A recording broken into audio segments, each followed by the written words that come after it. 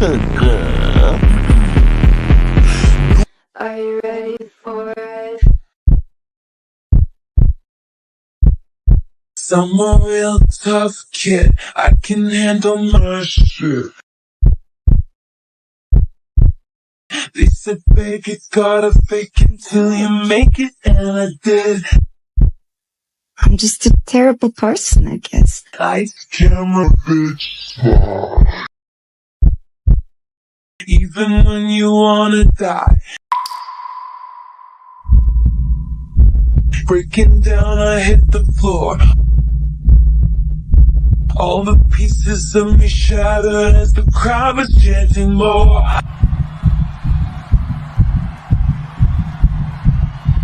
With a broken heart. Who's afraid of a little old me?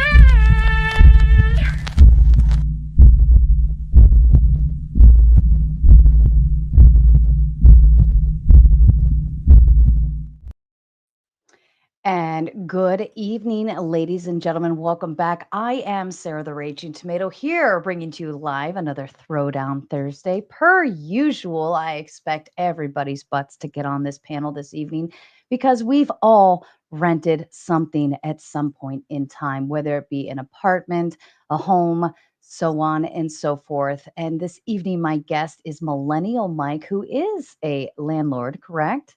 That's absolutely right. All right. And I'm going to go ahead and just turn it over. You have a full opening statement. You are ready to deliver. The floor is yours, sir. Sure. Well, first of all, obviously, thank you for having me on your illustrious program. It's a great intro. And yeah, my name is Millennial Mike. Well, I guess my name is Mike. My mom didn't actually name me Millennial. But what I noticed over the last 8 years of making YouTube videos about investing in real estate is I get a lot of haters on my channel. A lot of poor brokies who don't know how to work hard that want to complain about the fact that they're renting.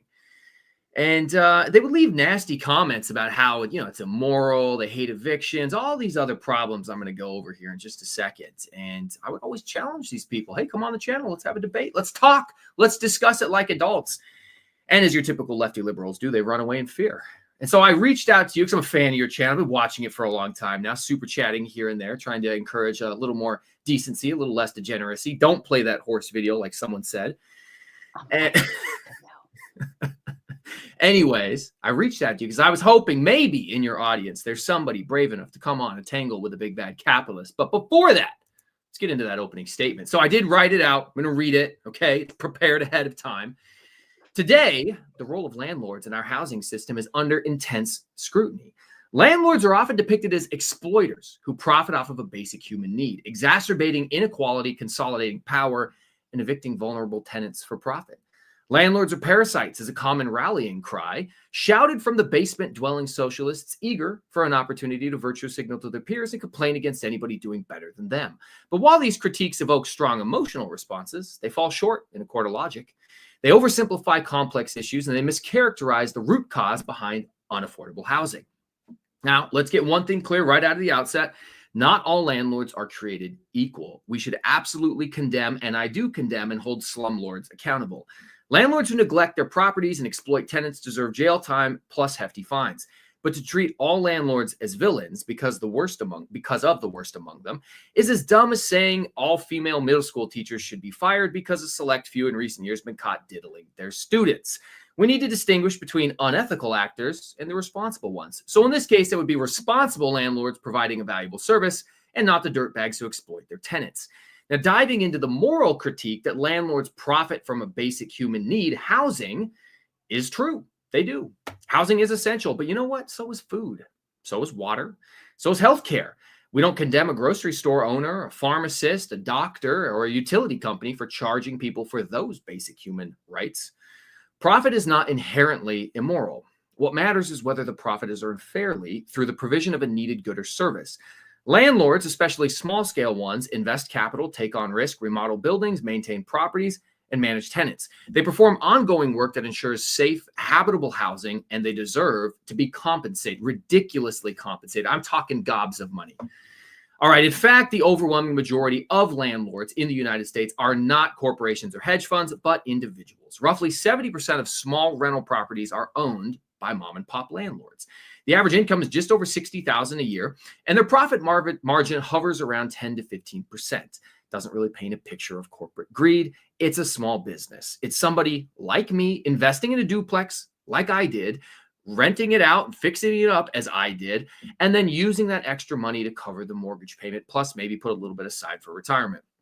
Now, some argue that landlords extract wealth without creating value, but this critique doesn't hold up to scrutiny. The landlord who buys a property, renovates it, rents it out, pays property taxes, provides long-term maintenance, plus insures the building is creating value, real, tangible, and necessary value.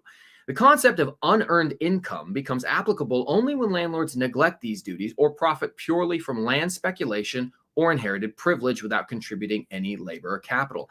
And to the extent that people do that, I'm perfectly fine with the criticism. Bring it on and let's talk about it. But most landlords are not wealthy aristocrats sitting on idle land that they inherited. They're blue-collar workers and investors like me who still work part-time or full-time like me. Now, another common criticism is that landlords benefit from artificial housing scarcity. Now, again, that's true. They do. Scarcity drives up rent and it drives up property values. But the cause of that scarcity isn't squarely on the shoulders of landlords. Many other factors play a much larger role in housing scarcity. There's things like restrictive zoning laws, slow permitting processes, and local opposition to development, which typically comes from wealthy, affluent homeowners and not landlords. Individual landlords don't determine housing supply. In fact, they often increase it, as I have, by investing in underutilized or distressed properties. Now, if we want to solve the housing crisis, we need more construction, not fewer landlords. Now let's talk about evictions, the one that pulls on everybody's emotional heartstrings. It's a very strong emotional argument. You're going to hear my opponents make that one probably, but let me remind you that no landlord wants to evict a tenant. Evictions are extremely costly. The average cost is around $3,500. They're time consuming, they're emotionally draining, they result in lost rent and legal fees, and often the tenant on their way out is going to eventually destroy the property. Now, I don't say all these things to try to gain your sympathy for the landlord. I'm just trying to illustrate that neither party, tenant or landlord, wants that outcome. Most landlords use eviction as a last resort after other options have failed. It's important to remember that a lease is a two-way contract. If a landlord was to default on their obligations and refuse to make repairs in a timely manner, you would lose your freaking mind. As you should, because that makes them a slumlord. But justice is a two-way street. If a tenant fails to pay or violates another term of the contract, the landlord has a right to enforce it. And to those who say landlords should be forced to absorb the cost of non-paying tenants indefinitely, I ask why? Why should the burden fall to them individually? We have social safety nets for a reason, housing vouchers, Section 8, rental assistance. All these programs exist to help struggling tenants. Now, I could agree with you those programs are imperfect. They need to be expanded, maybe reevaluated, but expecting a private citizen, the landlord, to provide indefinite free housing is not sustainable, and certainly it's not fair. Now, finally, there is the claim that landlords consolidate political power and use it to protect their own interests. And while this might be true of some of the larger institutional landlords and corporate investors, they represent a very small share of the overall market. The vast majority of landlords don't have lobbyists or political clout. We're not writing housing policy. We're just simply trying to manage a property and make some money. Now, in conclusion, the problem is not ethical landlording. The problem with housing inaffordability is inadequate housing supply, stagnant wages, and the Federal Reserve constantly messing around with interest rates. And we need to direct energy towards the real issues: smarter zoning, lowering restrictions on building regulations, and expanding some of the public assistance programs. But blaming landlords for systemic problems they didn't create and can't control might feel satisfying, but it distracts from effective solutions. Landlords are not the enemy. They are part of the housing ecosystem. And when operating ethically, they're indispensable to a functioning society. So we need to focus on reform where it's needed and not scapegoat those who you're clearly just jealous of and nothing more. And lastly, I can't stress this point enough, okay? Rent is due on the 1st. It's late by the 5th. And please don't forget to tip your landlords this winter, all right? It's customary, but if you feel like giving more, we'll take what you got. Oh, that's so beautiful. You are determined. This is obviously something you've been dealing with for a very, very, very long time. Am I correct? That's like 8 years of me wanting to respond to YouTube comments and never getting anybody to take me up on it. So no big deal. What on earth would drive you in the direction of wanting to even have to, on your own? And I say this in a way like I have to deal with people on a daily basis, right? Getting people on shows and the back and forth and the this and that and yada yada yada. Like that is very stressful sometimes. Mm. You're interacting, you have to get people to want to cooperate. So why would you choose to go into this uh, like space of rental properties and have to deal with people and having money in the mix and your property on the line, your belongings, it's a high risk and I feel like it's almost a low gain. Why? Yeah, well, I mean, there's the answer. You practice in front of the mirror. That sounds good. And then there's the truth. I was already a police officer, which meant 50% of the country hated me. And I said, well, if I become a landlord, I can hit a full 100. And I'm all about getting a perfect score. No, I'm just kidding. No, the real reason is, truthfully, I grew up incredibly poor, like incredibly poor. I'll go toe to toe with anybody in the poverty Olympics, and I'm certainly going to medal. I grew up on Section 8 housing. I'm the oldest of 6 kids from 3 different fathers.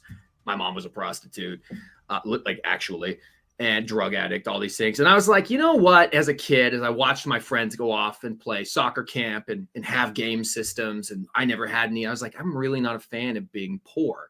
I'm just not, this whole broke thing isn't great. And so I decided that I wanted to figure out how to make money and become wealthy.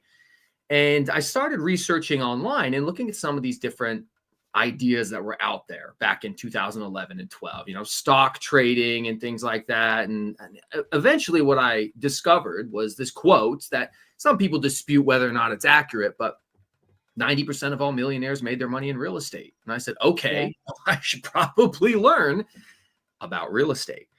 And I figured out that, it's actually not that difficult. You'd be surprised. Most people who say, I can't afford it, I'll never be able to buy a house, they actually don't understand the way that what it takes to buy a house. You actually are probably much closer to being able to afford one than you think.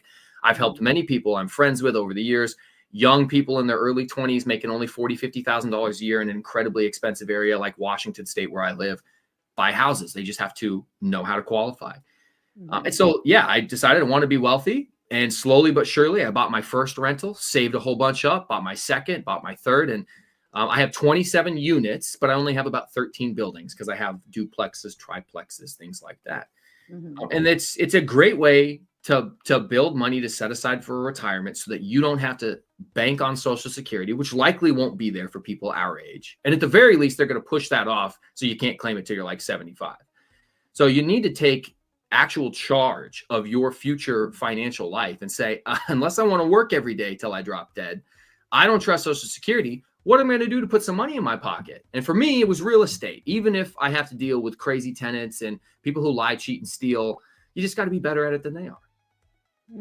Okay. All right. Now, has it, being that you've been doing this for so long, has it become worthy of like what you have to deal with versus your gain factor from it? Yeah. So when you first start out, it's not very profitable. It's not glamorous. The first property that I ever purchased was this duplex that I live in today. And the mortgage payment at the time, $2,700 a month. The tenant on the other side paid $1,600 a month. That doesn't cover the mortgage payment. I'm not pocketing any money. But what it did was help cut the cost down for me to rent. I only had to pay the difference in cost. And over the years, as rent went up, and again, I didn't sit there and be like, let me raise the rent on that single mom next door. No, she got married. She moved out. When the next tenant moved in, I raised rents to what the market was. That guy got married, moved out a couple years later. I raised rents again for the next tenant. That's the only times I've ever raised rent on a tenant who's lived in this duplex, when people move out and the unit turns over. But now it rents for $2,500 a month. I was able to refinance with lower interest rates a few years back. My mortgage payment is $2,500 a month. So now I live for free. The biggest expense most people have each month is what they pay for rent or what they pay in their mortgage. If all of a sudden that expense went away, think about how quickly you could pay your debt off or save up and invest in something that you find worthwhile. Yeah. So that's what I did. And it's very much worth it. Okay. I mean, I feel like if you continue growing it, right, like and expanding, that's when your money is now working for you at that point. Absolutely. Yeah. I mean, a lot of people will just buy one property. That's all they're going to buy. And they'll see some benefits in their life. But if you roll that into a second, into a third, into a fourth, yeah, that's how you can hit hyper levels of wealth. That's how you can hit retirement 30 years early. But you have to be disciplined. And if that's not the priorities people have, I mean, it's a free country. If you want to take vacations, put it on credit cards and live fast, wild, and free at a young age, more power to you. But don't hate on me who skipped all of that and instead worked a whole bunch. That was actually going to lead to my next question. How much did you have to sacrifice to be able to get to that point where your money is now working for you, but you also, I'm assuming you had to give up a lot up front. Yeah. You know, when I saved up the money to buy my very first rental, I pretty much worked almost every single day for 6 months straight. I picked up every overtime shift that I could find. I worked as many overtime hours as I could. I never had a new car until literally I was worth $2 million before I ever bought my first new car last year. And I bought the cheapest new car that you could buy, a Nissan Versa, for like $17,000. All right. I drove Geo Metros. Google it if you don't know what that is. I'm 6'4". Imagine me of a Geo Metro. Right? I got 0 ladies because I would pull up in a nice car. I had to rely completely on charm, charisma, and wit. And luckily, I'm just, overflowing in spades there. But I gave up so much crap. So much. I'm extremely humble, by the way, as well. Gave up so much crap my entire life. My life just consisted of playing soccer, playing basketball, going to the gym, and going to work. That's what it still consists of today. I have a family now, obviously, so I spend some time with my family in there. But again, I don't fault people who want to go to the bar, drink alcohol, take vacations, but that stuff is very costly. And if you say, hey, I want to do these things while I'm young, bro, have at it. Have a good time. I totally support you doing that. But you don't get to turn around and hate me at 30 because, you can't afford anything. You got all this credit card debt. Or worse, you went to school and have $80,000 in student loans and you have a degree that makes you qualified to pour a drink at Starbucks. Like, you're an idiot. That's your fault. Oh, goodness. We've got a few questions coming in. Old Sarge Finkel with the Big 10 says, is that 75% quote regarding properties or units? 75% of landlords are small-time landlords. So that would be for the landlords or for the rental properties out there that are 1 to 4 unit buildings. So obviously, large apartment complexes are typically owned by large institutional investors. But when a homeowner or when people are upset that they can't afford housing, well, they're not competing for housing against giant apartment complexes. What they're looking at is they're looking at like single family houses to 4 unit buildings, which is what traditional conventional financing will give you. It's another thing most people don't know. Right. The same financing that allows you to buy a single family house, you could buy up to a 4-plex with that same 5% down, 30-year fixed rate financing. If you qualify for a house, you qualify for a 4-plex. And so that number is regarding 1 to 4 unit buildings. No, fair enough. You know your stuff. Finkel again with the Big 20 says, when he's done, I noticed Bill Pult, CEO of Pult Group and FHFA director, used his latter position to stop random testing for new multi-family units. Do you know anything about that? So it's radon testing. And radon. Sorry. Yeah, and I mean, I'm not familiar with every single scumbag or whatever, but the initial response that I would have is, why would you need to do radon testing on a brand new unit? If there's existing structures and properties, I mean, I own properties that were built in the 40s and 50s. I have some friends who are East Coast landlords who have properties that were built in the 1800s. I mean, there's going to be testing that needs to be done on these older buildings for lead paint. Lead paint is a huge one. Everything before 1978 guaranteed has lead paint.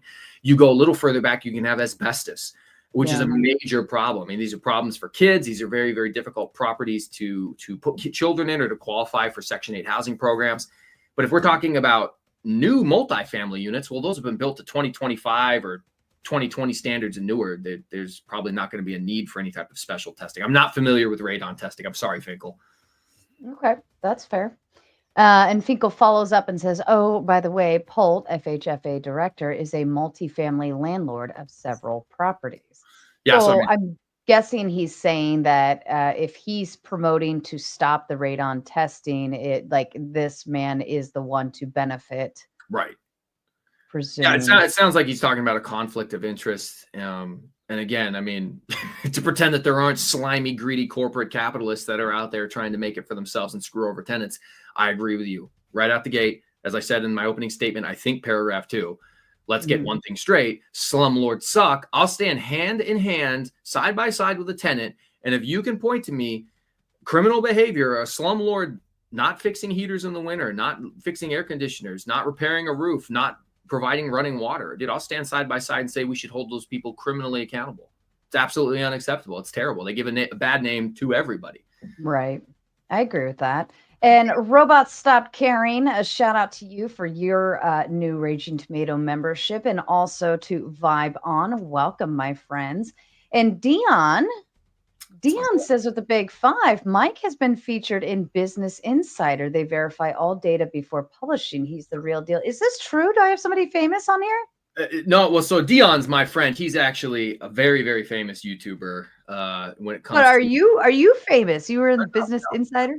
No, not famous, not famous. Business Insider is a popular news media publication. They publish a lot about different businesses, investing strategies, and they like to highlight small businesses as well as big businesses. So yeah, if you do Google my name and Google Business Insider, you'll see that there's some articles written about me, and they do an extensive, thorough background check to verify that someone doesn't just come on and say, I own all this property, be like me, and then they don't. Like, I actually had to provide them tax documents and income statements and all these things to show I own these properties before they would feature me. And so yeah. Wow. So I did go through a financial background check there.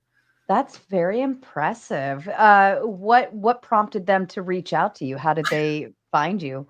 That would be the guy who just left that super chat.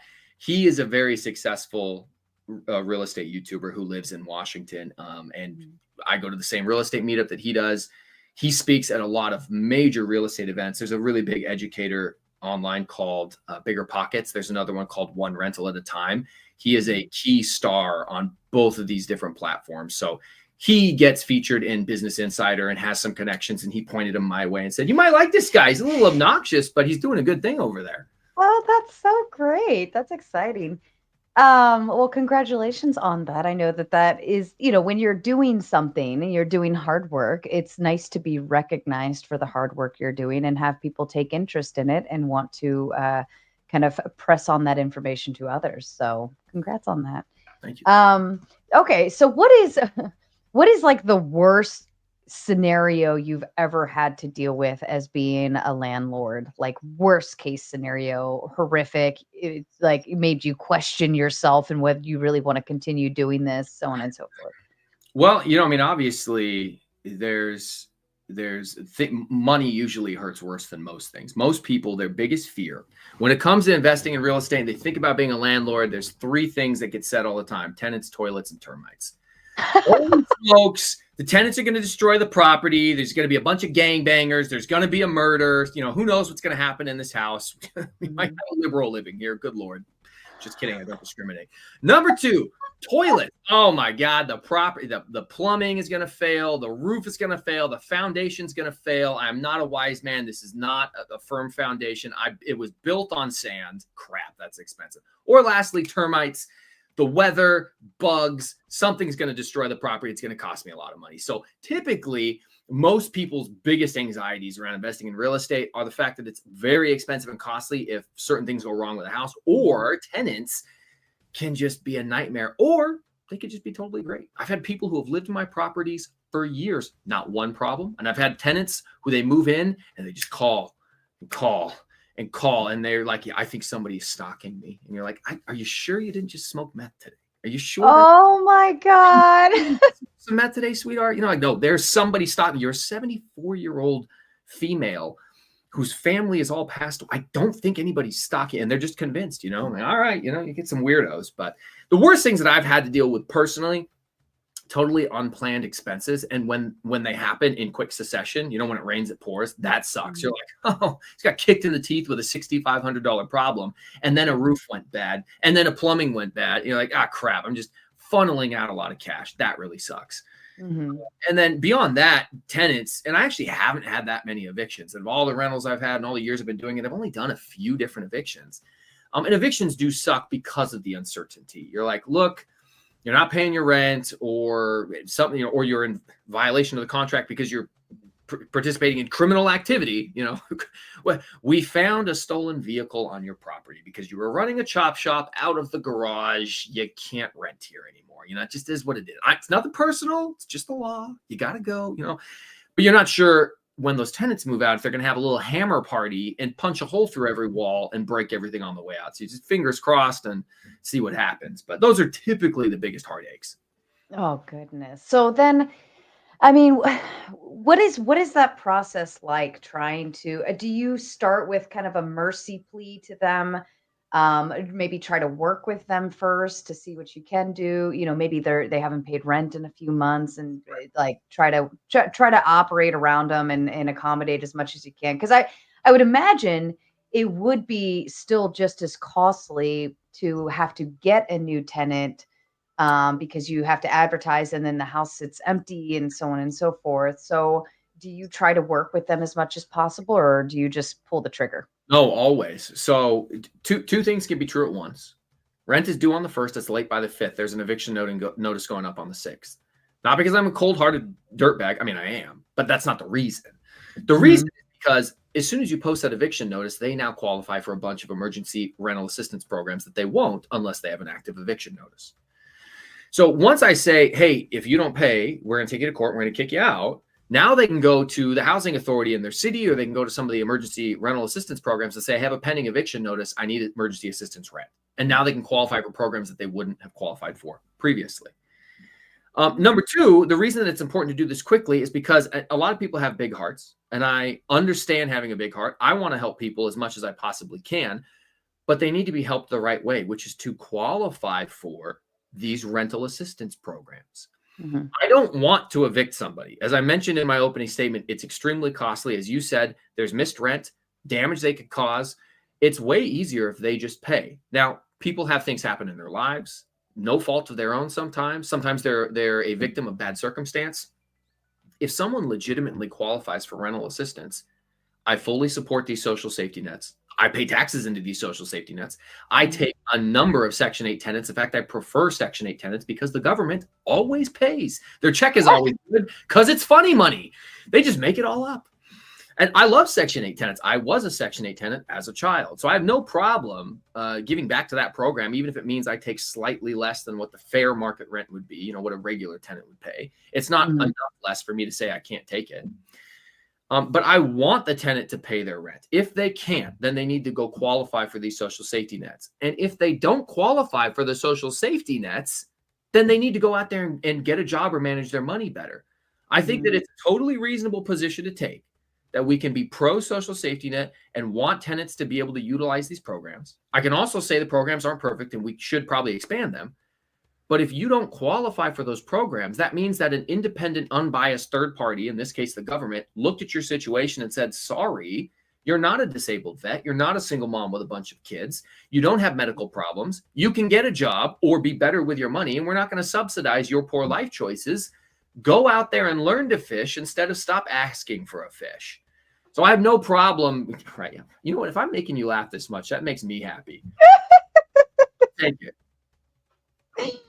I love good banter. So your personality fits here just like a glove. It's perfect. Good. Um, Tomato tonight. You're the happy tomato. I'm usually the happy tomato, also known as maybe a cherry tomato, things of that nature. We can go in like all sorts of fun little play on words there, but it's only the ding dongs that come on here and act like buffoons that make me want to rage. Really, it's just don't interrupt. That's all I ask. It's one fucking rule, and they can't even like figure that out. It's not that hard, guys. One rule. Okay, so you said Section 8, and I know that I had a friend who actually was okay with operating under that function, and he had the same attitude, like government always pays. You never have to worry about it.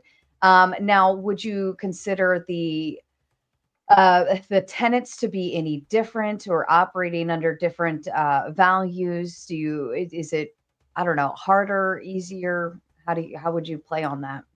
Yeah, that's a great question. Is there a difference in quality of tenant on the Section 8 program versus fair market tenants? And the answer is Yes. Yes, there is. I mean, again, I was the Section 8 tenant, single mom, prostitute, 6 kids from 3 different dads. We were very hard on property. Stuff got broken all the time.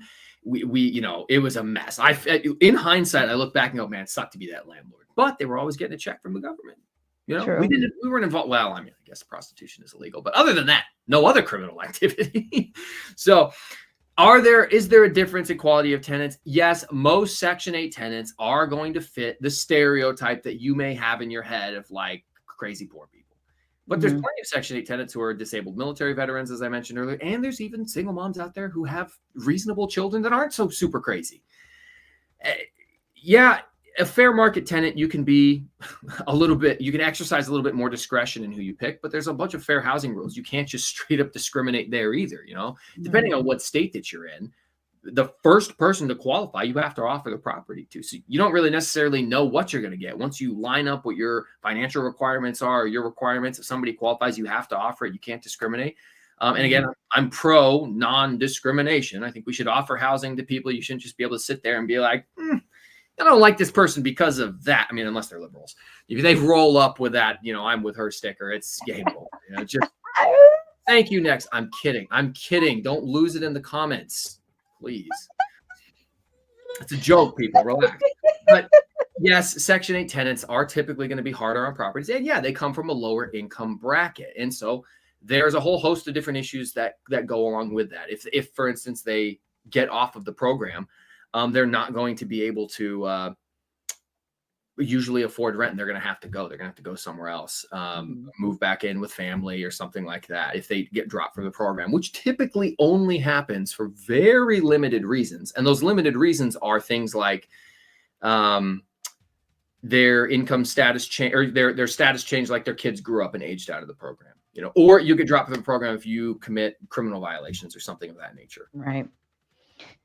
All right. So what would be, I mean, ideally, I would guess having a tenant with longevity is beneficial, but I feel like also it could eventually be non-beneficial if they stay too long, because ideally you want to raise your rental prices throughout the years, but you said you don't do that unless you turn over to a new tenant. So where's that happy place for a tenant to stay?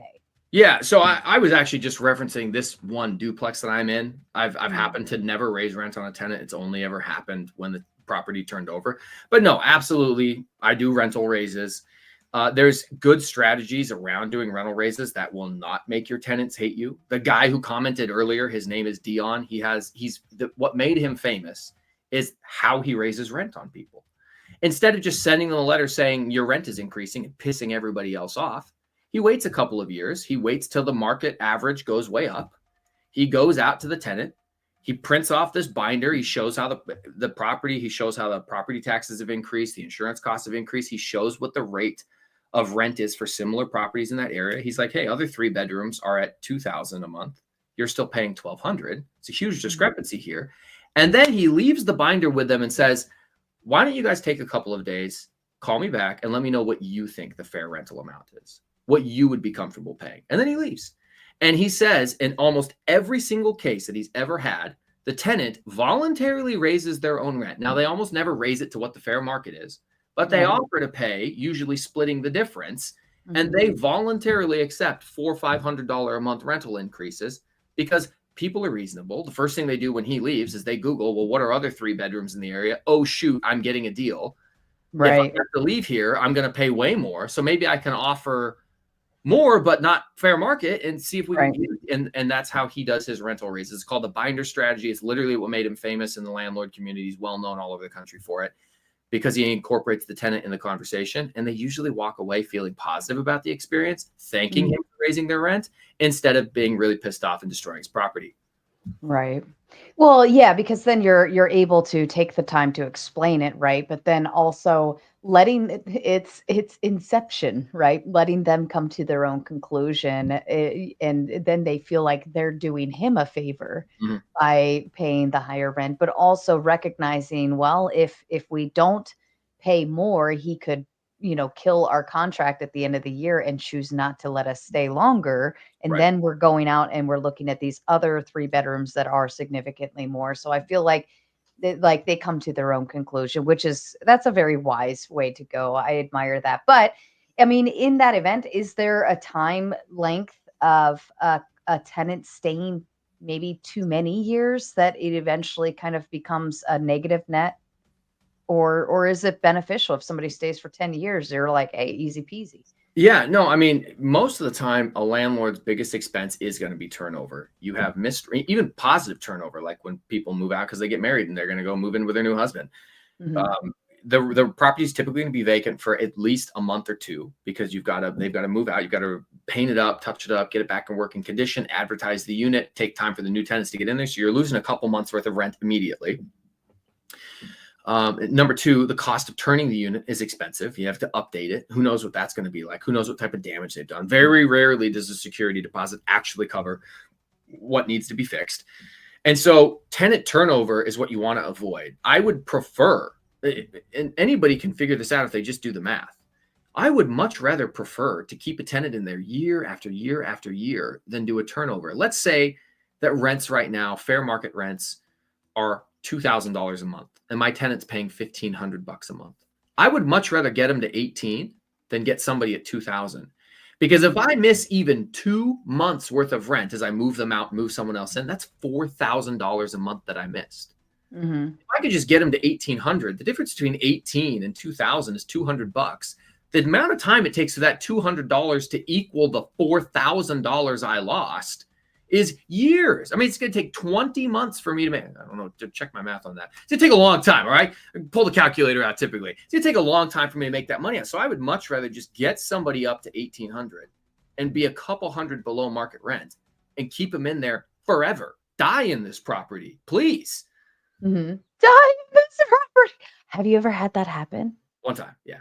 I was an elderly person. It wasn't that big of a deal. Yeah. Although I do invest in a couple of more difficult neighborhoods. Indiana, Gary, Indiana is a very, very famous city. It's the former murder capital of the country. Very rough neighborhood. I've got some rental properties out there.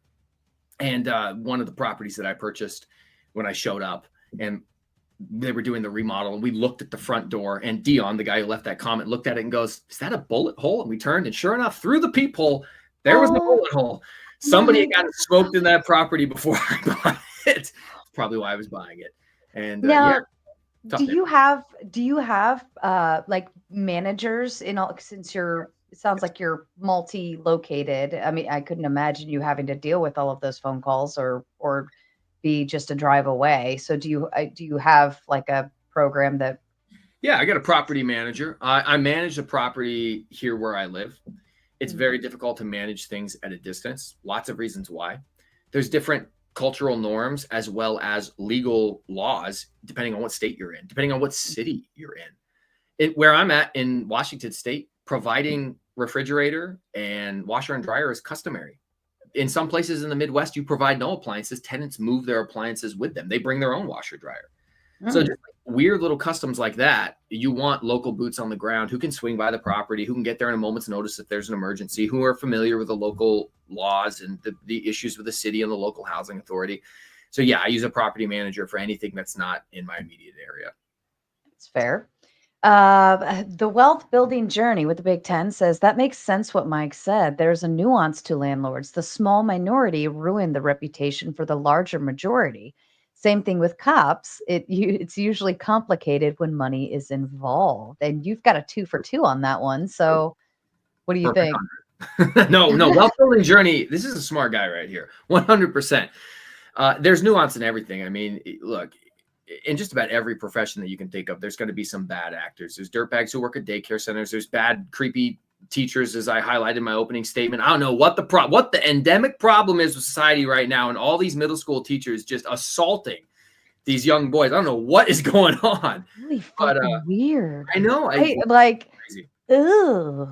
I know, gross. Anyways, but that's not reflective of the millions of teachers out there who are not assaulting people. Or there's crappy landlords, there's greedy capitalists, there's bad business owners, there's dirtbag cops. There's, just is what it is.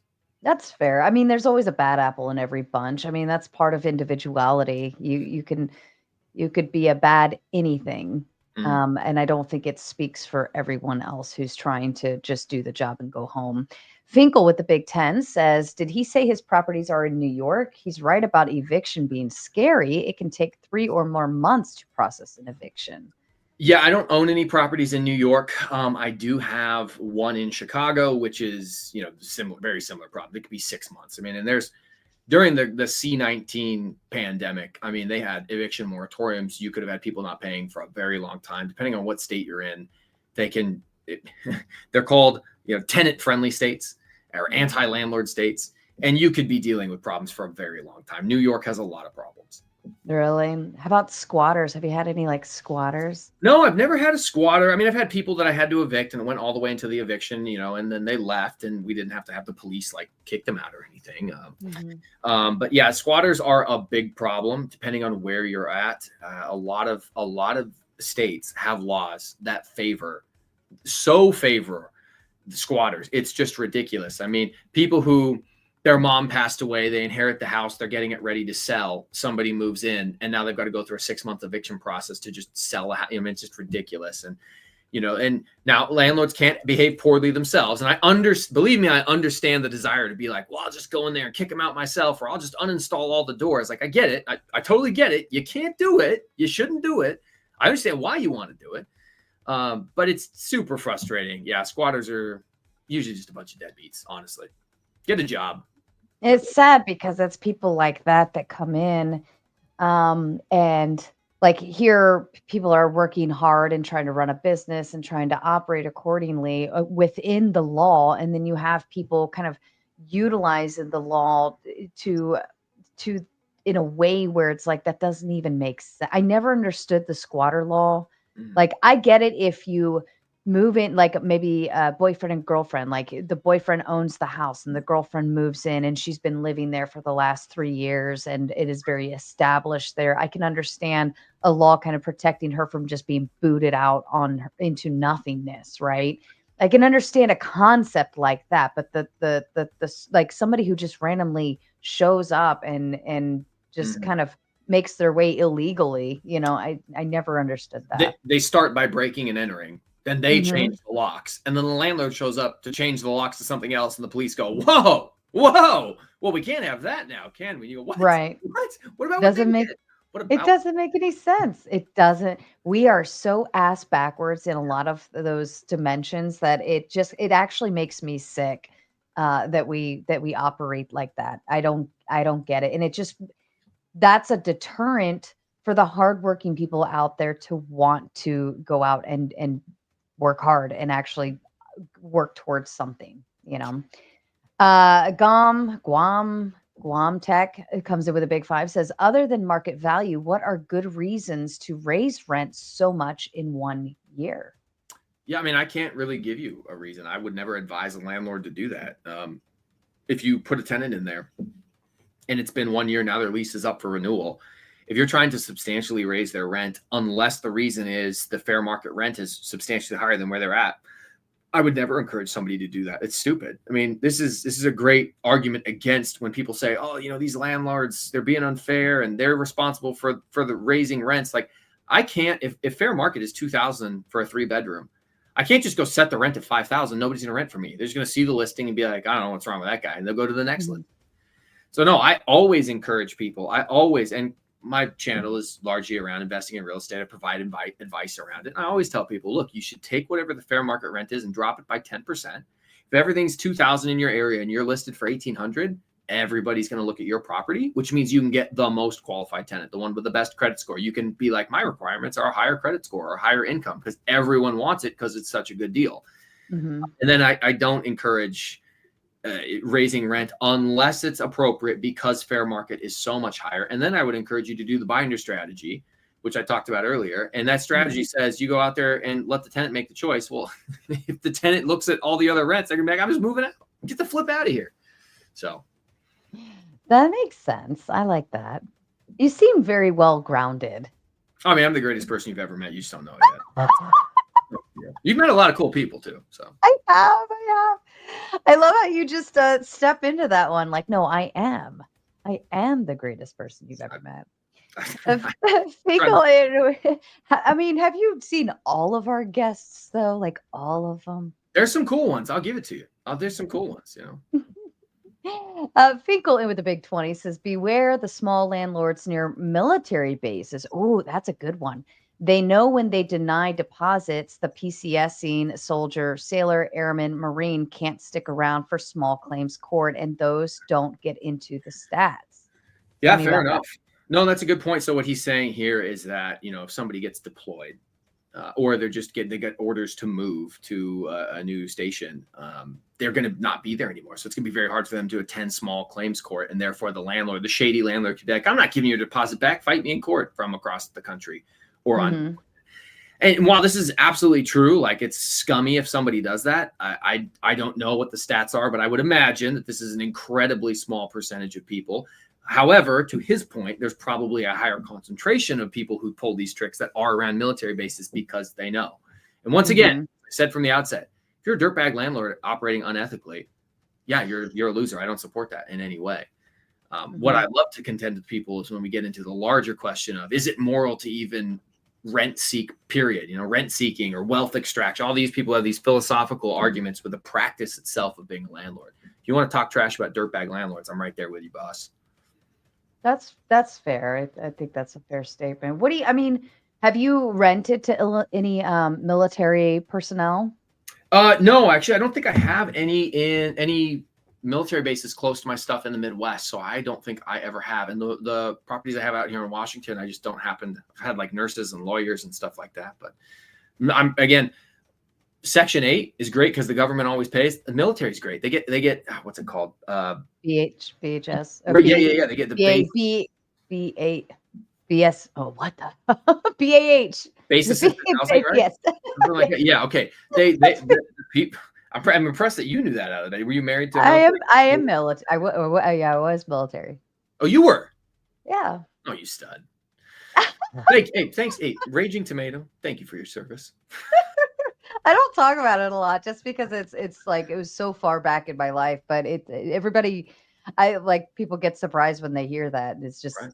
It's a random, like one day I'll do a quiz on how well do you know the Raging Tomato, and I'm going to ask all these random questions. Yeah, that's a good idea. Yeah, and so for the people who argue with you constantly, you could smoke them, just take them right out. Sometimes. But yes.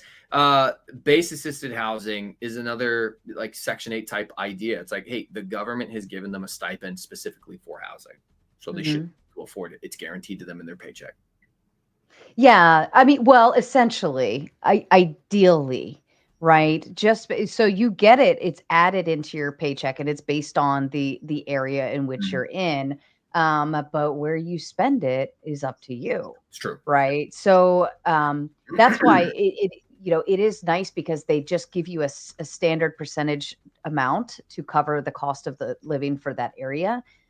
So if you're really smart being in the military, if you're really, really smart, you'll find something that is significantly cheaper than the standard cost of living. And then you can actually make money off of that. That's where those sacrifices come in on things. Do you do more rural, more city, more suburbia? Like what is your So I like to target Section 8. I like to work with a Section 8 program, and Section 8 is going to be mostly in cities. The way that the Section 8 program works is it's a federal program. Federal dollars go to fund the housing assistance, but each individual city or sometimes county has their own housing authority. And so the larger, more populated cities and counties will be the ones that have the federal dollars to assist with living. So you're not going to find Section 8 programs that are in big rural areas. You're going to find them more in dense cities. It's actually designed kind of to prevent gentrification, like to help keep people who want to live in that community but are struggling to afford to live in that community. So most of my stuff is going to be in regular cities, like I said, Gary, Indiana, or Chicago, or things like that, that have very big Section 8 programs. So when you buy these houses, I'm guessing you buy them as maybe fixer-uppers or to some degree. How much effort of fixing up do you do? Sure. Yeah. So, I mean, I've bought all the way from what's called turnkey, a property that's fully remodeled, ready to rent out day one, or a property that has a tenant in it already renting out. And I've bought from that all the way to properties that have been abandoned for 20 years. Nobody's lived in it for 20 years, totally fallen apart. You know, I've done a couple walkthroughs on my channel where I'm walking through a building that's like, I find a dead cat, you know, it's just no one's lived there forever. Yeah. Oh, And oh, yeah, I mean, it's sad, but you know, that's part of life. And you go in there and it's a full overhaul, new roof, new floors, new bathrooms, new kitchen, new everything. You know, I mean, as I've gotten better at investing and understood more of the process, I've taken on bigger and bigger projects. hmm Lumberjack Landlord with the big five says facts are people that are negative about landlords, have never done it, and largely speaking couldn't. This guy's the real deal. Did you like send all your fans over to like I give told you him to an spend ego money on you. boost? I said you're a real high class lady. All right. I said this woman deserves some cash. I'm not a cheap date, huh? Heck no, absolutely no. Lumberjack Landlord is another guy who he was the one I was talking about on the East Coast who owns properties that are hundreds of years old. And so you have to deal Oh with wow. asbestos and lead paint and all these different things that newer properties just don't have. Mhm. He owns something like 150 different units. He's been doing it for 20 plus years. He's very Mhm. successful. He's another well-known educator in the real estate investing space. It's a friend of mine. Oh wow. Inquisitive Archivist with the big five says the guest is a newbie. Come hang with me, Mike. 400 plus units in a bad area, 20 years as a Damn. landlord. Hats off to this lady. No, absolutely. Go check her channel out. Yeah, no. But you know what's funny though? On the fact of me being a newbie, I like being called that because a lot of times now, 8 years in, 27 rental units, you know, most people who want to get started investing in real estate look at me and they're like, wow, this guy's like a seasoned veteran, et cetera, et cetera. I think it's actually good to get the perspective from people who are closer to the beginning of the journey. I don't know much about this commenter, but when did she start? 20 years ago? Well, the conditions that you had to get started 20 years ago are completely different from the conditions of getting started investing today. So her advice might have been more relative to people starting in her time, but how out of touch is she compared to somebody who's starting today? I don't mean to insult you, inquisitive archivist, if you know, I'm sure you're probably a very smart person. But I think having people who are closer to the beginning and getting advice from them is actually a good thing because I know what it was like to get started closer to the system that we're in today than she does. Right.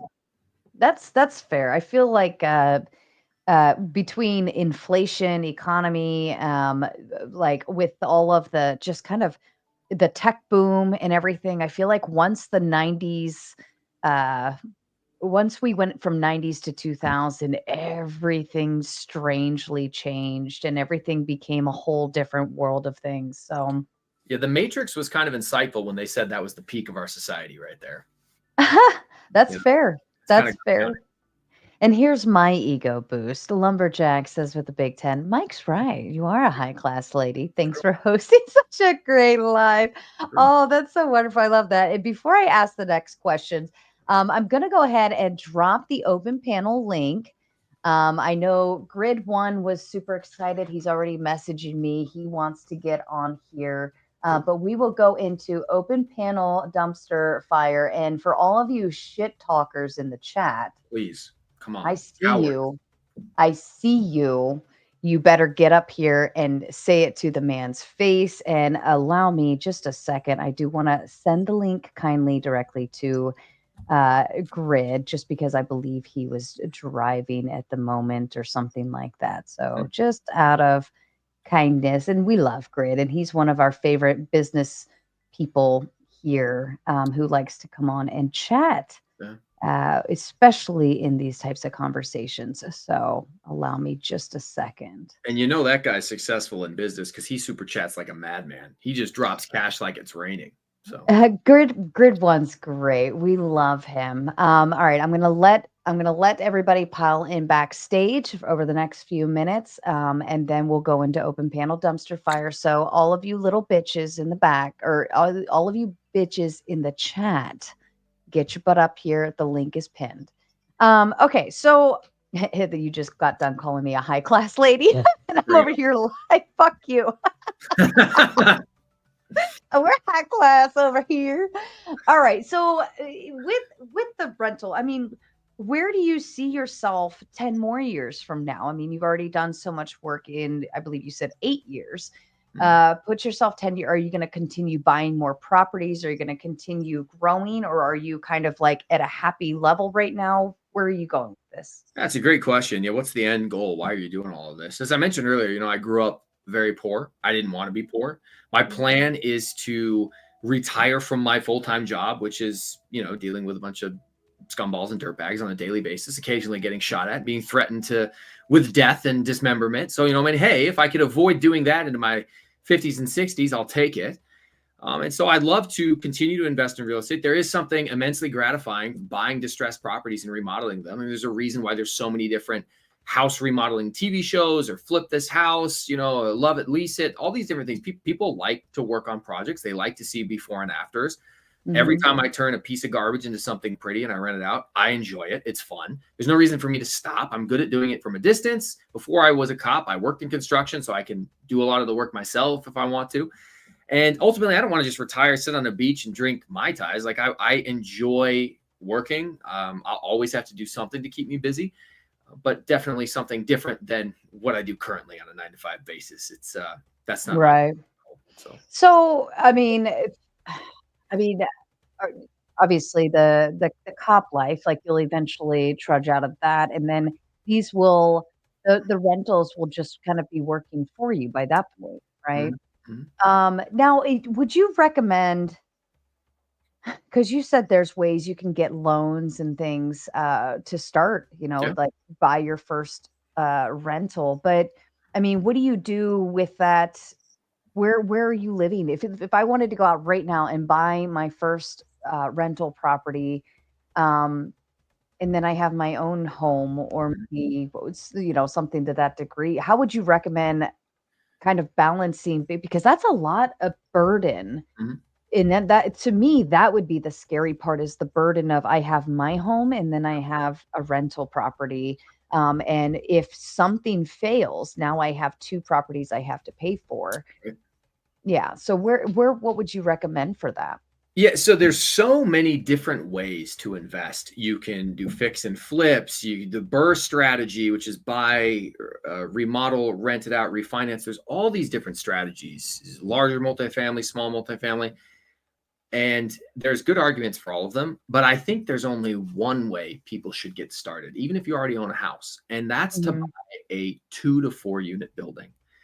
So if you wanted to buy your first rental property right now, you can get what's called owner-occupied financing. Most likely for the house you're in right now, you put somewhere between 3 to 5% as a down payment, and you have a 30-year fixed rate mortgage. Maybe you use the VA loan. I don't know, because thank you for your service. But most people qualify. The VA loan is not that great. There's perks to it. There's also not. The perk is no down payment. But you're paying that down payment. It adds on. I actually... I apologize. I interrupted you, because when I went to do the refi during that big percent drop, that interest rate, I got you, Josh. I see you back there. I looked at both the conventional and the VA loan, and the VA loan, there would have been, I wouldn't have had to pay like the refinance or whatever, but they were tacking it on. So my principal, like what I would owe, went back up, and I'm like, I just spent the last X amount of years paying that amount off. I don't want to add that on. Hell no. So I actually went for a slightly higher interest rate, slightly. But the amount that I would have owned, I wouldn't have had it. The VA they don't do you very well in that aspect. I think it's kind of like pseudo put the mask over it kind of thing, and make you think we're doing something nice for you, but we're really not.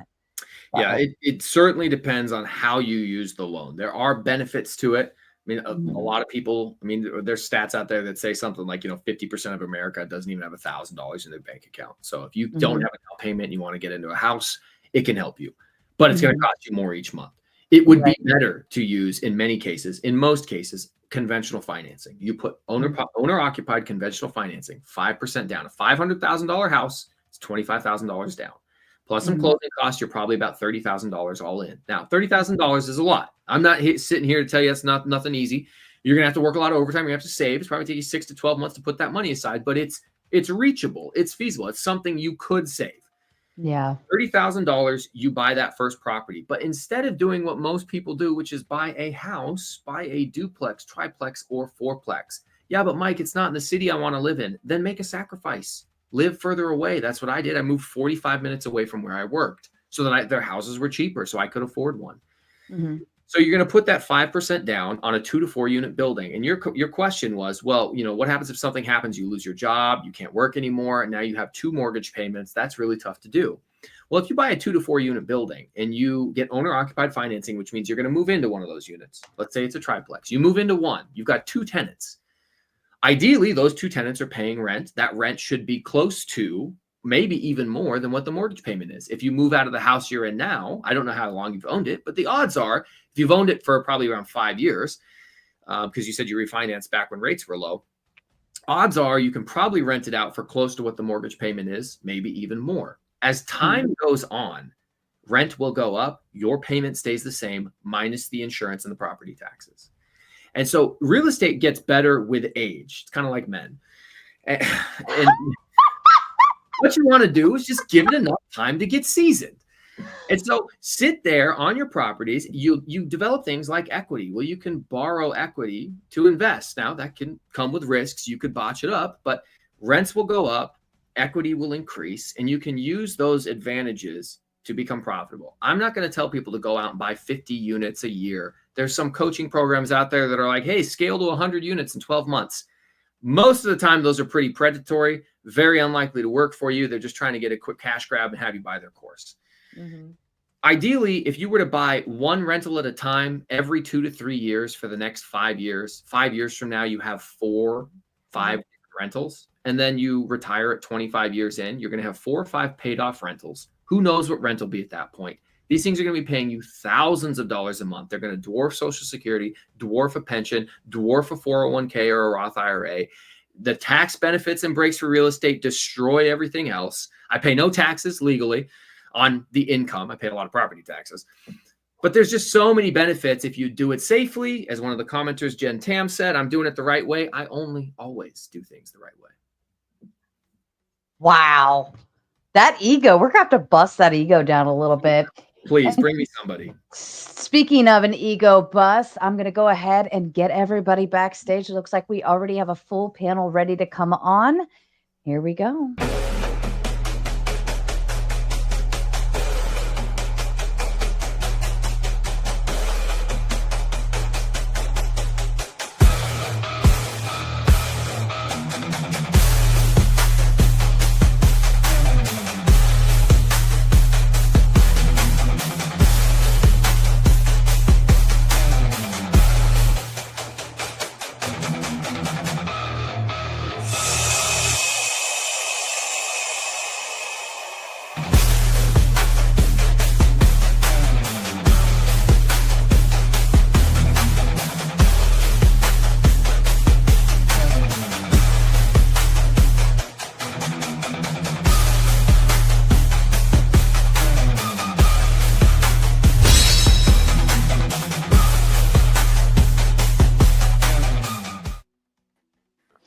All right, ladies and gentlemen, you know the drill, don't we all? We do have, I believe, one newcomer here. So just a little advice, just don't interrupt. That really gets on my nerves, and I don't care. I don't give a shit about anything you have to say if you continue to interrupt anyone.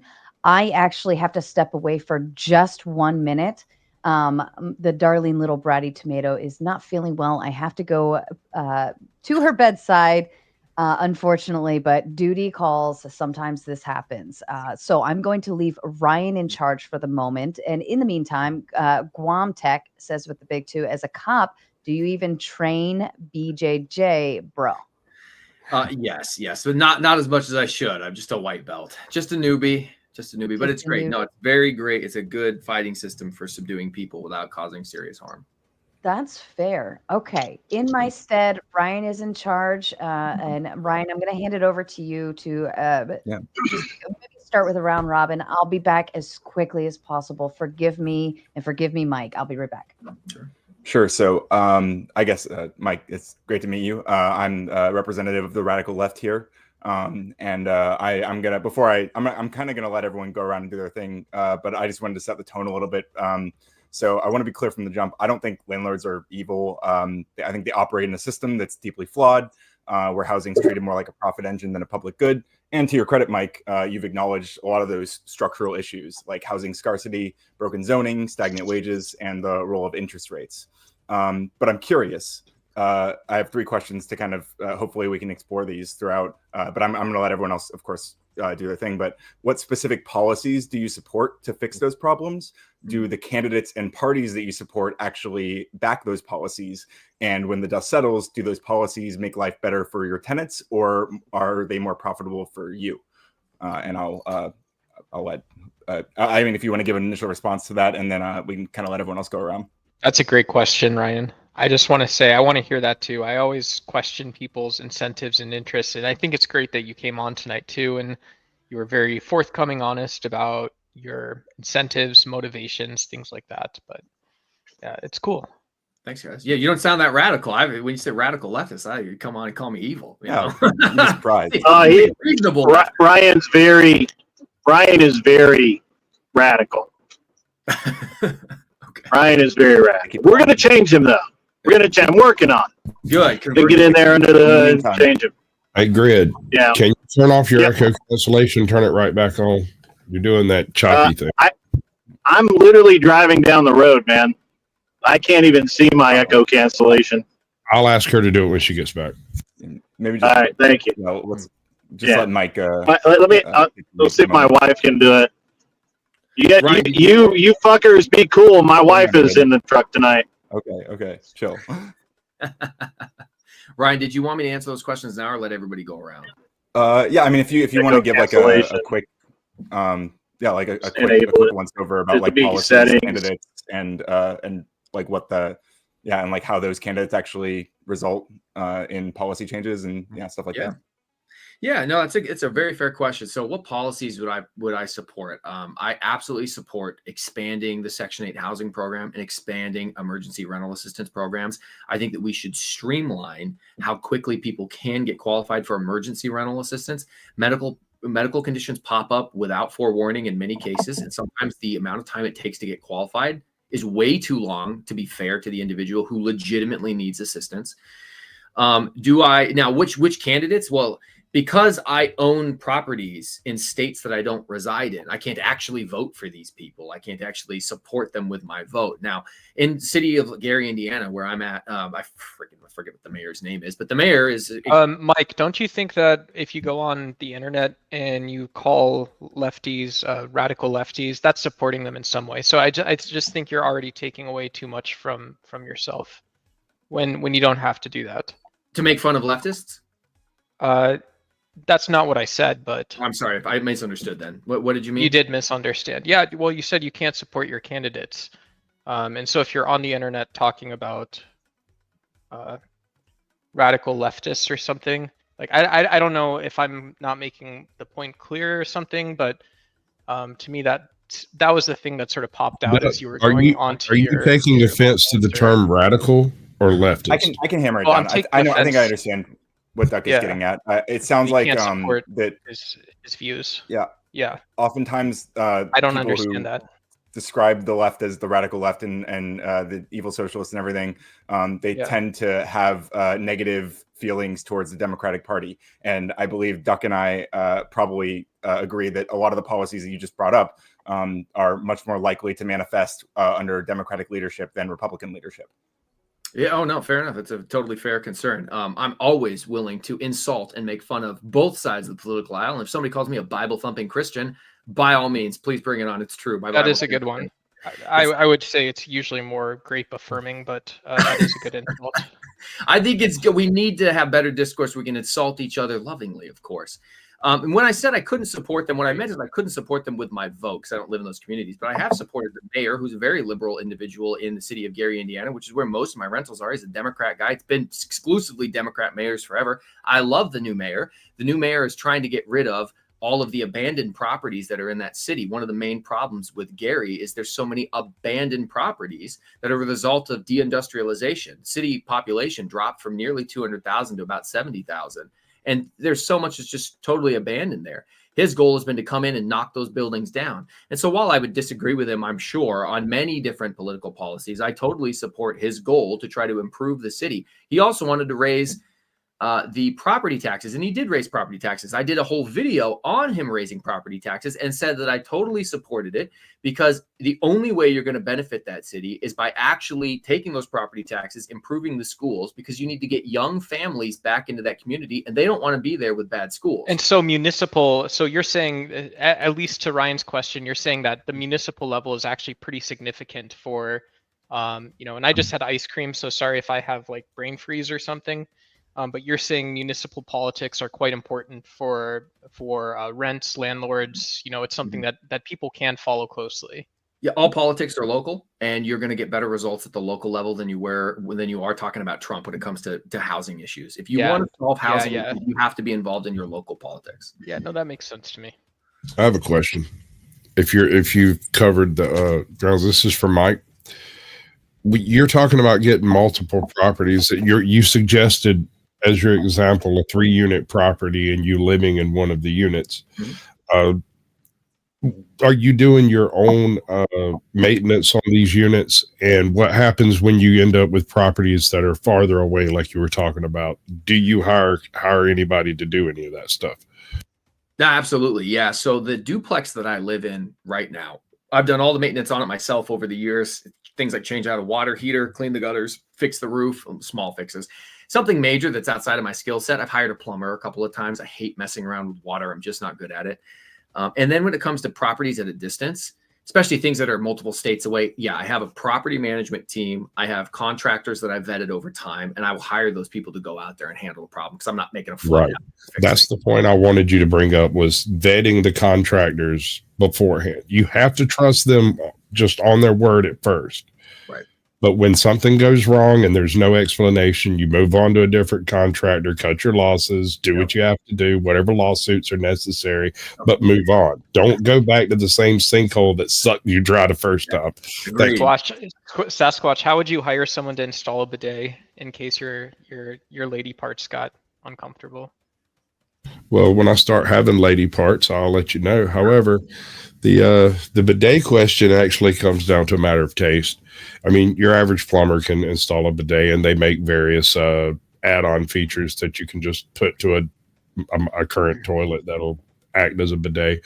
None of these are very good in America because, we're Americans. Fair enough. I've never installed a bidet in one of my rentals, just FYI. Any other questions, fellas? Did I answer your questions, Ryan? Yeah. So can I ask a question? And so I worked in the tech industry, and so obviously I don't know that much about rental properties. I can kind of see the dynamics from the outside, but to me, as someone who cares both about landlords, I want people to be successful business owners in the US, but I also care about rent prices. I also care about the aggregate health of the market. It seems to me that real estate gives a ton of different people something you probably understand with your background as a cop, gives tons of different people a chance to be successful once they can get that first foot in the door. Right. But it also seems like there's a complete lack of typical market descriptions in a market, when perfect competition, when these weird network effects where you're starting to have really large realty groups and stuff come through areas. They really start getting expanded and all that stuff. So I'm sort of curious, not to duke it out, but is there outside of data providers and stuff, is there a severe lack of information for people in real estate to actually understand what's fundamentally driving markets in a certain direction and why that is? So you're talking about for people in real estate as individuals who want to buy houses, or you're talking about the professionals who work with inside the real estate industry, like realtors or investors? So I would say it's probably it's actually both, right? I would wonder where someone in your profession would go for information about what sort of decisions they can make, what's possible over the next 12 months, even if you just have cash sitting around, he just sounds like he's done way too many drugs. His name is Duck. Yeah, he goes by Duck. I think I understood the point of the question that he was asking. He's like, Yeah, where Greg do you can go to suck get my good dick right information? now. Oh, I'm back. I'm back. Yeah. Sorry. Awesome. Sorry. No, I it's do okay. apologize. It's okay, Sarah. I actually, the thing is I had to hand my phone to my wife because I'm driving, and she hit the wrong button, and then I had to come back in. So it's all right. Oops. So It's all right. We forgive her because she's cute. she is. She is cute, and she's All listening. Oh, well, hello, darling. Ticky tacky with the big 5. Duck, let the man answer, Ryan, or I'll time you out. Ooh, He did. shots Yeah, he fired. gave Did me- I miss? Did No, I he miss gave a good something introduction to it. Okay, Yeah, there's definitely more to fair talk enough. about, but I liked what he was saying so far. I have my All grumpy right. cat face on right now. And Nate with the big 5 says, "Don't taste your Bidet. bidet." Is Yeah. that the toilet thingy? Oh, yeah. Wash your booties. Ew. Okay. And Lumberjack says, "I spent 27 years in tech and 24 as a landlord." Ooh, that's quite the credentials there. He is recently retired. He's a very, very smart guy. Had a very big income at one point. I won't out him here, but he is the real deal. Also had a lot of articles written about that guy. That's fair. That's fair. All right. Well, I leave the floor open to you, gentlemen. I have no idea where we left off or what was going on, so I Just apologize. Sorry. He seemed to be asking a question about where you can get more information, where you can get more education. And this is actually where I'll caution a lot of people. You'll see a lot of young wannabe influencers flashing a bunch of cash, money, Lambos, and Instagram hoes saying, you want to be like me, buy real estate, buy crypto, buy whatever.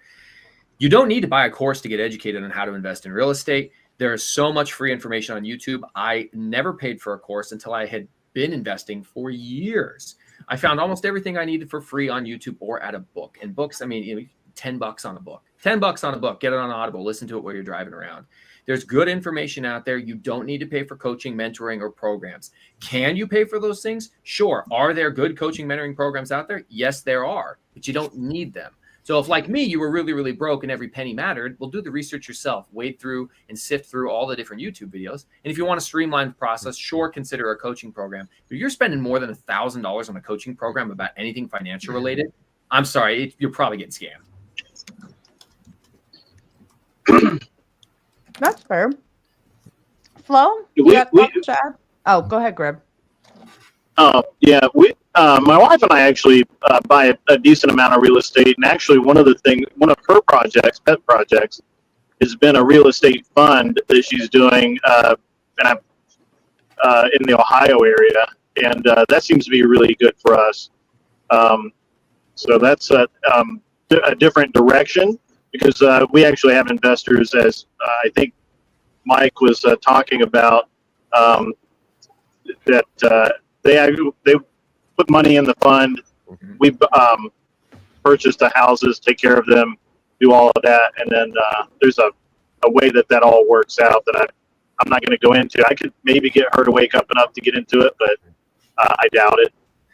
So Are you know what I think actually, Grid, is maybe since you do investing and obviously Mike is in that realm of things, maybe it would be cool to have him on your show to Sure. kind of talk a little further, Mike, if Yeah, you're absolutely. interested in that.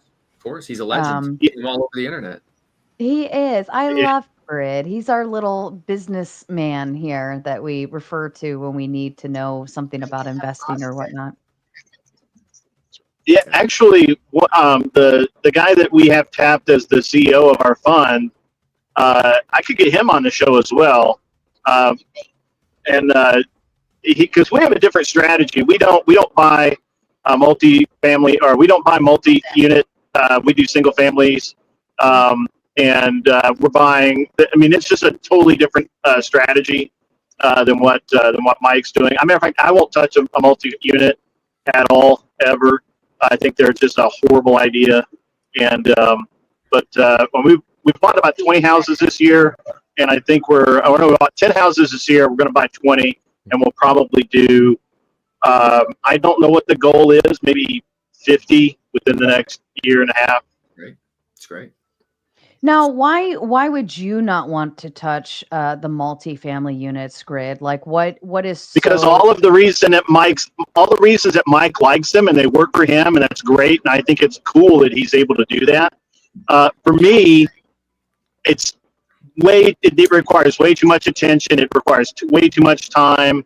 I have, like, in my single family rentals, I have people that want to rent from me. I'm actually about to renew a lease this month on somebody who's already been in the house 3 years. They love the house. They take care of the house better than I would. We're going to increase their rent by $100 a month. They expect that. Right now, they pay $21.50. They pay $20. They pay $2,000, but they're always late, so they was paying me $21.50.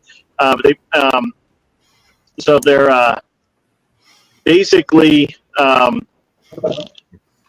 they just love the house, and I think for a 3-bedroom house, the rent in my area should be $2,500 for that unit. I have it at $2,000, so they'll gladly accept the $100 a month increase, and they expect it. And then, matter of fact, all of the units I have are going to renew. They've already contacted me. They've already reached out. They already expect a small rent increase. They're ready to sit down and sign papers. As a matter of fact, I'm going to do that next week. We just rented the apartment in New Jersey.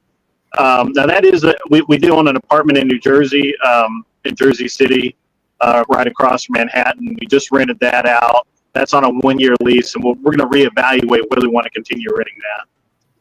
Mm. And Grid, I'm actually going to go ahead and boot you only because your audio freaking sucks. But that was a good. I know. I'm in a truck. I know. It's your fault, Grid. But It is. it's coming in so choppy. I mean, we can hear you, but it's so choppy. It's hurting my ears. I'm also in, like, Lower Virginia, almost in Tennessee. I was in Maryland earlier. Grid, it's. I have to be honest. It's just getting worse. I don't have anything else to say to that. You chose Gold medal for the Yap Olympics, though. I love you, Grid. I think it was very productive towards the conversation and a great addition. But I'm going to urge you to save your thought processes, and then you can actually have Mike on, and you will be fully on cam and in studio and ready to rock and roll. And I think that he will be a wonderful guest for you. But your mic sucks tonight on your phone. Okay. But we love you. Say hello to the wifey. She's so funny. And we'll catch you next round. All right. Oh, sorry. All right. And then backstage, 10th man is here, but I also have Robert backstage, and I have Cleaner. Cleaner, I know you. Robert, I'm going to need you to cam up backstage for me at some point in time before I can throw you up. But chat, if you want to shake up the panel at all, you know what to do. Outside of that, I leave the floor open. And Flo, I kind of wanted to know if you had any thoughts to add in. No. So, I mean, because we've talked offline that I'm a fan of Landlords. I think it's one of the few ways that somebody can go from the, hourly class to the asset ownership class.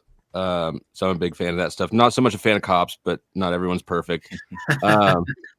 But you mentioned earlier, just kind of in passing, something about the philosophy behind whether or not it's moral to treat people or to charge people rent. What is the argument against it?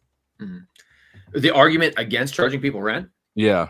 Yeah, I mean, typically the philosophical argument against this is like what you would see, like the communist argument, the wealth extraction. Because the landlord is getting in the middle and not offering a service, they're extracting rent. People will typically cite Adam Smith, the father of modern economics, who lived in the 1800s in Britain. And they will say that from his work, the book, The Wealth of Nations, even he was against the term rent seeking. This is a very cursory surface level understanding of what he actually was referring to. Rent seeking 225 years ago meant a totally different thing than what it means today. He was specifically talking about rich aristocrats who inherited land and made no improvements on it, renting out land like pastures for people to graze their animals on. And so because they made no capital improvements, they made no investment, they didn't buy it, there was no property taxes, there wasn't any insurance, they had no skin in the game other than they just got to get in the way of what the business owner, the farmer, needed, which was fields for his cows to graze on. and they got to extract wealth that way. Modern day is totally different because I have to take a ton of upfront risk. I have to spend a whole bunch of money. I'm responsible for all of the different repairs and everything. So if you actually look at what he wrote, instead of just take that simple understanding of, well, didn't you know even Adam Smith's against this? The philosophical argument breaks down pretty quickly, unless you're a hardcore, in my opinion, leftist socialist, one of the people who thinks that any profit-based business is immoral. Any type of business that seeks to extract wealth, the difference between what the laborer creates and what the Yeah, but Mike, you're political washing something that doesn't need to be this political. Like, and I appreciate you're a great listener and stuff, but like, I would personally be mad that someone talks about rents and and contracts that any business owns, whether it's a landlord or anything else, and says, well, like, look, there's at least this one end of a deal where you have liabilities. That's bad for business owners. If you have to sort of think of how other people do the same process. Doug, what are you talking about? Well, I mean, the guy owns a business. He should. I wasn't dogging you. I actually don't have a clue what you're talking about. Yeah, like if I'm a business owner and like maybe I love Mike. Mike's doing a great job. So I'm paying him $2,000 a month for rent, and I have to do that. Congratulations, Mike. He loves you. And I have to do that for the next 3-4 months. But then I also have other, like, who knows, maybe I rented like a giant cookie maker. So Mike's renting me a warehouse. So I make cookies in a warehouse. That's what I do. I make cookies in a warehouse. I pay Mike rent.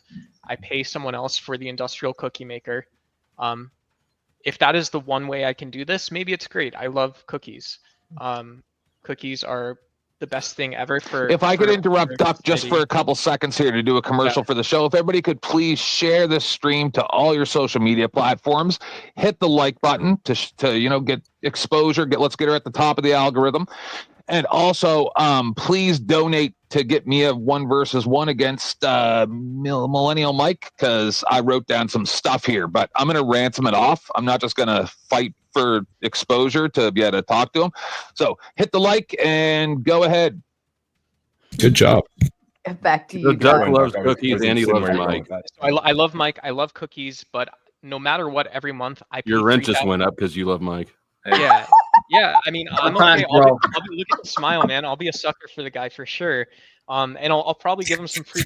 But regardless, every month I'm paying $3,000. I meant someone else besides Ducko. Hold on. I'm signing out. We're gonna let Duck get through. Duck, you can do No, this. Duck, you're supposed to stay for the grift. Oh my God, get with my it. plane. Duck, Are we land doing the plane. Land the plane. So if I have to start a business and I owe $3,000 out every month, that may be fine. But if someone can do the same thing and they're only paying out $2,000 or they're not paying out a penny to anyone else, as unrealistic as some of that might sound, like that's what I want to know about. I want to be able to bounce my rent payment and my household finances off this idea of being a total cash cow for someone else. And I want to be done thinking about it then. Personally, Duck's lazy. Look at my beard. I haven't shaved in 3 years. I want to be done thinking about it after I know that. For the record, we are all cash cows to somebody. True. Just saying. It's true. Like, whether you have a mortgage or whether you have rent, you are a cash cow unless you live off in the woods and you live off the grid and all of those things, and you like produce your own food, and there's nothing that you rely on anybody else for in order to survive. You are a cash cow. Isabella live in with the $2. Good man. You sound like the solution. Lumberjack says, my multifamily rentals bury single family returns. Single family is the short bus investing. So why, and maybe Mike, you can help me with that, because I want to know why is that differential between the two so stark? It's going to be super market dependent, right? Different markets may have a surplus of multifamily units. Different markets may have less multifamily units. Single family might work better in one than another. I want you to think about it. Put yourself in the mind of a Section 8 tenant. The way Section 8 works is they give you a voucher that says how many bedrooms you qualify for. You qualify for 3 bedrooms. This voucher is good for a 3-bedroom rental. Well, do you want to live in a 3-bedroom fourplex or a 3-bedroom house? Most people would say, I pick the house. There's more privacy. You don't have to deal with the neighbors. You know, there's a lot of reasons. And so depending on what market or what type of tenant you're targeting, different strategies work well. Lumberjack Landlord owns a ton of multifamily units on the East Coast. In a city, about 30,000 population is the city, and there's not a lot of single family houses. It was a much more dense community. It's a very old community. There's a lot of 4 to 8 plexes. And so those are the options people have to live in. So he cleans up with multifamily units versus some of these newer neighborhoods that are more spread out. Maybe there's more single families. It's going to be hard to advertise your property and get people to want to move in. So you need to know your specific market. There's like over 400 different housing markets in the country, and they all have different quirks about them. I have a question. So it's just regional then. Go ahead. Yep. Go ahead. All right. So where does all this fall in the wonderful world of HOAs? Oh, HOAs suck. Never buy a property that's in an HOA. Don't do it. You will regret it. You will hate your life. They will destroy your profit margin. Yes. They will come for it. Don't do it. Amen, brother. Thank you. Yeah. Hell no.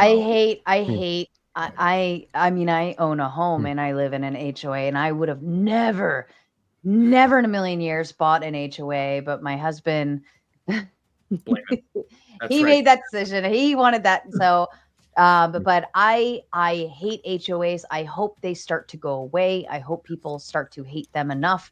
I fuck you, Leslie. I fucking hate you. And the bitch lives like across the street from me, so she has full view of my house, and she is the biggest complainer to my HOA. And I'm not supposed to know this information, but our HOA president and I were chit-chatting one day, and he informed me that the fucking Leslie is the one who literally eats shit and die, Leslie. But she literally files a complaint at least once a week about me and my house. She hates that I exist, blah, blah, blah, yada, yada, yada. And so I actually, the kids and I play a fun game. I have one of those really loud Alexa studios, and we like to play a really fun game when we have the windows open and Leslie's outside, and we play Who Let the Dogs Out really, really, really, really loud, because that is another reason I love you. Yeah.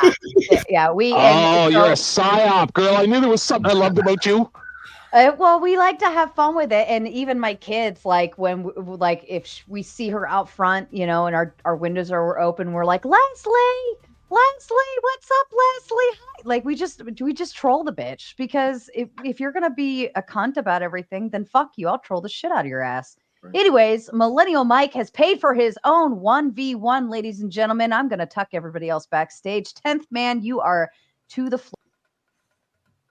Yeah, I had to pay for my own. How's it going, Mike? We're going to try to make this fast because I think we only get 10 minutes, so I don't think we're going to get through all this. But thank you very much for visiting the Raging Tomato. I don't turn my camera on because I'm too pretty, and I don't. You only get as long as I say you get. If you're boring, all right. I'm taking you. All right. Thanks for visiting the Raging Tomato. All right, first, so this is just a quick thing. During your little beginning part here, you said that the rent was late on the 3rd and then the 5th. You said later on that it was the 5th, right? So I pick apart every word everybody says. This is not about you. I don't know you. Just let's begin. All right. So you've only given like just really cursory information. So I want to ask you, who funds tenancy boards and is more likely to lose in court or through the tenancy bodies? And this is all over America, right? Who's more likely to win? And who funds those boards? Well, as far as the funding, I'm not sure. If you want to talk about who's more likely to win in court, I can talk about that. But I would say it's also very. As far as I'm aware, it's funded by the landlord. Do you contest that? Who funds the tenancy board? Yeah. I'm sorry, man. This is going to be so area specific. I'm just saying. I get it. Maybe you don't know this stuff, but I'm like a law guy, right? And then so we'll just move on from that. Sure. And I don't fund any tenancy board. I'm talking about secondhand through taxes. I don't fund any tenancy boards. No, Are it's you- usually are you- actually direct payments. Pardon me? Oh, you're Canadian. Okay, somebody said you're Canadian. Yeah. So yeah, there's differences between the way the American system works, the Canadian And it would be system. in different states too. I didn't want you to know I was Canadian because then it's just going to deter to that. I've also looked into this in America. We'll move on. Fair enough. Do landlords use LLCs and other legal umbrellas to shield themselves? Absolutely. And is that fair? Absolutely. All right. And when a landlord does not do upgrades or repairs as described in the lease agreement, should the landlord be homeless like the tenant would be if they don't pay their rent? Yeah, like I said earlier, if you're a slumlord, you should be held criminally accountable. I totally support sending those people to jail, removing them from their home. Okay. All right. So do landlords and government reps collude to change rental laws to benefit the landlords, allowing tenants to get evicted after decades to allow immigrants in at a higher rent? Because you said you like the Section 8, right? Yeah. And so do they do that? I mean, I'm sure there's examples of it. Is that reflective of the society at large or every market everywhere all the time? No, you can always find examples of bad actors. Are you arguing for the exception, or are you going to make What I'm saying is, don't landlords have a unfair advantage being able to go to the government, get laws changed specifically to suit them, whereas these people have paid rent at a place for 30 years, and then they just like you said, it's like, oh, okay, well, we'll just get these Section 8 people in here that's guaranteed money. I'll tell you what, who did the eviction moratorium benefit? Was that landlords going to the government? Do you mean during favor them? Do you mean during the unicorn virus stuff? I'm talking about that one right there. Yeah. Yeah. There's examples of both parties working with the government to get things passed in their favor. And the big one I could think of would be an eviction moratorium, which was nationwide in every state. Now, the length of it was different depending on what state you were in, but that certainly didn't benefit any landlords. We got our asses handed to us on that one. You got paid in the end, though, right?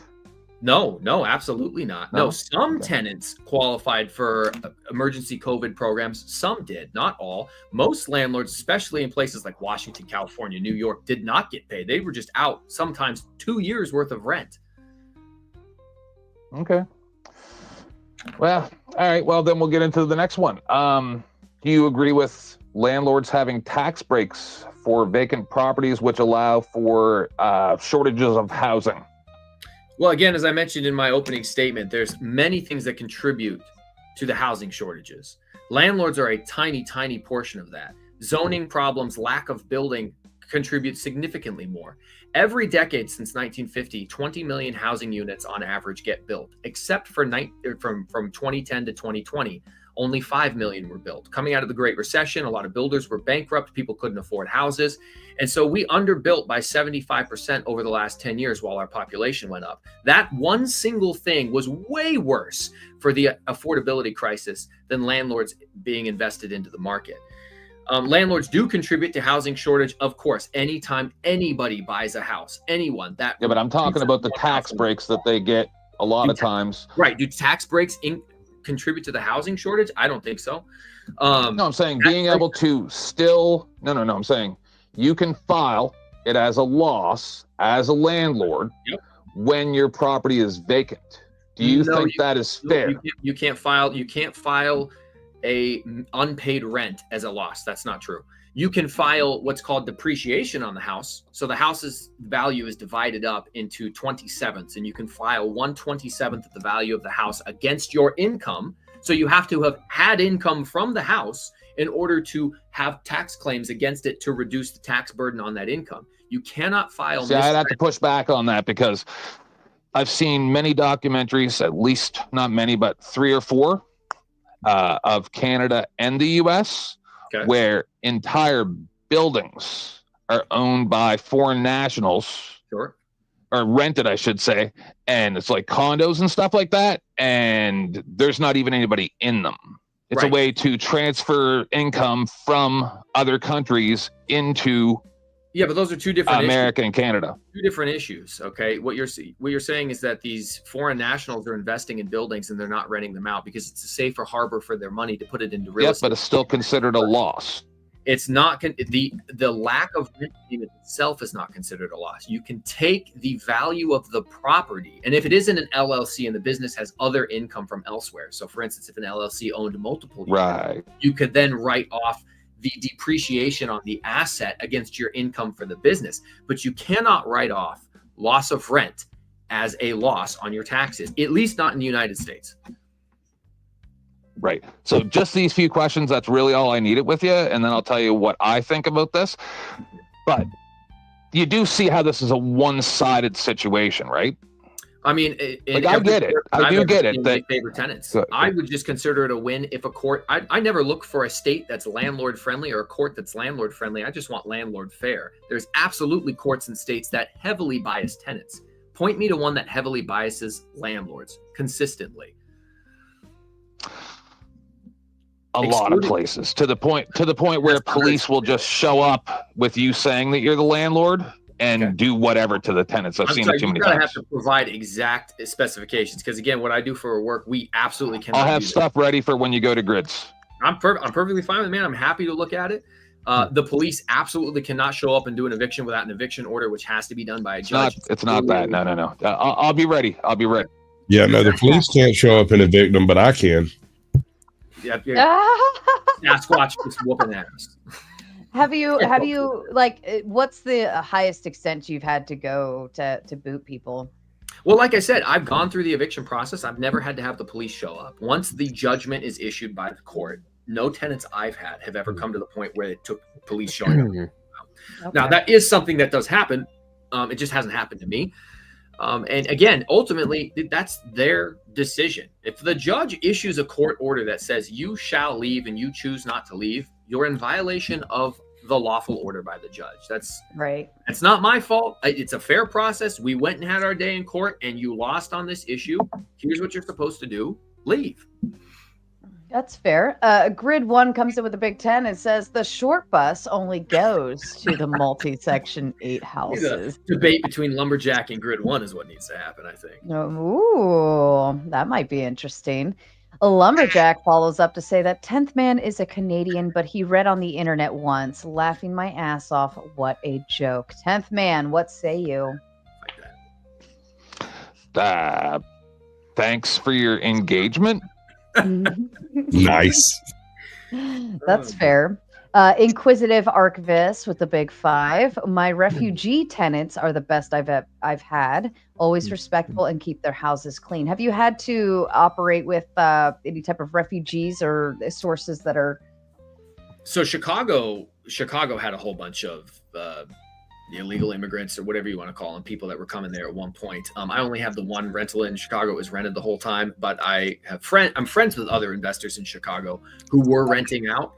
But again, a lot of that was government programs that were paying for the rent. And I understand the argument. I think an argument that was being made by 10th Man was some of the local tenants are being displaced by this influx of people who are now getting government money to back them to house these individuals. Is that fair to the local people who were there? No, I don't. Well, that's what I'm saying, yeah. There's one thing you said right there I really want to push back on, because you characterized refugees as illegal immigrants, but refugees would definitionally be people who are here legally. Okay, good point. Nice. Good point. Yeah, we need Well, I think it's important because if we're blaming, I think it's very easy to dehumanize immigrants, especially undocumented not immigrants. human. Again, wouldn't be. And I understand what you're saying, Ryan, but this is the problem: is they don't move into rural areas. Like I've heard this. What's your least favorite ethnicity? That's what everybody wants to know. No, I've heard this nonsense so many times about Canada has so much open property. Nobody's moving to that open property because 6 to 8 months per year, it's uninhabitable. Okay, all I was doing is pushing back on the specific framing, right? I'm just saying that it's a mischaracterization. You're just bringing a political conversation into a landlord conversation. Nobody's interested. Well, economics is a political. Do bets on how long before the TDR flares up? Yeah, I'm actually on that point. Let's do it. Let's get to the TDS because I know you're all going to get triggered when I do this. But I mean, it's not because I don't like. It's not because he sends mean tweets or whatever. It's the policy. So under Trump, we did see huge cuts to rental assistance. It's faster than I thought. We saw a botched. You complained about the eviction freeze under Trump. that had no rent forgiveness in a lot of places, and there were tax policies that primarily helped BlackRock more than people like Mike. And now we have Trump also bullying the Fed to slash interest rates again, which once again is great for Wall Street, but terrible for market stability and people like Mike and the tenants that. Wait, you think that we're better off with high interest rates? I think that Trump bullying the Fed to raise interest rates. You think that low income people are better off with high interest rates? I think it's way more complicated than that question. I think that's a way more complicated question than what you just asked me. I think you know that because you know. It's really not. That's actually a pretty straightforward question. That's probably one of the most straightforward questions Dusty's ever asked. Yeah, I do agree. I don't feel like it is. I think that what you're doing right now is you're complicating things because you keep saying I feel and I feel and I feel and I feel, and you don't actually think of anything. You just answer an emotion.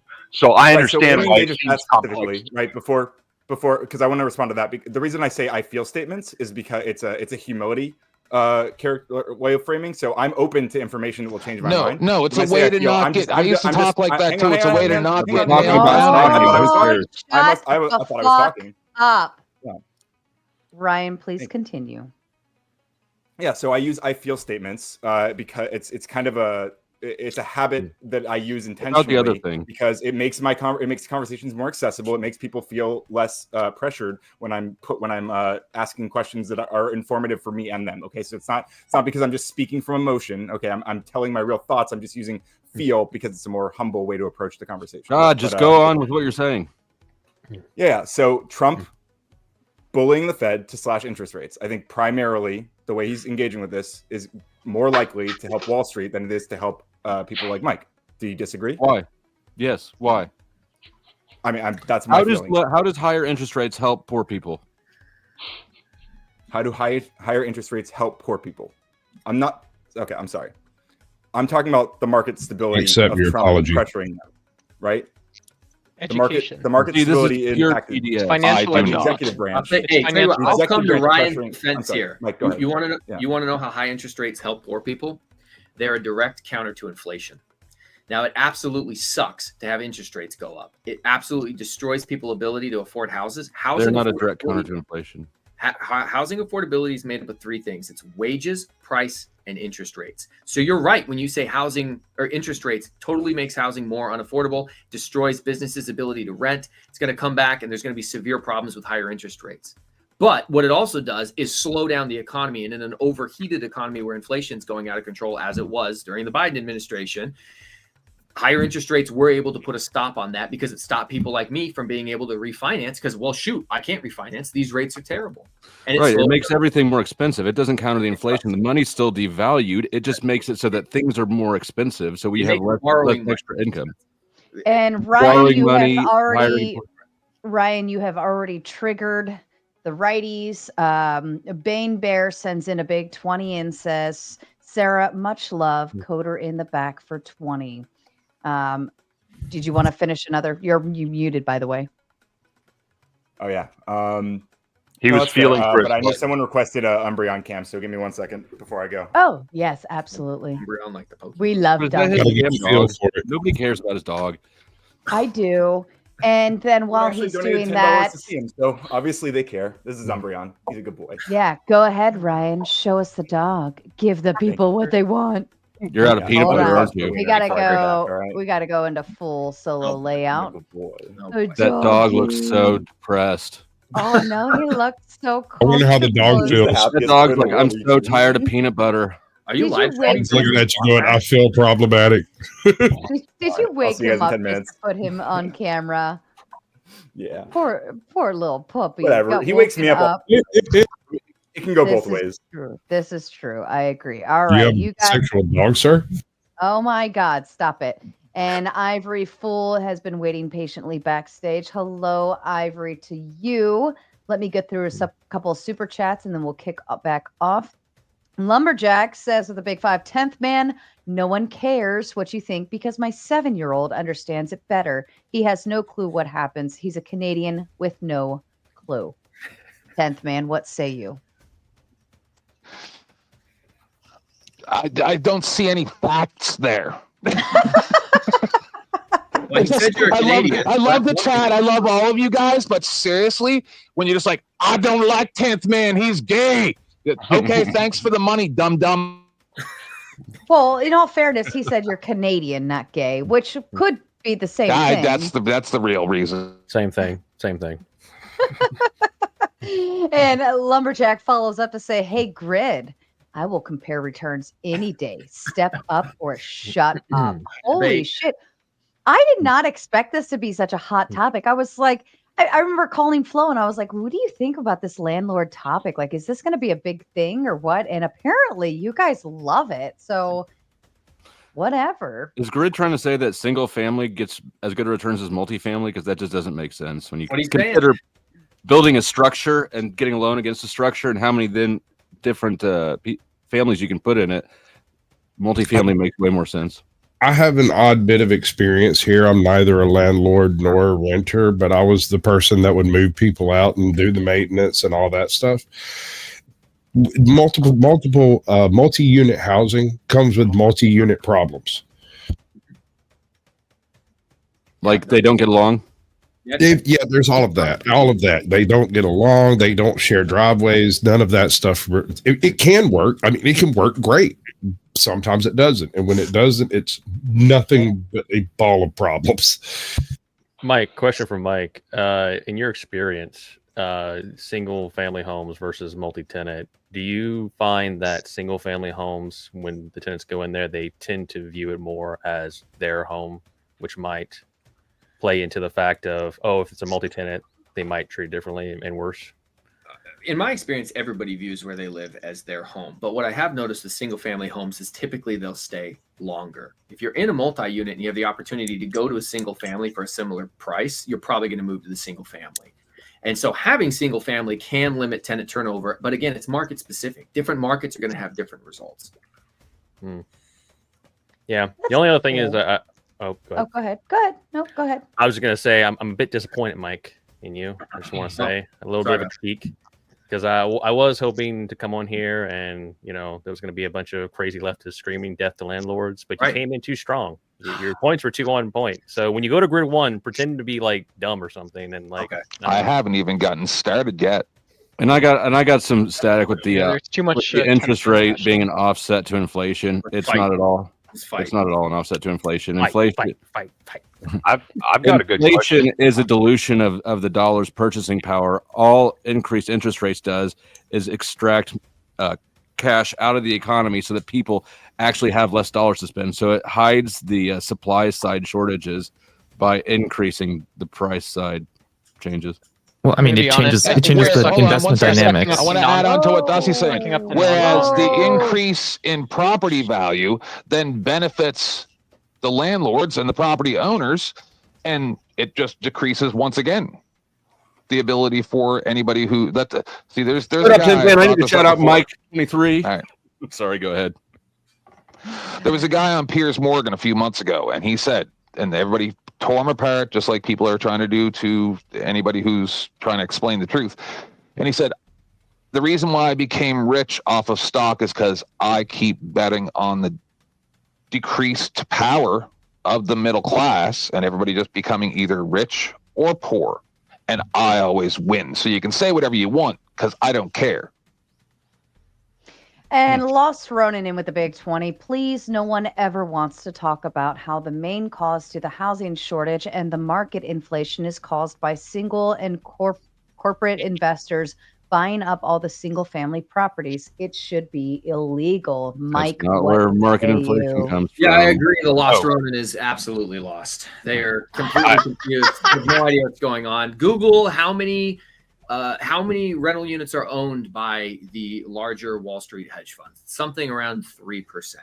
And another thing that you'll see, and I agree that on the surface this looks terrible. What you'll see is a hedge fund work directly with a builder to build an entire neighborhood. And that entire neighborhood now all becomes rentals. And on the surface, you're like, well, that sucks. Nobody had an opportunity to buy those houses. And I can agree with you. And I would even be in favor potentially of some legislation that would restrict hedge funds from coming up and just swooping in and buying all the housing. But what you also have to consider is if a hedge fund works directly with a builder to build new housing, new rental units were added to the market that weren't previously there, which actually decreases the value of rent because supply is going up. So I don't have much of a problem with these hedge funds stimulating new housing units. I have more of a problem with them coming in and just buying up an already existing market, which you saw with some of the online companies like Zillow and Redfin when they tried to invest in like markets like Phoenix, and they ended up bankrupting themselves. No, they didn't go bankrupt, but they closed those programs down because they were losing money on them. Mike, Right, but is that because you actually have a problem with hedge funds, or is that because you have a problem with the fact that they can do it and you can't? No, I think that the reason why I'm willing to give ground here and say, I might be in favor of some legislation that might restrict this, but I've never heard anything compelling enough for me to support it, is because at a philosophical level, I do want to see, as someone said earlier, regular people be able to afford and buy houses. And if I can actually see a nexus drawn between huge hedge funds coming in and destroying affordability or taking opportunity away from regular people, if somebody can draw that nexus for me, I would be open to the suggestion of some legislation. But as it stands right now, I'm sorry, they're too much of a small share of the overall market, only about 3%, and they stimulate the building of new units. So until someone can make the argument to me that actually proves they're destroying the housing market, I can't support it yet. And inflation comes from exactly and only one source, that's printing money. That's just wrong. That's just I do actually have a really good question for Mike, because he was touching in a little bit earlier on the fact that, like, you know, the amount of tax breaks and whatnots that you get, and you know, getting loans and things like that, and how it can be difficult whether you're a landlord or whether you're a property owner just trying to buy a property, right? Or a homeowner buying a home. And you're saying it Sarah can had be any of those people? Yeah, no, I'm saying it can be equally as difficult for each of them, right? And you touched on that, and Sarah kind of hinted a little bit that, you know, like the VA home loan doesn't necessarily always help you so much, because it does give you that hindrance in the beginning, because you have that belief that since you have 0% interest for a while, like you don't have to make any payments for like the first year or 2 years or whatever you end up getting through the VA. That, you know, that'll help you, but in the long run, it actually does hinder you, because you're not putting a massive down payment down that will reduce your overall interest, right? So I was just curious, the points that you didn't bring up about the advantages of being a landlord versus just a regular property owner or homeowner was like, I mean, you know, landlords do get tax breaks. Anytime anything breaks in your property, you actually can get a tax break for the cost of that piece. So if you have something that costs like, I don't know, $7,000, like an air conditioner, you know, they can cost upwards of $7,000, sometimes even higher. You can get a majority of that $7,000 back in tax breaks at the end of the year. Whereas a regular property owner or homeowner can't. We just get shafted. Also, you get some points added to your loan, which can reduce the overall cost of your loan that property owners and homeowners do not get as a landlord. So when you go in to get a loan, you can actually get points over time that will reduce your overall cost. Now, it does depend on the bank. Not all banks offer that, but a majority of the bigger banks do offer those types of deals for landlords. So I agree with your first point, which is that you get tax write-offs that aren't available to a regular homeowner. Absolutely. Each rental is its own business. Any costs associated with the business get to be written off against the income as a tax break. Your second point, in my experience, and I challenge anybody to call any home loan operator, landlords pay a higher interest rate than homeowners do. When you have owner-occupied financing, you're typically going to pay 1 to 1.5% lower on your interest rate than an investor will. If you right now would qualify for a 6% interest rate, it's guaranteed 7.5% for me as an investor. And the only thing I can do to get my rate down is to pay a bunch of money up front to lower my rate. You just get that rate given to you. And individual homeowners do also have the option to buy down their own rate. You can only buy it down so much, but so can an investor. So the second point, I'm not familiar with a loan program that favors landlords. Usually investors actually pay a premium. There's specific law that gives owner-occupied financing preferential treatment, and that was put in place to try to help people get houses. Right. My apologies. I think the second point was more towards investors that would actually have like, I don't know, 200, 300, 400 plus properties who have been doing this for like 20 years because they have the capital to do things like that, like take massive amounts of investment from a bank and get the loans and things like that. They'd probably be better to speak on this. No, and I would agree with you. So, in fact, the Lumberjack Landlord, the guy who's super chatted a bunch of times, he teaches people how to negotiate with banks. Once you get to a certain size, banks will make programs for you because you're essentially a trusted client. So they will cut you special deals that regular people don't have access to. But that would also include me. I'm nowhere near the size where I can go to a bank and say, yeah, I want you to make me a special loan program. He can do that. Hedge funds can do that. We can't do that. Right. I don't even know if it's that you're a special client when you have that much property. I think it's just more that there's more they can screw you out of if you don't pay, right? That's well, really, because that's what the banks are after, is making their money no matter what they do to everybody else. So that's true. Yeah. And so let me isn't get through, pardon me, let me get through Damn a it. few super chats. We are a little behind on them. And Nate with the big 5 says they're called aliens for a reason, Ryan. And I think in that instance, I think Ryan specifically was talking regarding refugees, but I think Mike, because I asked you specifically, have you dealt with any of that? And you were explaining what you have worked with. So I don't think it was necessarily a misunderstanding. I think you were just explaining what you've worked with. Mike Ball with the big 5 says Ryan eats the Snicker bar upside down so the veiny side touches his tongue. I love you, Mike. Lumberjack says that was all fact. You read on the internet once, we live it. That's what Grid said, and he is clueless. Oh, shit. My 53 buildings say so. Shots fired to Grid and 10th, all in the same sentence. 10th, what say you? Sorry, what? This was referring to his comment earlier about how you are just a Canadian, no one cares, and his 7-year-old understands better than you. Yeah. But what am I supposed to respond to specifically? I don't know. That was all fact. Yeah, I remember reading that earlier. Yeah. So once again, no facts. And I would just like to, since I'm being evoked again, Mike. So I've hold seen on. I have numerous more super chats to get through. Either respond to the super chat or shut up. I am. Okay, so all right. I've seen numerous documentaries. So like I got to hear about West Nile virus every spring. Stuff like that, right? I'm done. Hold on. 3 sentences. Yet I see documentaries where people can't get their screens replaced in their homes, and then they're just told move out if you don't like it. So, we'll get into it later. All right. Sarcastic Warlock says, did Ryan have a finger up that dog's ass? That poor dog. Look, that is a sweet dog. He looks very comfortable and very happy. I would like to give Sarcastic Warlock a participation trophy. Thank you for playing, sir. Lost Ronan says the dog looks like he is tired of Ryan's shit. The poor dogs get. You know what, He's Ryan? finger wrong. Ryan, if you're still listening, I vote that you make the dog have a YouTube of its own. I think he deserves it. And Mike coming in over on Flow State's side. How dare you, Mike? Flow State is over here riding on my coattails, and he gets the $100 super chat. Hell yeah. Mm-hmm. And he says, first, and I get all the clout. I get all the clout. First, all support to Flow. Second, I am all for eliminating Section 8 in New York City is a huge mistake. That sounds like a contradictory statement. He messed up that. Yeah. He's all for eliminating Section 8, or is Section 8 in New York City a huge mistake? Which one is it?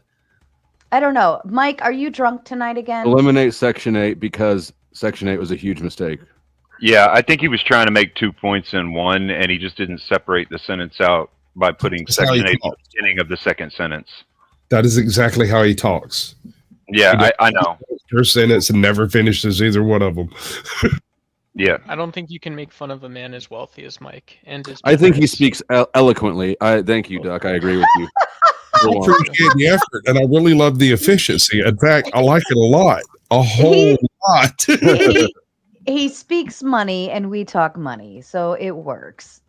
Fair enough. Compared to Duck, he's Jordan Peterson. Oh goodness. Well, I don't Lost know if I would Ronin. agree with that. Oh my god, that pretty was good. It was very good. Who did that? Was that Duck? That's impressive. And That's not obvious. Lost Ronin with a big 5 says, nice misdirection from Mike. I also included single investors like Mike buying up all the properties. Nice obfuscation, though. You need to learn to listen beyond just the first sentence, Mr. Lost Ronin. All right. As I said earlier, we underbuilt by 75% between 2010 and 2020. That was in the aftermath of the financial Great Recession. I don't know how old you are. But nobody was buying and nobody was building at that time because everybody had gone through a major financial hurdle.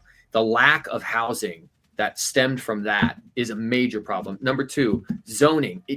In a place like Washington State or California, just to put a shovel in the ground to start building a house, you're paying $100,000 out in permits.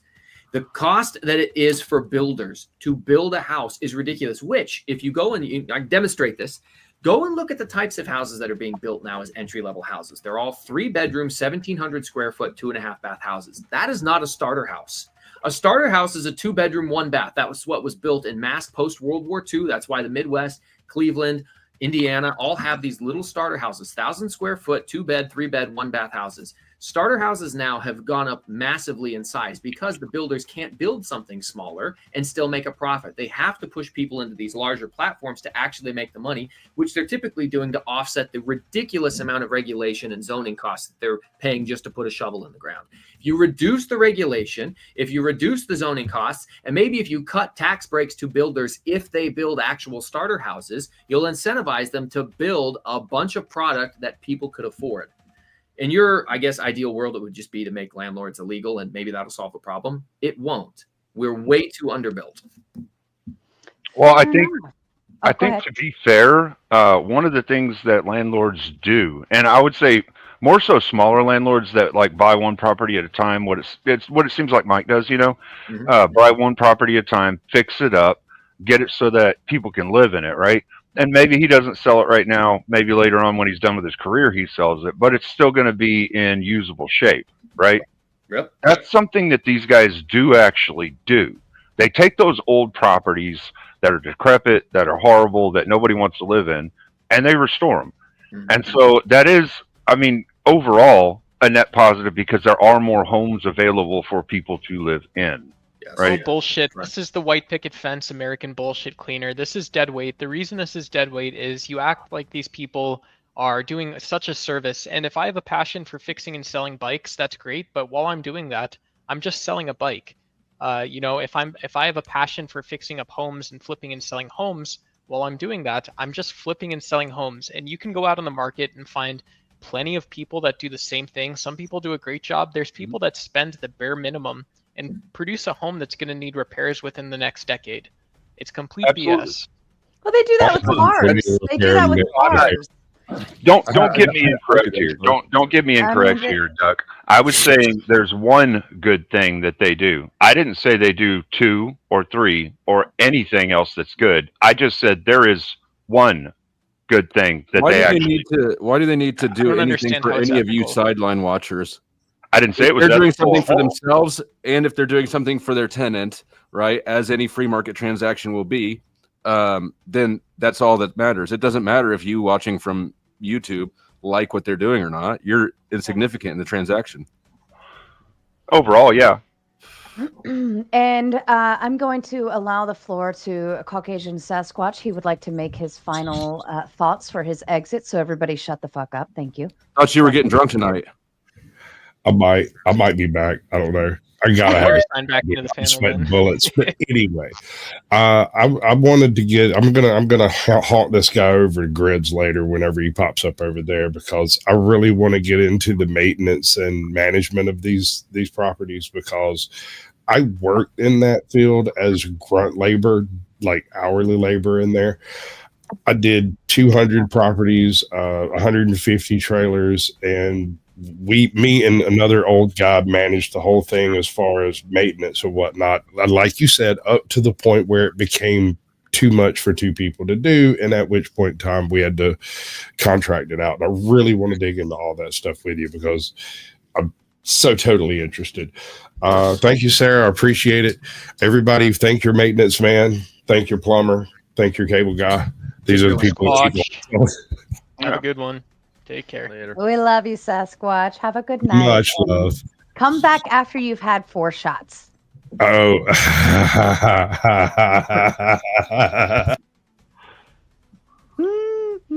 Okay. In that case, I'm not going to end my freaking thing, and I'll be back in about 45 minutes. Fair enough. We'll leave it running for you. All right. I appreciate it. I shall return. See ya. All right. I'm bringing Ryan back up. Oops. Sarah, while I may have a huge ego, I have a tiny bladder, so I'll be right back. Take your time. Take your time. Let me throw Ryan back up. Did somebody else drop? Who else? Did somebody else 10th drop? man just dropped. Oh, okay. It's probably his internet then. All right. Chris, you've been dead weight of the evening. I'm going to give you a couple minutes to put some thoughts together. After I get through these super chats, I demand you add something to the panel or I boot. All right. Lumberjack says with the big 5, we pay a premium on rate and we have to pay 25% down, not 3.5 like a homeowner. Massive advantage to homeowners. I find that to be fair. I mean, I guess it, and maybe Mike can answer that when he As gets a back. previous loan officer, that's true. Okay, so there's a different. If I go to a bank and I say I want to purchase a home in order to turn it into a rental property, there's a completely different rating and everything for me. Yeah, you have lower down payment, you get a lower rate, and you can lock it in. His most commercial real estate is probably on an ARM, like a fixed rate for 3 years, and then it balloons and they renew the whole thing. Okay, that's fair.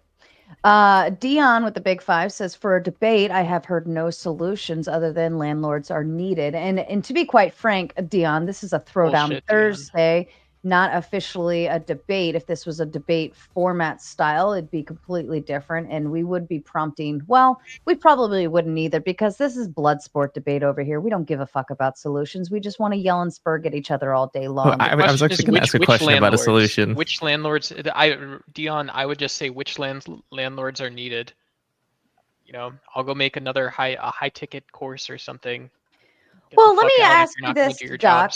Let me ask you this, Doc, because I mean, essentially, if I come out of high school or college and I'm just getting started, it's more likely than not, I'm probably not going to have enough for a down payment on a home. And even more so, I'm probably not ready to take on the burden of home ownership either, right? It requires a lot of work just to own a home. Sometimes I wish I was just living in a tiny little apartment and I could just make a phone call and say, come change my air filters, bitch. You know, so I do believe that there is a need for landlords, whether it be apartments, homes, single family, multi, whatever, so on and so forth, because we're in a society where we're not ready in our early 20s for home ownership, even more so. It is hard. Or in your late 30s. or like Flo, you can forever ride out the rental spree. Or even for our military purposes, you know, we have a lot of military that move all the time, or even there are people who have jobs that may require them to move every 2 to 3 years as well.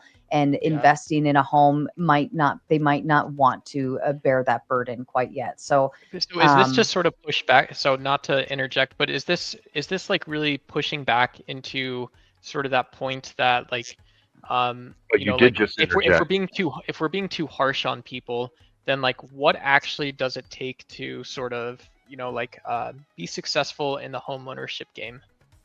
Like, you're saying be too harsh. How are we being too harsh on people? Like in what direction? I was trying to listen. Were you pushing back on me or like what was? Well, you asked the question of landlords being needed, and I'm telling you, essentially they would be, especially in our society. You know, people don't live at home with their parents as like it's not a thing anymore, or even more so. You know, the cost of buying a house is significantly more expensive, so therefore, like you can't just your parents won't just be able to give you a big down payment and you just go walk in and buy a new home tomorrow. Like most of us start from a place of rental. I understand. Yeah, so I think, you were questioning whether they were needed in that industry, and I think they absolutely are. And I think it helps people kind of maneuver along in life. Yeah. A lumberjack with the big 5 says, 10th man doesn't know. I live it. I don't watch it on TV once, and he watches TV and stuffs his face with socialist Cheetos. That's pretty funny. Brain Benders Banter in with their new membership. Welcome to the Mater Nation. Wealth Building Journey with the big 5. Lumberjack Landlord is right. Like President Roosevelt said, you have to be the man in the arena prior to being able to offer an informed critique. That's fair. And then Rude Mud Crab in with the big 5. In Australia, we have first home buyers grants of up to $30,000 to help someone build their first home. Does America have anything like this? We do have like a first time home buyer. Yeah, there's just basic owner occupied. I had a friend of mine just text me who's watching the debate right now who had super chatted earlier. An investor has to put down 20% down to get a loan on a rental property for a traditional loan, conventional financing. You as a homeowner can put as little as 3.25% down and get a property with a mortgage on a 30-year fixed rate. I can't do that except on the one property I own or occupy. Any property I buy as an investor, I have to bring substantially more money, 20 to 25% down. That right there is a subsidy. They make me pay more out of pocket than you to buy the same property. And here in Seattle, a good friend of mine, there's a program to assist first-time African-American home buyers. He just got $120,000 gifted to him for his down payment for a house here in Washington. Oh, actually? Yeah, there is. Damn, that's a lot. So crazy. He got a lot of money.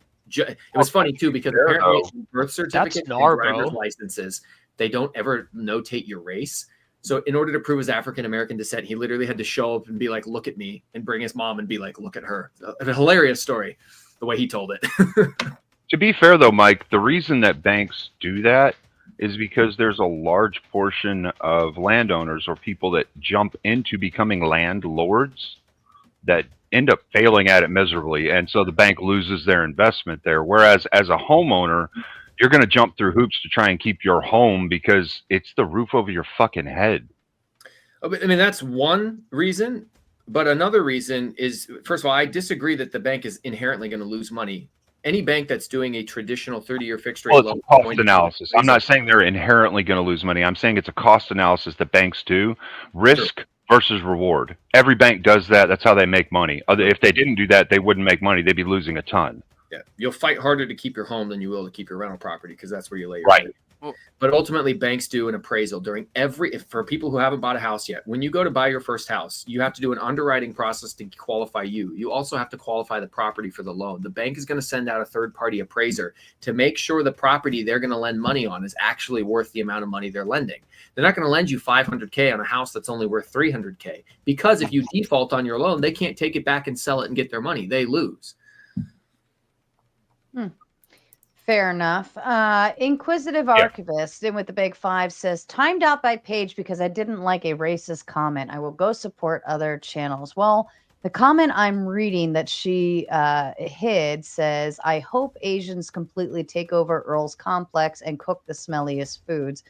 That in and of itself would be TOS oriented. And then you're talking about DV shit and all this other stuff. I mean... You got held accountable for your actions, lady. Yeah. Wait. Yeah.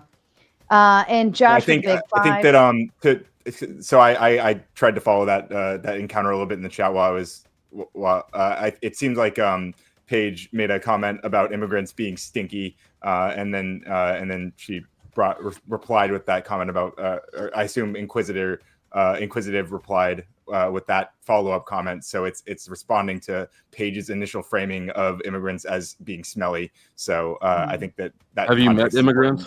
We're condemning. Where do you go feeling again when you're saying such strong things? It doesn't seem so humble. Well, I actually have a question for the leftists That's on fine. panel. Like, how do we fix this problem without, seizing their assets or capping how much money they can make from their investment or whatnot?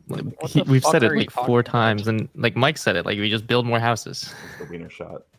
Incentivize building. You have to incentivize building. This was for the left. This was for the leftists. I think leftists What I are would pro say building is, houses too. I would say find yeah. find great people like either Ivory or Ryan with Umbreon, and give people the best chance to be successful, and actually redefine what success can mean in America in 2025. I think there's still lots of people that believe the American dream is possible, and they want that for themselves. They want that for their families. And so when we focus on that aspect that we can be in a state of success and we can also understand why that is the case, these far right-wing conspiracy ideas, which are really like the right's version of woke left ideology, these ideas can somehow be managed in a interpersonal space instead of, somehow being on like a Fortune 500 broadcasting company like Fox, whatever it is. We don't need to hear conspiracy theories that don't help anyone. What the fuck are you talking about again, Duck? I don't know. Josh in with the big 5 says, I heard Cash gets wiener shots from Ryan. So, Ryan, I'm going to slut your dog out. He's already slutting it. Yeah. Well, I brought him up because I saw the comment, right? But oh, sleepy dog. Are you sitting on like an exercise machine that you don't use? Are you live Oh, I streaming? have from a. your What hot rack? do you mean don't use? Look, I may not be jacked, but I'm working on it, right? I've got a. I mean, yeah, it's a. Oh, he it's a can whole work thing. out while he streams. Oh yeah. Yeah, that's actually part of the plan. I can like people can donate, and I'll do exercises and shit once I have that set up. But It doesn't look like there's very much weight on it. Can That's we like fine. make you do? I'm not here to jumping impress jacks you, and Dusty. shit? I'm not here to impress anybody. No, I mean even for you, it didn't look like you were struggling at all. Yeah, I probably need more weights. I probably need bigger weights. There's no weights on it. Lost Ronan in with the Big 10. No. My issue is I cannot buy an old piece of shit cheap house to live in because all the investors come in, outbid or put cash down just so they can flip the house for rent or to rent it out for high prices. Ronan is an inefficiency. That's all that is. Ronan, you're an inefficiency. Your issue, maybe you're making a mountain out of a molehill, but it is real. You're not crazy. It is an important issue in any society.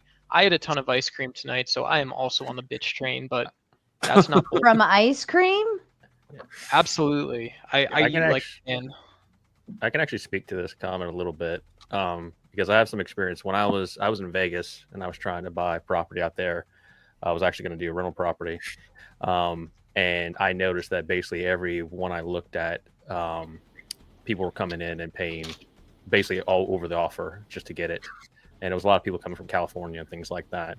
However, I do think it's market specific because as soon as I started looking at other places like Tennessee, which I love and I moved to eventually, I was able to find a house no problem.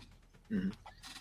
That's and also, fair. were the people coming from California, were they investors or were they homeowners fleeing socialist paradise California? I think it was a mix, but I do think it was a lot of people fleeing, and they would sell over there. Since everything's going to shit over there, they would sell their house and then have enough to buy 2 houses. Right? Yeah. You said colonizing in a weird way because they bring their socialist policies with them.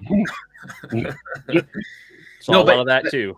And I'm sorry, the names disappeared, so I don't know. The guy in the red flannel who's smoking the pipe, he makes a great point, which is he moved to Tennessee. He moved across the country. Mo Rebuttal.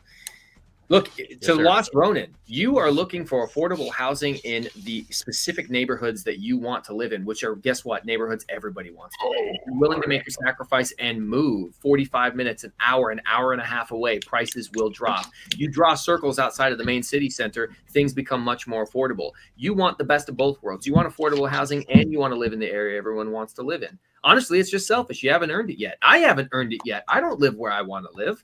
I live where I had to sacrifice to go and live at.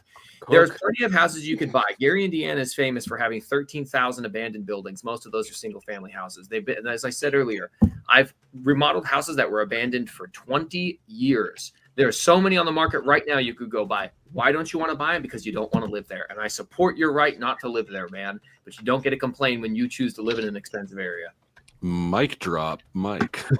And speaking of Mike, from Mike to Flow State, over on Flow State side, Mike 23 with a big 100 again. Mike, why don't you go ahead and make He your way heard over you to my complaining. channel?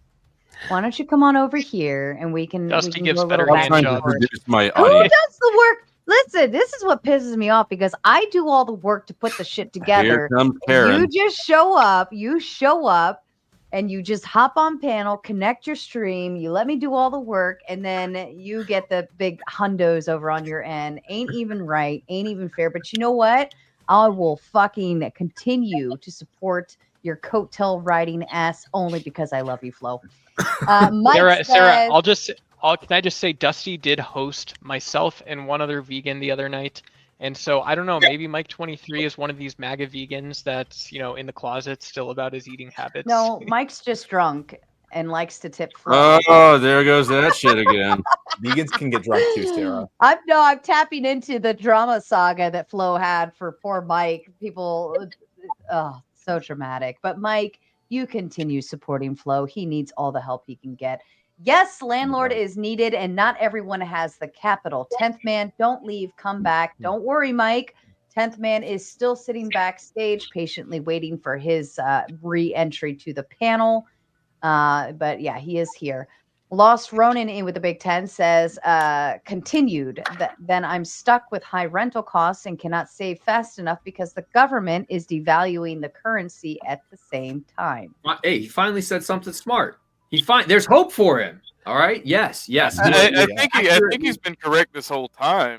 Definitely not. He's accurately describing a problem that, again, is not the fault of the landlords. You want to talk about what the government or what the Fed is doing to devalue the currency, create inflation. And sure, there's high rental costs, but here's another fact. You can look this up. In almost every single real estate market in the country, almost all of the time, it is cheaper to rent than it is to buy. Landlords provide autonomy by giving you a cheaper alternative to live in a market that you can't afford to buy in. So you're welcome. And don't forget to tip your landlord. Not true. Not true. Molotov cocktail. That is true. That is true. No, that is not always true. I said that is not always true. I didn't say. I said almost always. There's a large portion of houses that are actually a lot cheaper to rent month to month than they are to buy, but there are also a large portion of houses that are a lot cheaper to buy month to month. The payments will be a lot less than renting. It also comes with a lot of other overhead, right? I was going to say, there are absolutely even with a cheap mortgage, you still have to save and put away for that rainy day because you know it's coming. Whether the water heater breaks, the roof needs to be replaced. Like I already know I'm going to have to get a new roof here within the next couple of years because all of the other houses around me, we all were built at the same time, and I know that time is coming because they're getting theirs done. Yeah. So it is going to be coming soon enough. But you like that expense, you have to add that in to your saving, putting away for a rainy day fund every month because it's going to happen. So it can be cheaper one way or another. But to me, I look at rent as well. That is it is a guaranteed expense. You know exactly how much you're paying every month and exactly what you're going to be doing with it. And when shit happens, the roof is needing replacement, the water heater breaks, guess what? It ain't coming out of my pocket, right? Yeah, how you spend your time matters a ton. I would just say this one thing I learned when I was making a shit ton of money is that house stuff can be such a freaking burden. I don't know if that's relevant, but how you spend your time isn't actually what always makes progress either. In terms of keeping up on maintenance, making sure you did your research before you made the purchase. And then if you didn't, do you have the ability or sort of support system to recover after that happens? Fair enough. And Mo wanted to go ahead and make his exit. So your final thoughts, Mo. Everybody else shut the fuck up. Well, had a good time with this chat. Mike, I just want you to know, in your darkest hour, just remember, there are people out there like me that appreciate landlords like you. Thanks, man. Or I wouldn't have been able to move to Vegas, but I'm not going to tip you. So, just the tip. I don't think we need to. Now we're talking different conversation. See you later. See you later, everybody. Bye, Mo. Thanks for stopping by. And then Flo throwing in his his extra 10 to drop Chris. No commentary from him tonight, but either he saw your super chat or maybe my. He stole the joy from me. I stole the So- joy from you. No, he did. Oh, he did. Well, He did. and Can I that, get that in is, and thank Mike for being a decent guy? Get out of there. That's my brownie. Mike is a very decent guy, but I have a very big inkling to I despise panel squatters.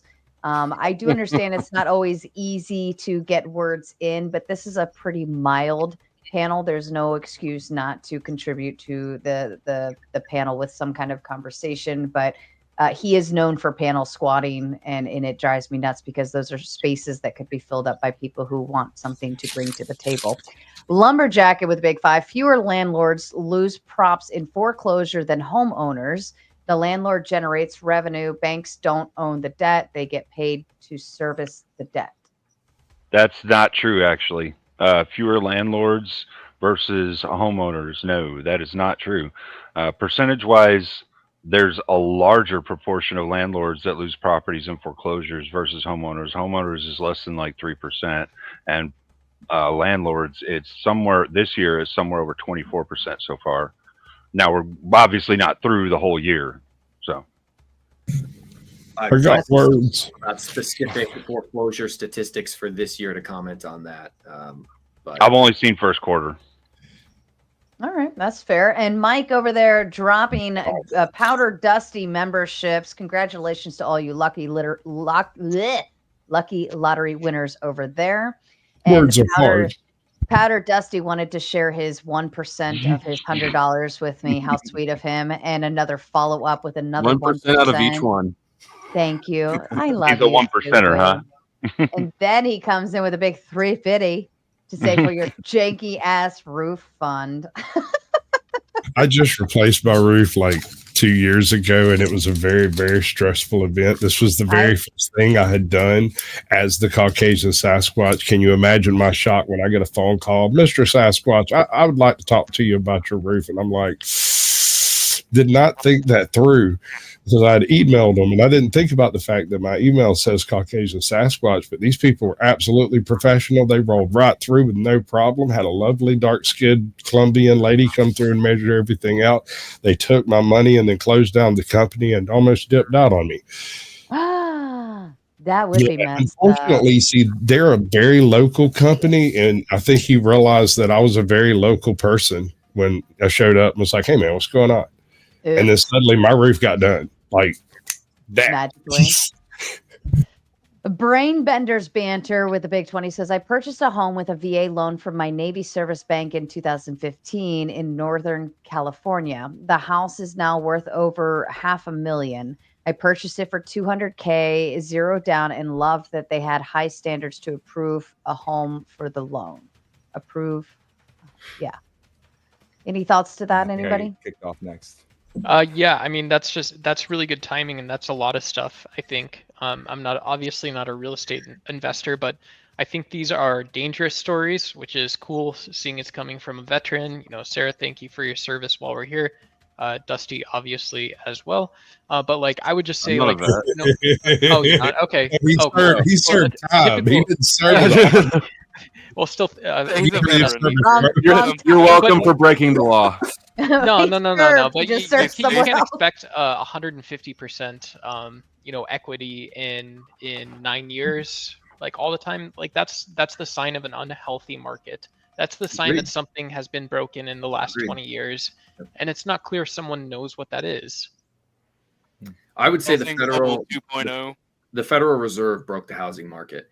If you, again, as I mentioned earlier, there's three prongs to housing: Are you going to justify this? Wages and interest rates. The Federal Reserve, coming out of the C-19 pandemic, when we sent everybody home, was concerned we were going to have major decline in our economy. So they drastically lowered interest rates, which is why in 2020, 21, 22, rates were in the 2 and 3%. Many people refinanced or bought houses at that rate. They kept those rates artificially depressed for too long. And what it did was it overheated the housing market. It pulled forward a ton of demand. It caused prices to skyrocket at a completely unhealthy rate. I'm not for 100% appreciation in a 3-year period. That's not good for the economy. I mean, this sounds more like a sales pitch than an economic explanation. I've owned my house for 15 years. No, it's a bit of both. Why is that not an economic explanation, It's a bit of Doug? both. I think No, jobs it's bullshit. It's bullshit. You call it No, bullshit. it's not bullshit. how- Let him how- finish, Duck. How is it bullshit? Yeah, I don't know. I think you're just talking to talk, man. Absolutely, the Federal How is it not Reserve bullshit? was impacting interest rates. Someone else said it in the comments earlier. A $500,000 house with a 3% interest rate is a $2,100 a month payment. A $500,000 house with a 6% interest rate is like a $2,900 a month payment. Just the interest rate alone can so drastically affect what you can afford. But when they lowered it, they brought in a ton of extra demand as more people could afford housing. That drove prices up because of competition. And then 2022 comes around and they have the fastest increase of interest rates. That What would you have the Fed? Let me ask you. What would you have the Fed have done differently? They should not have kept the rates that low for that long. They broke housing. They lowered rates. What should they have done differently, though? They should not have kept. It might also just be that because interest rates are connected to everything. So if they want to target like consumer spending, they also have to negatively impact housing at the same time. So it's like the Fed can't really, like, to Duck's credit, the Fed can't be so surgical with how they are like helping demand.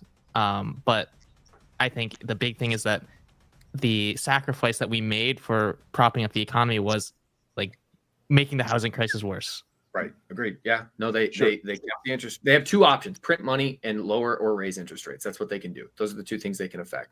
They lowered interest rates, but they got the timing wrong. They needed to increase them, not massively, but they shouldn't have depressed them to 2% for as long as they did. They should have probably not lowered quite as much, or they should have started to raise sooner. But then they didn't. And here's the proof that they caught their own mistake. First of all, Jerome Powell was saying inflation's transitory. It's not going to be a big deal. But what ended up happening was in 2022, between March and September, they raised rates at the fastest rate that has ever been done ever. They went 3 percentage points in a 6-month period. Never done before. That's because they caught themselves in their mistake, overheating the economy. You know, Mike, I have to say one thing to you. I have to say one thing back to this, and that is that, you know, without a doubt, we're going to see the political environment change, because anytime there's these breakdowns that you're talking about and they're blamed on the Fed for no reason, we're going to see consumer credit crises. We're going to see all kinds of new financial instruments. We're going to see all kinds of levers, and we're going to lose track of what risk actually is and how it affects ordinary, everyday Americans. Is Doug still talking?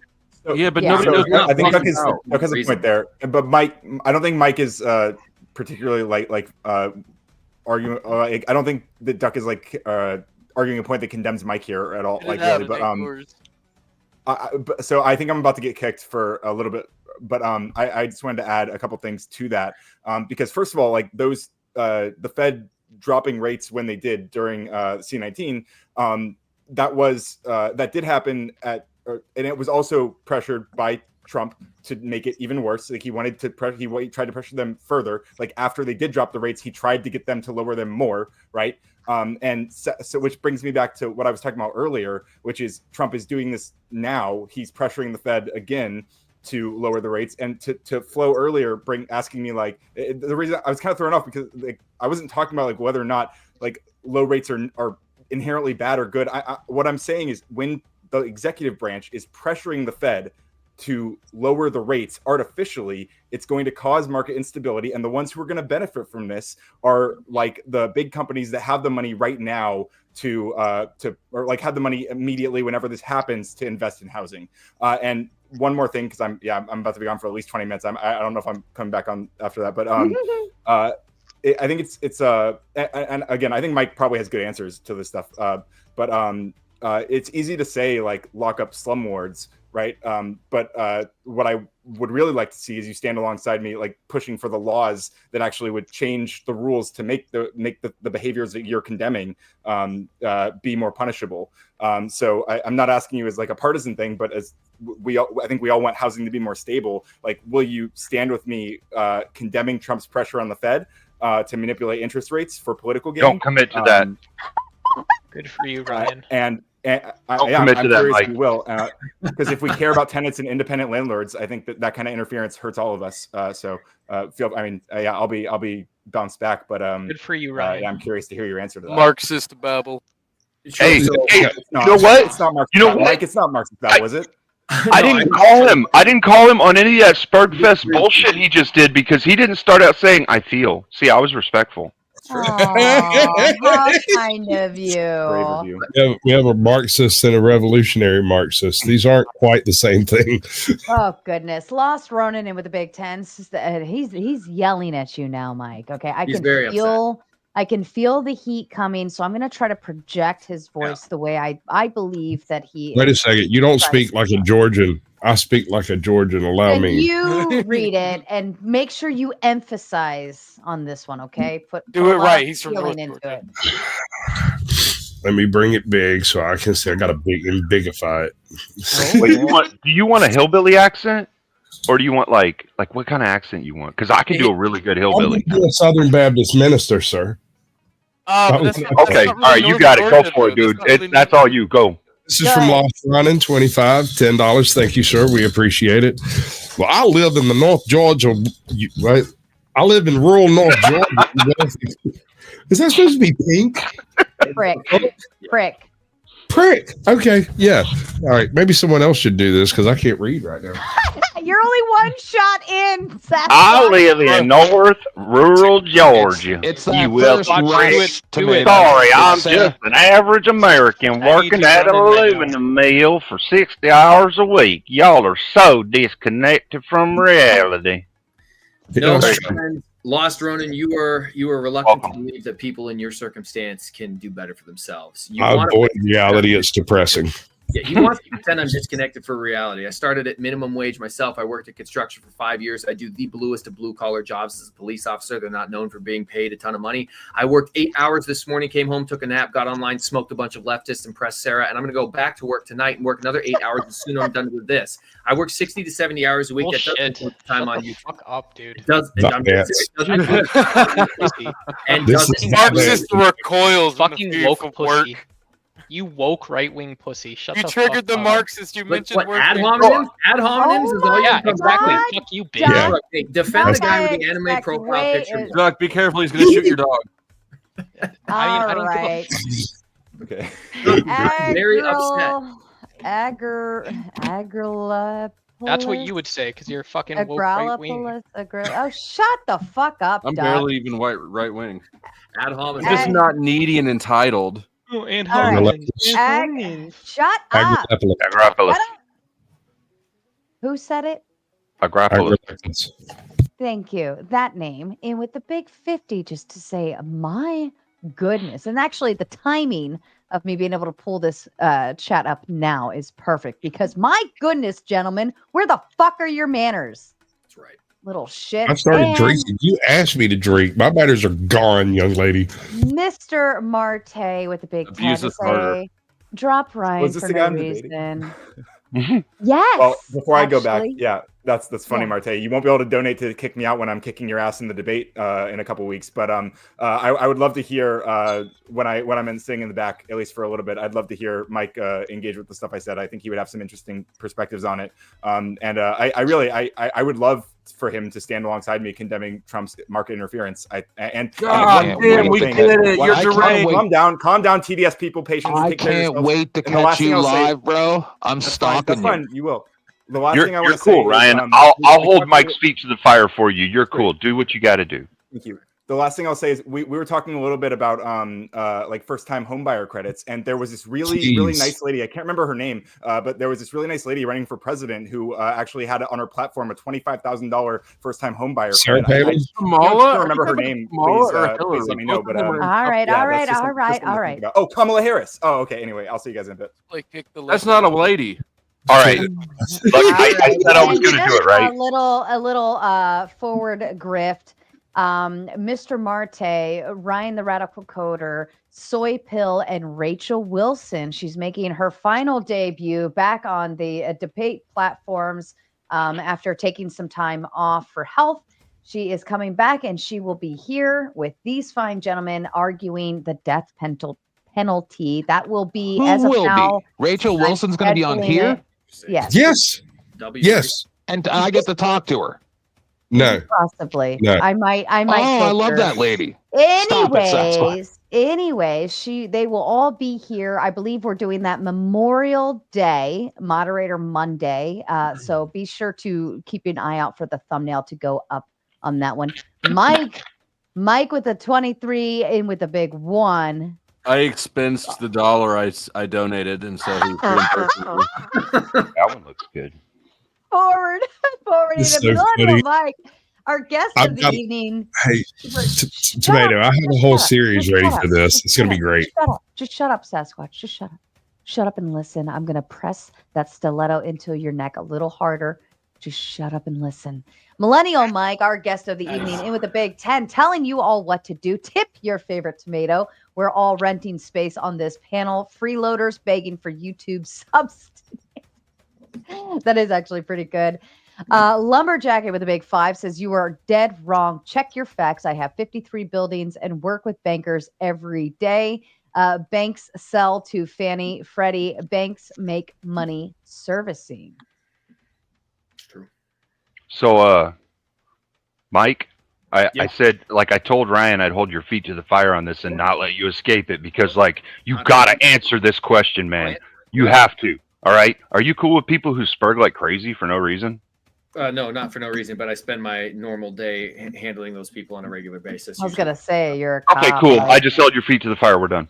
No, You work on a construction crew? To Ryan's question, he had said something about would I stand side by side with him and support legislation that would hold slumlords accountable? The answer is yes. Will I stand side by side with him and hold legislation that restricts the president from commenting on fiscal policy? No, I wouldn't hold anybody, or I wouldn't hold any politician and make them unable to comment on the economy. That's part of our system. You have to have more discourse, not less discourse. You may not like what the president's saying, but at some point, a president that you do like is going to be in power. And I'm not going to like what they're saying. So you're either. I mean, you're looking for a porn director with these answers, Mike. I just have one more question for you when I can have No, a chance, guys. He's offering up a fair answer. And as a guy who's not a debater, he's actually offering up a very fair answer, one that I think most people could understand. As far as landlords go, Mike's one of the good ones. Appreciate that. Thank Bullshit, stay out of I think he might be, yeah. Who's trying to Landlords. keep people from saying things about the market. Ryan had made an argument that he wanted legislation introduced to keep Trump from commenting or interfering with the market, as he put it, but it was by pressuring the Fed. And how does he pressure the Fed with his statements? Yeah, no, that's dumb. Sorry, I can't restrict. It's Marxist babble, like I said. Well, yeah. Well, I mean, I wouldn't say that's Marxist babble. I would say that that's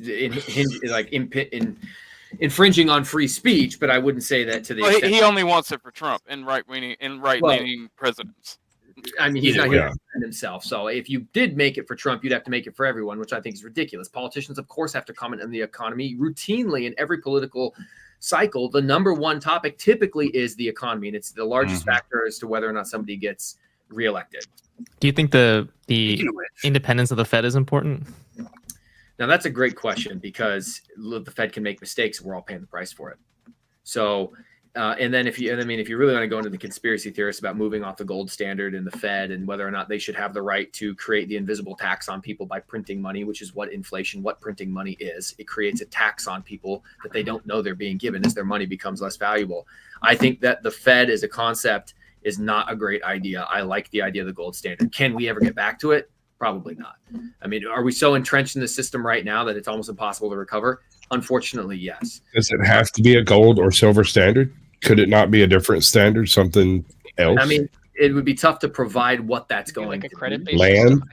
I could be like a credit-based system, right? Real estate. No, credit won't work. Credit has to be based on something. Isn't our so- system currently a credit-based system? Look, the problem with any credit-based system is the same thing that it has always been. It started out with sharecropping, all right?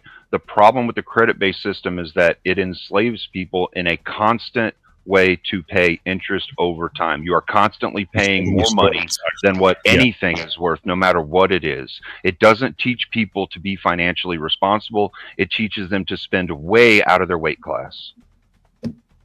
That's fair. I killed Earl sending in the 5 gifted tomato memberships. Thank you so kindly. And you're welcome to all of you lucky lottery winners out there. And she follows up to say, for causing a kerfluffle, my apologies, lady. And ladies in the chat, between Paige, Earl, and Archivist. I will be getting to the bottom of it. It sounds like I might have to do some asking around and seeing what happened to dive further and handle it accordingly. But all three of you are in big trouble. No spurging in the chat allowed. Brain Bender's Banter with a big 5 says, I'm a girl, by the way. Thank you for your service, Sarah. If I heard that right, women in the military rock. And my apologies, I presume, because I have about 99% male viewership. I presume, unless like it's very apparent to me, I just presume everybody's a dude commenting. So I apologize. And welcome to the ladies club. That's not so many ladies. If in doubt, it's a dude. If in doubt, it's a dude. Mr. Marte bringing in another 2 extra tip for dropping Ryan. I'll add the extra $2. Rude Mud Crab with the big 10 says, get the fuck out of here, Duck. Bye, Duck. You got 10 minutes backstage. And then Mr. Marte follows up with another 10. Says, kick Ryan again. I will add the extra 10 minutes on top of that as well. Somebody else say that again. Agropolis. Is that how you say it? Agrilepolis. Thank you. It's Sending spelled out that way 10 to screw with people.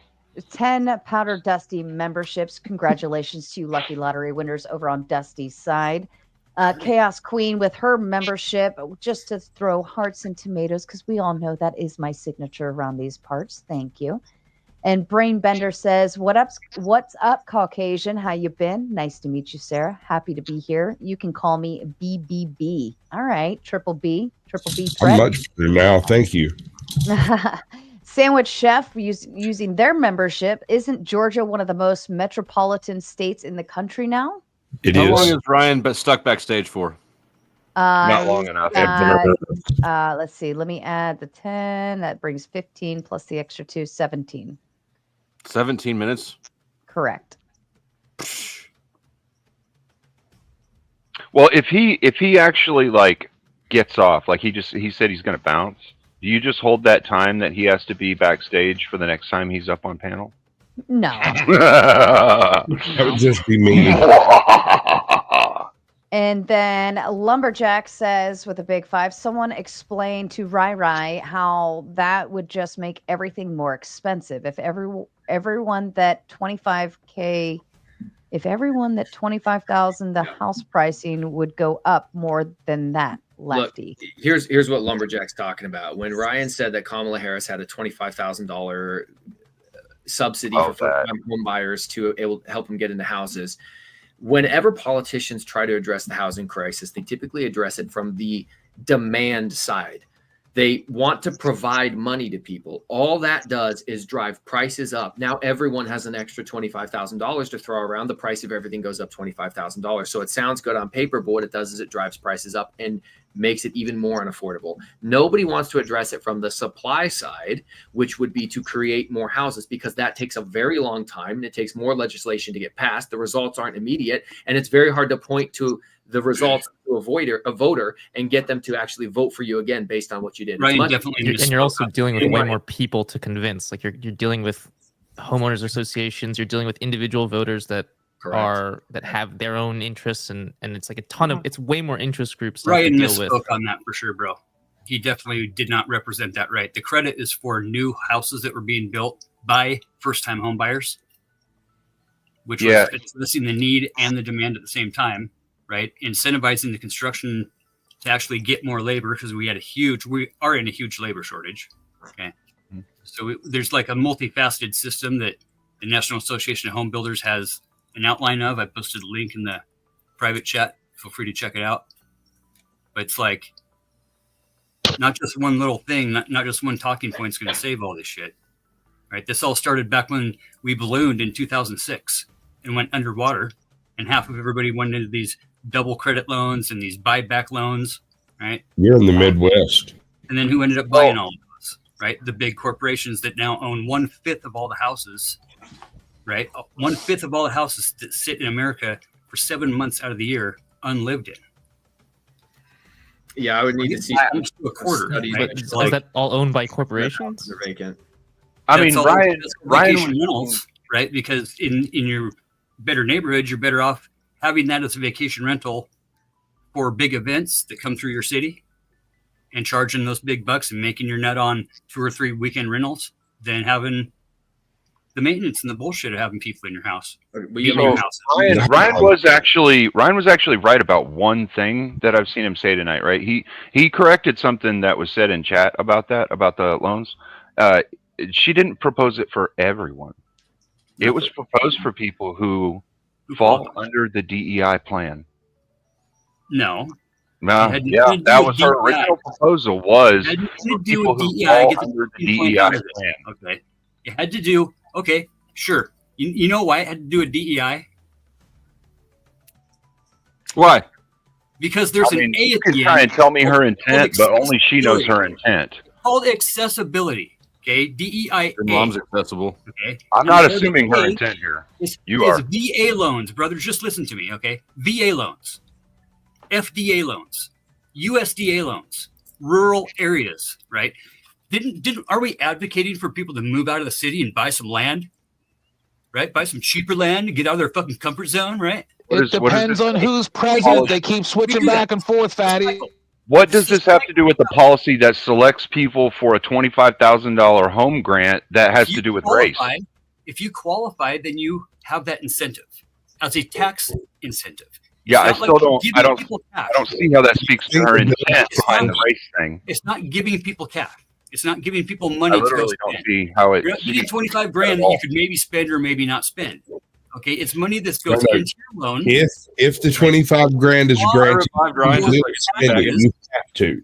It comes off of your taxes that you end up paying. Ryan, look up. The bank gives you the incentive. All right, I just want to, gentlemen, I just want to say, you're a tiny bit off topic. Sorry, Sarah.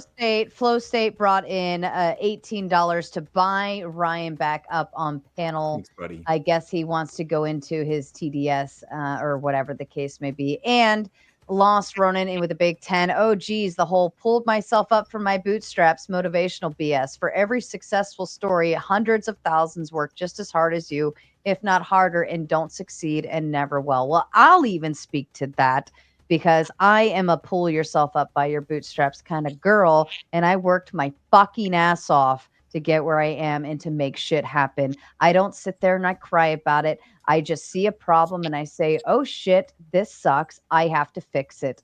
And that's what I do. And I fix it, and I'm just a girl.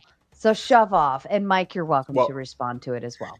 I couldn't agree more, man. He's got a negative mindset. He refuses to believe that he's capable of succeeding. And if he thinks he's going to fail, he's right.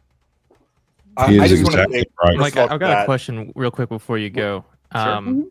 So you really like Section 8 housing. I'm interested, like, is there a pathway from Section 8 housing, like being in that program, to homeownership? And have you seen that happen before?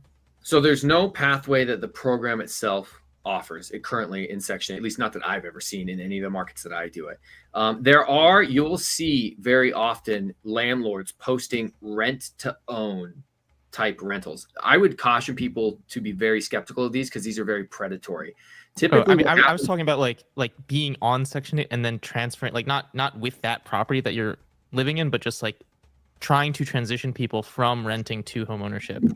Not that I know of, and actually I think this is a failing of a lot of the social welfare programs. So I grew up on Section 8, free lunches, food stamps, and I remember having the conversation with my mom, like, hey, how come you don't get a job? And her response was, if I get a job, I will lose my subsidies, and I make more money from my subsidies than I would if I was to get a job. So our welfare system is set up in a way to incentivize people to not do better for themselves. I would like to see it changed so that if somebody does get a job, they aren't immediately punished and have their dollars. If there was some sort of slow reduction over time to help them ease into being able to support themselves, totally support changes in that direction, because I firsthand experience how it will directly incentivize poor behavior from people on the programs. But currently I don't know of any program that exists that does that.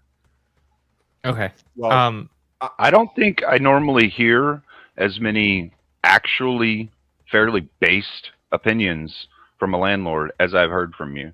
The last time we did that type of system was in the Clinton. Yeah, no, I would say you're probably one of the better landlords. You don't sound like you're horribly offensive towards your tenants and whatnot. So I bet you are.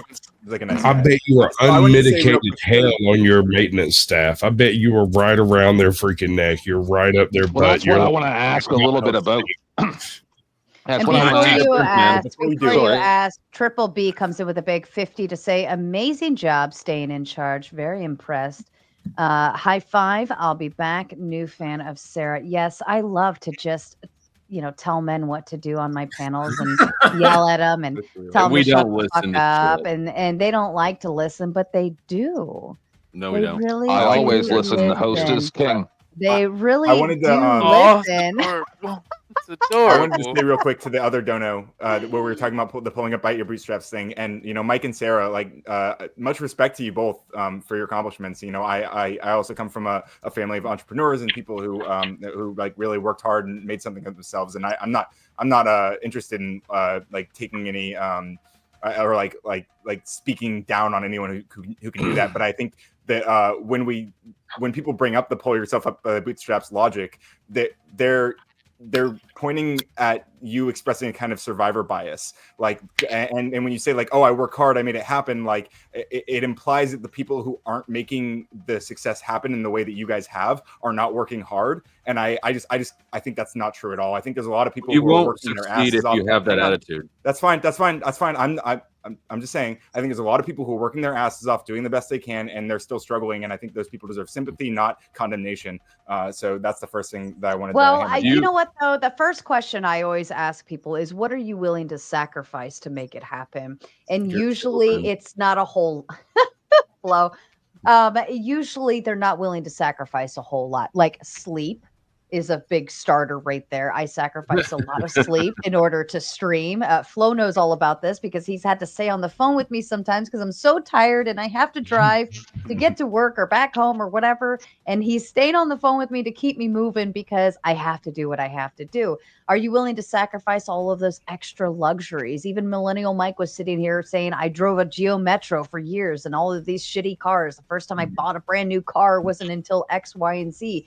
And that's another big feature that I would say that people need to learn and understand is you're not going to have the best of the best. If you want to be able to afford something bigger, you have to sacrifice all of those small little things. And I know the running joke is like, if you gave up that Starbucks coffee, once a day, blah, blah, blah, that $5. Yeah. But if you really sit and think about it, $5 a day goes a long way. $20 a day, $100 a day. Where are you spending your money? What are you willing to sacrifice? And sometimes you just might have to sleep on a mattress on the floor, right, Flo?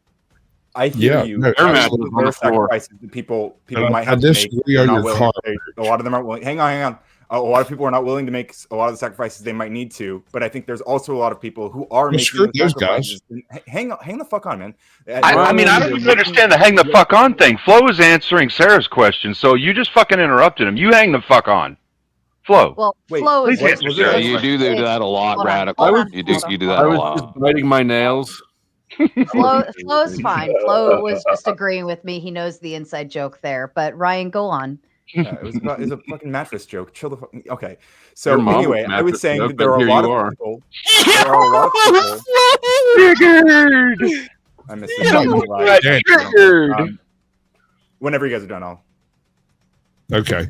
So, so what I was saying is that there's a lot of people so I was saying there's a lot of people who are making all the sacrifices that Sarah is saying they need to, and they're still barely getting by. People are still struggling, and all are you one of them, Ryan? Instead of mocking those people and saying they're not making enough sacrifices, we should possibly maybe critique the system that they're suffering within. But are you one of them? What does it matter if he is or not? Because this is about landlords and tenants, not somebody mythical that he's thinking about and how hard their life. It comes from I'm not defending myself here, by the way. I think it just comes from perspective, right? And there's an act of empathy involved in there. I think it's reasonable to feel bad for people who are making a lot of sacrifices, eating ramen noodles every day, so on and so forth. But I add the caveat, are they willing to get up off their ass and go work a second part-time job? There were many years I worked 3 or even 4 jobs because shit needed to happen and I wasn't willing to sit down and cry about it. And I just, if I can do it, anybody can fucking do it. And it's just a matter of how much willpower do you have, how much drive, how much motivation, what are you willing to do to make it fucking happen? And if you're just going to sit and complain and cry and say, oh man, like the system's built against me. No, I don't live in a system. I make the fucking system mine. Well, I own the bullshit. system. You live in, sorry, you benefit from the system in the ways that you thrive in the system, and I'm proud of you. And I'm not sitting here speaking up for myself. Like, I'm fine. I live in a comfy house with a comfy dog. I'm living my best life. Okay, look, I'm not complaining about me, but I'm saying like the average isn't the what's the stat Why about don't like you the average stay in your American lane? Are you average offended American not that having someone else says $400 it's for fit, a sir? fucking emergency? Hold on. Like it's not because it's not because all these people are just like pathetic losers who aren't like willing to stop buying Starbucks. Some of them like, are. People, there are some of them are, no doubt, and I'm not saying some of there them aren't, are? but obviously Those are who we're talking I'm not about. talking about those people because I keep telling We're you. talking about those people. Yeah, we are. Okay, well, I mean, maybe you're just fucking too retarded to understand what I'm talking about. But No, I get what you're saying. We're not talking about the people you're trying to defend. We're talking about Oh, no shit. losers. I mean, you're angry about something that we're not even arguing about. We And agree those with people you we're that, talking about aren't even angry about it because they're not listening. right? They're not here. And let me interrupt, gentlemen, and then you can get back to your Spurg session. Mr. Millennial Mike is going to make his exit. He's been a most wonderful guest this evening. Lots of banter and lots of intelligence and lots of new insights that are brought to this panel that even surprised me that people would even be want to contend. It just blows my mind. And go ahead with your final thoughts, and please be sure to plug your channel for the onlookers. Of course. Well, first of all, thank you, Sarah, and to the panel, everybody who was on here. I enjoyed the conversation. I thought it was great. Enjoyed the debate. And love getting into a little engagement here or there. Please subscribe to The Raging Tomato. If you haven't already, you're an idiot. So just get it done already. My stuff can be found Millennial Mike on YouTube, Millennial Mike on Instagram. On Instagram, it's spelled with 1 N, not 2s. As for my closing statement, Drop a link. a couple. Yeah, I should probably figure out how to put it in the chat. I got you. I'll put I it back. am actually going to work after this. So to the lost Ronin, who is probably at home comfy in his bed listening to this instead of working more, and to Ryan, who does actually bring up a fair point, which is that some people, through no fault of their own, may be incapable of achieving certain things. They're disabled military veterans. Should we help those people? There's single moms with a whole bunch of kids. There's people who have medical conditions. Do we help those people? Yes. No. I fully, well, do we help them enough? You're right. Closing statement. Shut the fuck I up. fully support social welfare programs and social safety nets to benefit these people and take care of them. I think that as a society, we've decided that's something that's important to us. Can we talk about those programs being expanded or being changed or being more inclusive of individuals who may need help that currently aren't getting it? Absolutely. But other people on the panel make a great point when they say, yeah, some people really do just need to shut the hell up and work harder. Sarah made sacrifices for a long time. So did I. So did many successful people. You're right. Not every single person will be a winner. In order to have winners, you need to have losers. I like to win. Sometimes that's at the expense of someone else, but not always. There's definitely plenty of opportunity out there for you to achieve whatever your version of success is. Home ownership, land ownership, property ownership is not out of reach if you're willing to put in the work and make the sacrifices. So my advice to anybody out there who's looking to find a way to improve their financial standing would be to take something like this seriously, run with it, work hard, make the sacrifices, set the money aside, invest intelligently, and then add that benefit of time. Give it enough time. You don't get to just go to the gym and see results in a week or 2 weeks or 3 weeks. You got to spend months, if not years, working out to see results.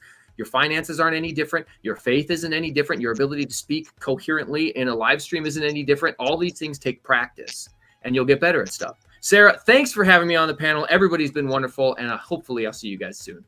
Absolutely. I gained a lot of respect. And Sorry. I'm going to connect you with Grid as well. He was talking about maybe having you on next Wednesday, but that is for the two of you to figure out. I'll connect the both of you. Love it. Bye, guys. I gained a lot of respect for you, bro. See you soon. All right. And I have, here we go. And then I have Eliza. Am I saying that correctly? Oh, yes. This is going to be great. Is this good? All right. Well, Yes, let me ma'am, you are. Yes, ma'am, you are. Hello, hello. Wonderful. How's let me it get going, through. beautiful? There we Long go. time no see.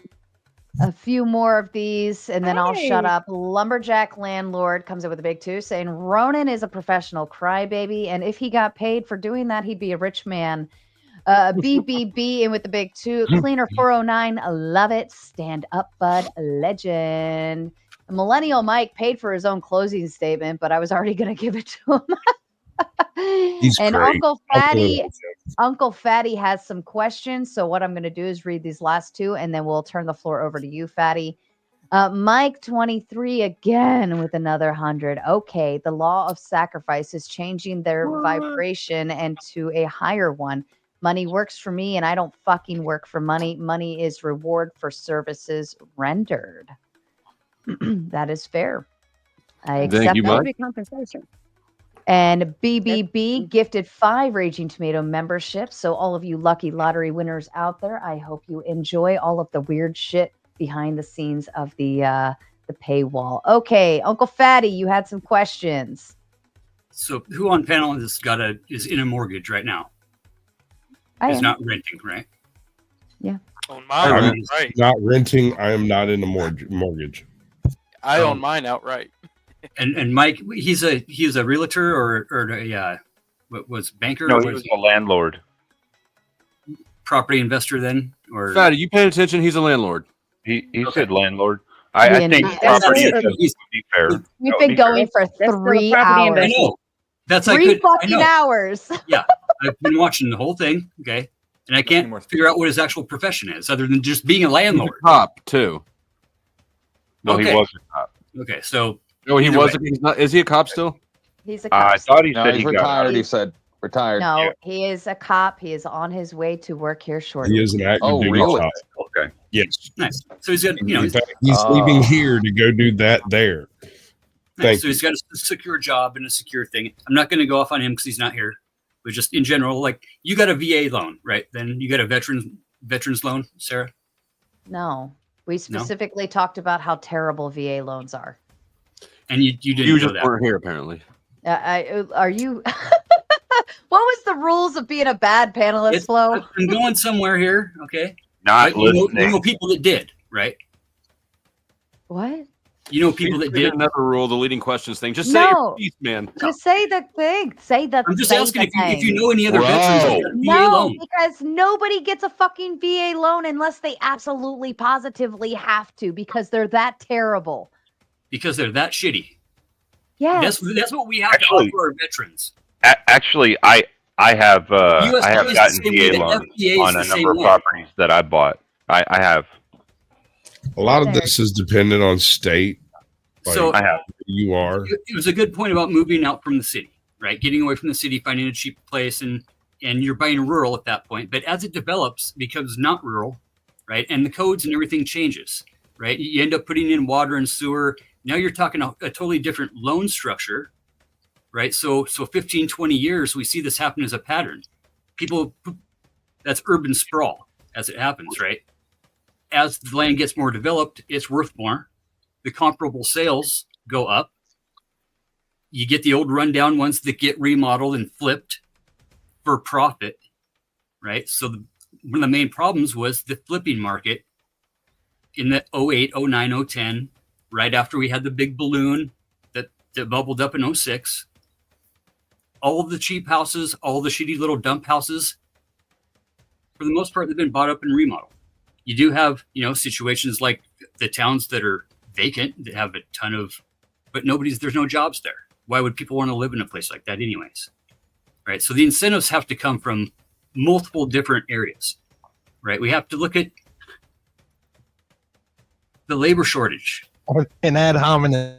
You're Listen, talking about like I'm multiple 16 causalities. 16 fucking line items. Okay. Like which one do you want to even address? So like, Right. So what you're saying is that there are other correlates to what's going on rather than just the specific thing we're talking about. Well, we're just talking about this one thing because that's what's the topic tonight, right? So why are sure. we The still one on thing topic? as far as what housing and being landlords, right? Yeah, being a landlord. Landlords exist or not? No. Is there ethical landlords, landlordship? or are they overlords? Are they trying to extract value from the system, or do they provide a value to the system while extracting pay? Why can't it be both? Well, yeah, I was like, two things can be That's what I'm true. saying. Business. Well, where do you see the distinction is, Fatty? Nobody said it couldn't.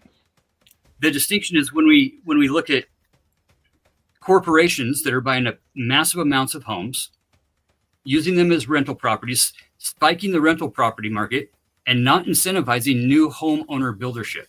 Right? Mike We're was, at a low right now. Mike from referenced like 1981. 3% of Now, of like first-time family home homes. Go ahead, Ivory. Yes, Mike was referencing 3%. I don't know the statistic, but that's what he was referencing. That is owned by corporate ownership, and that I think you mentioned like 1/5 are left unused, but I think that's like two separate things, right? It is, yeah. But we still have a disparage. There's more homes owned by corporations in America than there is by private entities. Nope. Wait, how does that, Absolutely how does not. that line up with the Association 3% of Home number? Builders does all these stats. Hold on, Fatty. There's Hold a link, on. There's a link in the back that First of all, a corporate entity is a private entity. And so the statement itself is self-defeating. than individual homeowners. Than an I just want individual to say, person I that wants to actually live. have to take a phone call. Can I come back when I'm done with my phone call? If that's all right, if you guys are still live. Yeah, sure. Just hop Don't worry, Fatty. We'll still be talking about what the panel's not about. I don't Okay. feel like that's what's happening. You want to try to figure out how to solve shit, right? I like Tenth Man. He sounds pretty cool. No, we can. Wait, Bro, This man has all the clout too. Landlords. Yeah. Give it time. You'll eventually learn that Oh, he is Lord. self-serving and interested Yeah. only in the things that can serve himself. It's great. I love it. Micah decided to go get their own Raging Tomato membership. Welcome to Mater Nation. And Mr. Marte says, bye, Coder. You got 10 minutes in the back. And then Lost Ronin with a big 10. I'm at work halfway through 12 hours night shift making parts for planes. Mike's ass flies on. LOL. Typical wealthy snobbery. You know, here's my thought process to this is we all make decisions in life. Okay. When you're 18, some of us have a little bit of a better advantage than others out the gate from high school. I agree with that. But every decision you make once you turn 18 is now yours to be accountable to. And if you're working a job that doesn't seem to pay the bills or do that factor, you know, that all stems from your own decisions. We all have choices. We can choose to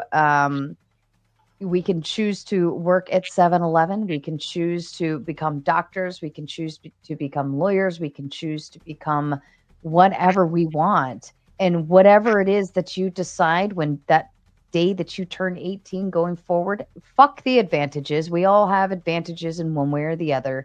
But at the end of the day, every single decision you make going forward now determines where you stand. And it's always the people who make the terrible decisions that I find don't seem to like the people who make the good ones and are, you know, reaping the benefits of their good decision making. So I'll leave you with that, Ronan.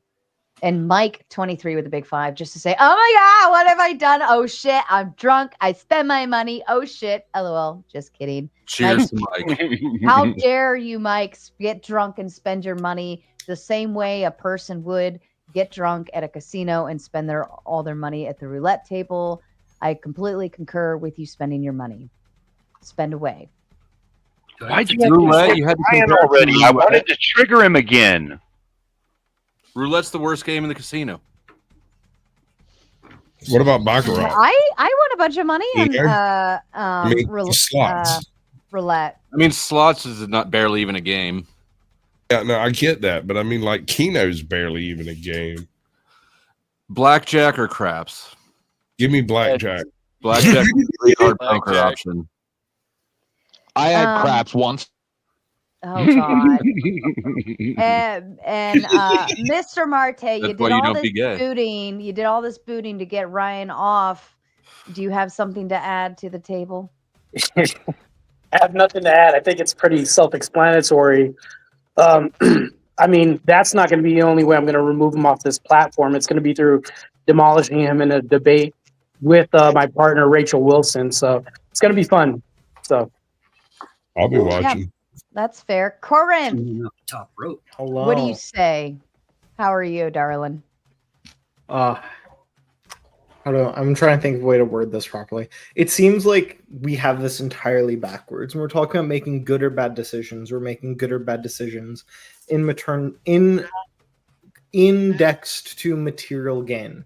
This doesn't seem to be what we want to incentivize young people to go towards. We don't want them to say, hey, the only thing you should be looking for is that next paycheck, that next dollar. We want you to be looking for a family. We want you to be looking for doing the betterment of society, not just the betterment of your own index fund, not just getting more houses, not getting more. Aren't they the same thing? No, because you can have people going to be their 40s just looking, I want saving everything, get my next paycheck. You have women going to, I'm going to be the girl boss mode. I think what Corinth is speaking to isn't wrong at all. However, I would just say, I would just ask, Corinth, do you also believe that, for the male side, we have to have some buildup or something like that shows us to be good providers for women that we want to attract, right? I don't think so. I think the best relationships I've ever seen were people who were high school sweethearts, the people who were like, we're going to build this thing together, we're going to constantly work together. I don't care if there's money right now. You mean imaginary, right?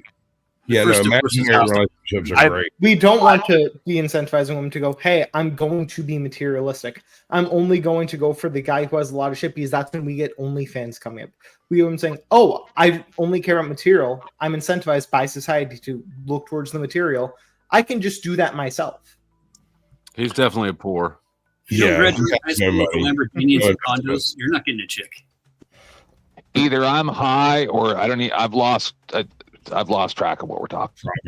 Probably high. I know you. You're very high. You're higher than I am, and I regret it. You're that high. So, what is the topic of the Rachel Wilson panel? Because I'm very interested in that. Yeah, what exactly is that again? Just to go ahead and clear that up, I'm on the defense with Rachel Wilson, pro death penalty, and Ryan Radical Coper. What's his Radical Coder? Is it? How do you? Come on, bro! Don't go ad hoc. You're not letting. No, you know what? Hey, listen, Ryan's a good guy. I'm pretty sure he's good. I think that sometimes jabs and jest are good. So back to this. I am the pro side, so Rachel will be joining me. Andrew Wilson may be joining the panel later as far as commentary, though, too. So it'll be a fun panel for sure, or debate. I should be there to back up Ryan because I'm a convert from your side. I'm a convert from their side, too. It's crazy. All right. Well, I look forward to it. You take it, Dusty. Oh, I'm not arguing it right now. It's not my debate, but no, I'm saying if on that, I'm saying I would back him up on that if he has nobody else to back him up. I'll whatever. What? I get the money, you get the clout. Isn't this the arrangement we have? Yeah, I know, but you have a channel, so. Well, we got Soy Pill. You guys I think you guys his let me name's know. Soy Pill showing up too. So Radical's got a partner, I think. So cool. That soy guy is hilarious. Yeah, should be very entertaining. So, but back to the house thing. I think that it's imperative for men to have their own place as opposed to moving in with somebody that has an apartment that's a woman. I think that moving into a place with a woman, it's hard for you to have some kind of, hey, not in my house, that kind of talk, as opposed to you having to ask, is it okay if I can paint the walls? Is it okay to do this? How much leadership would you have too? So there's that conversation as well too. Yeah, but you're throwing out those two options like that's the dialectic that you have options of, and there are no other options, and that's just kind of ridiculous. Like there's tons of other options. Like what? If you boil it down to it, there's like two major things that we can get. There's only two people in a relationship. Either she has a place or I do. You can say both of us do, but if you're going to be married and move in together, it's going to be one place. So. Yeah, but there are tons of other options besides you move in with the girl or she moves in with you. Like you can buy in a place together, you can rent a place together, you can move in with her parents and save some money for some time. You can move in with your parents and save some money for some time and then buy a house later. There's all kinds of options. You're speaking to it like there's only two options, and that's what I'm saying isn't correct. There's if you talk to most people and you ask them about this, it's going to boil down to those two because how long are your parents going to want you staying with them? You see what I'm saying? That's where I'm going with this. So eventually it's going to funnel down to these. I don't think I'm making a false binary by doing this, but I think that if you ask most people, their ideal for an end goal is not parents' house. So yeah, that would never be the end goal. That would be a means Right. for a time when you're trying to right. save up to And get again, a down you're- payment on a house. Which you're again, just if you pursuing- both are Yeah. family oriented, which is what we're ideally trying to move people towards, Yeah. fix like the birth rate crisis, things like this. It wouldn't be, oh, I want to go move out so I can posture as in I'm a financially independent person. We're both looking towards creating long-term success. I think what he's talking about is in lieu of, which is not what I'm talking about. I'm No, I'm skipping not right saying to in the lieu of. end. I'm not Is that what saying you're in lieu of. talking- I'm actually speaking to what Corinth's saying as example well. of why tread like And what you're not understanding is I'm actually speaking to what you're saying as Okay. being a false dialectic, and I'm speaking to what Corinth is saying as being a good prescription. All right, so listen, okay, if in society as a parent you're allowing your child and their wife or husband to live with you for a little bit longer, maybe 4 or 5 years, right?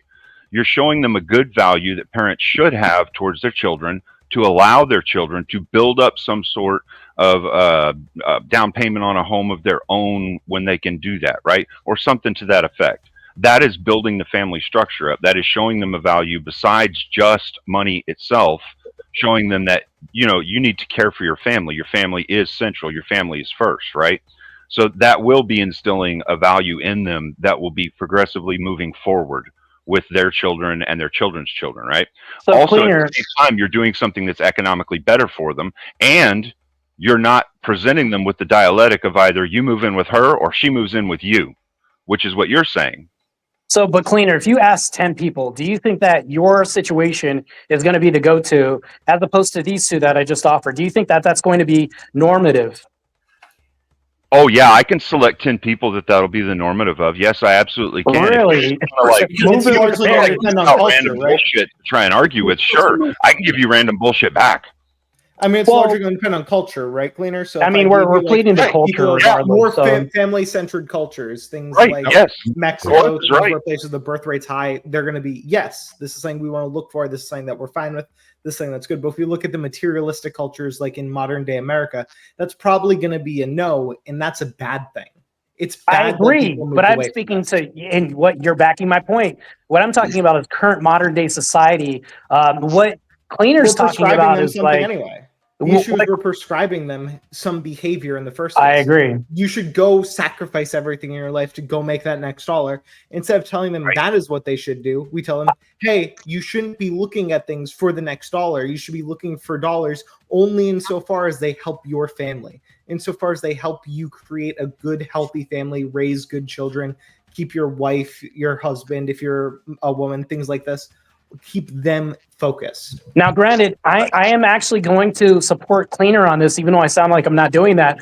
The reason why I'm holding this position is because if we ask for, and I'm not going to plead to like ad populum or anything like that, but I'm just saying Sorry. though, if you really just ask people, pleading ad populum, so if you really ask people and you look at coworkers and things like that, I can't prove this or do anything like that. I'm just, so you could just add, you know, all I'm saying is that normally when you talk to people and discuss them with society, my whole point is you would want the guy to have ownership of something or to have a place for her to come into for the end goal, right? Now I know what he's saying, you know, America is ideally pushing materialism.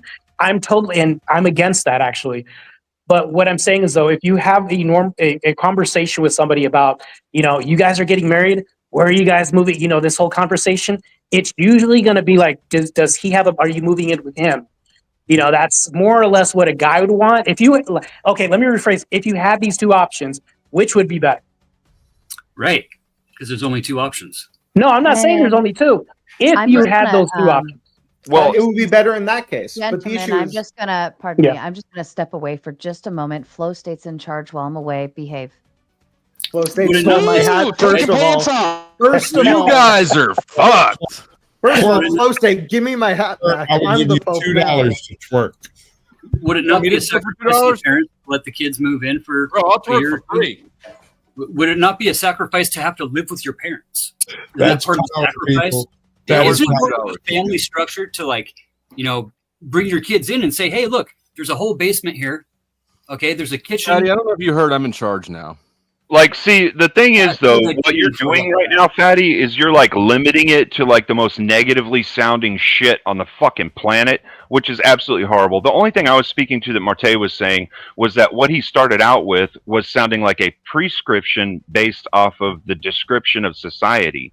And what Corinth and I are saying is a prescription for something better for society, not prescribing it based off of what it's currently doing, because that's fucked, and we all know that. I agree. So I was more or less making an is claim instead of an ought claim, Cleaner. I do support your position. Actually, you know what? I'm 1,000% on what you're saying, Cleaner.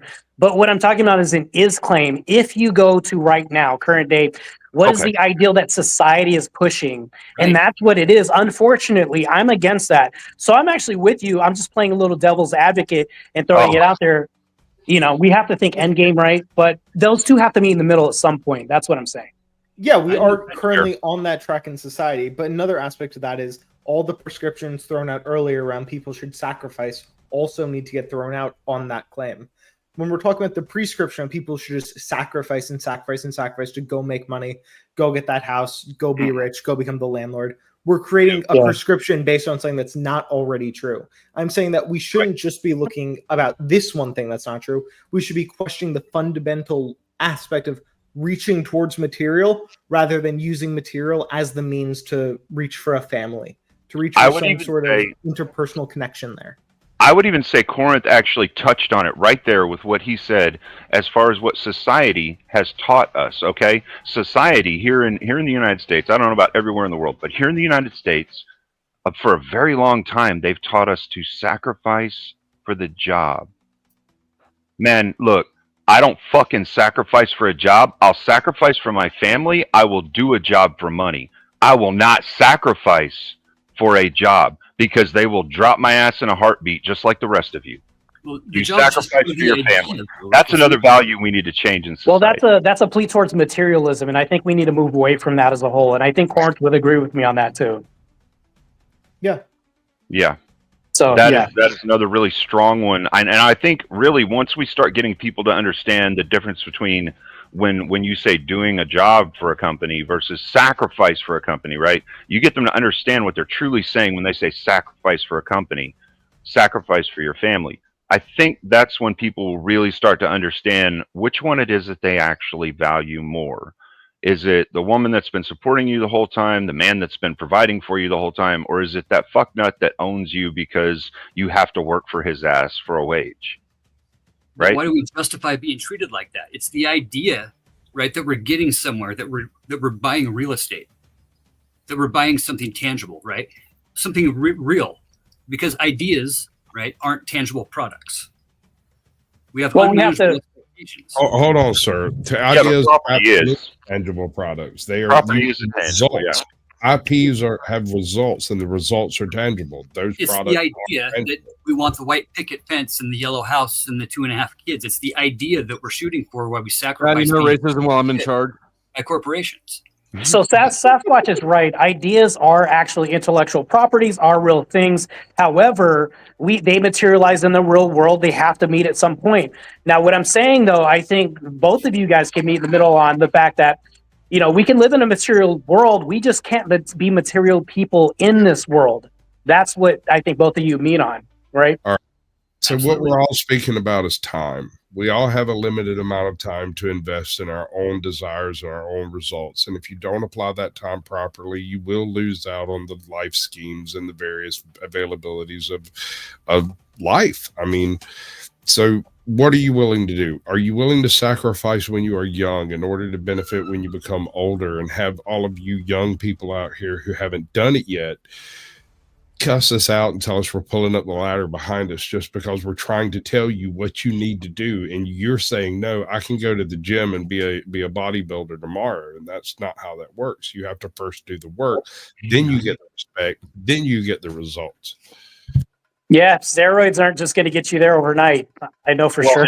This is actually a phenomenal example of it. When we talk, this is a bastardization of what the gym is. Steroids are a thing. Steroids do work. You can get those results. You can also sell drugs and go to jail. And that is virtually the same effect that you're having when you're using steroids to become a bodybuilder. You sell drugs, you get a massive influx of cash, and then you have to pay the freaking price.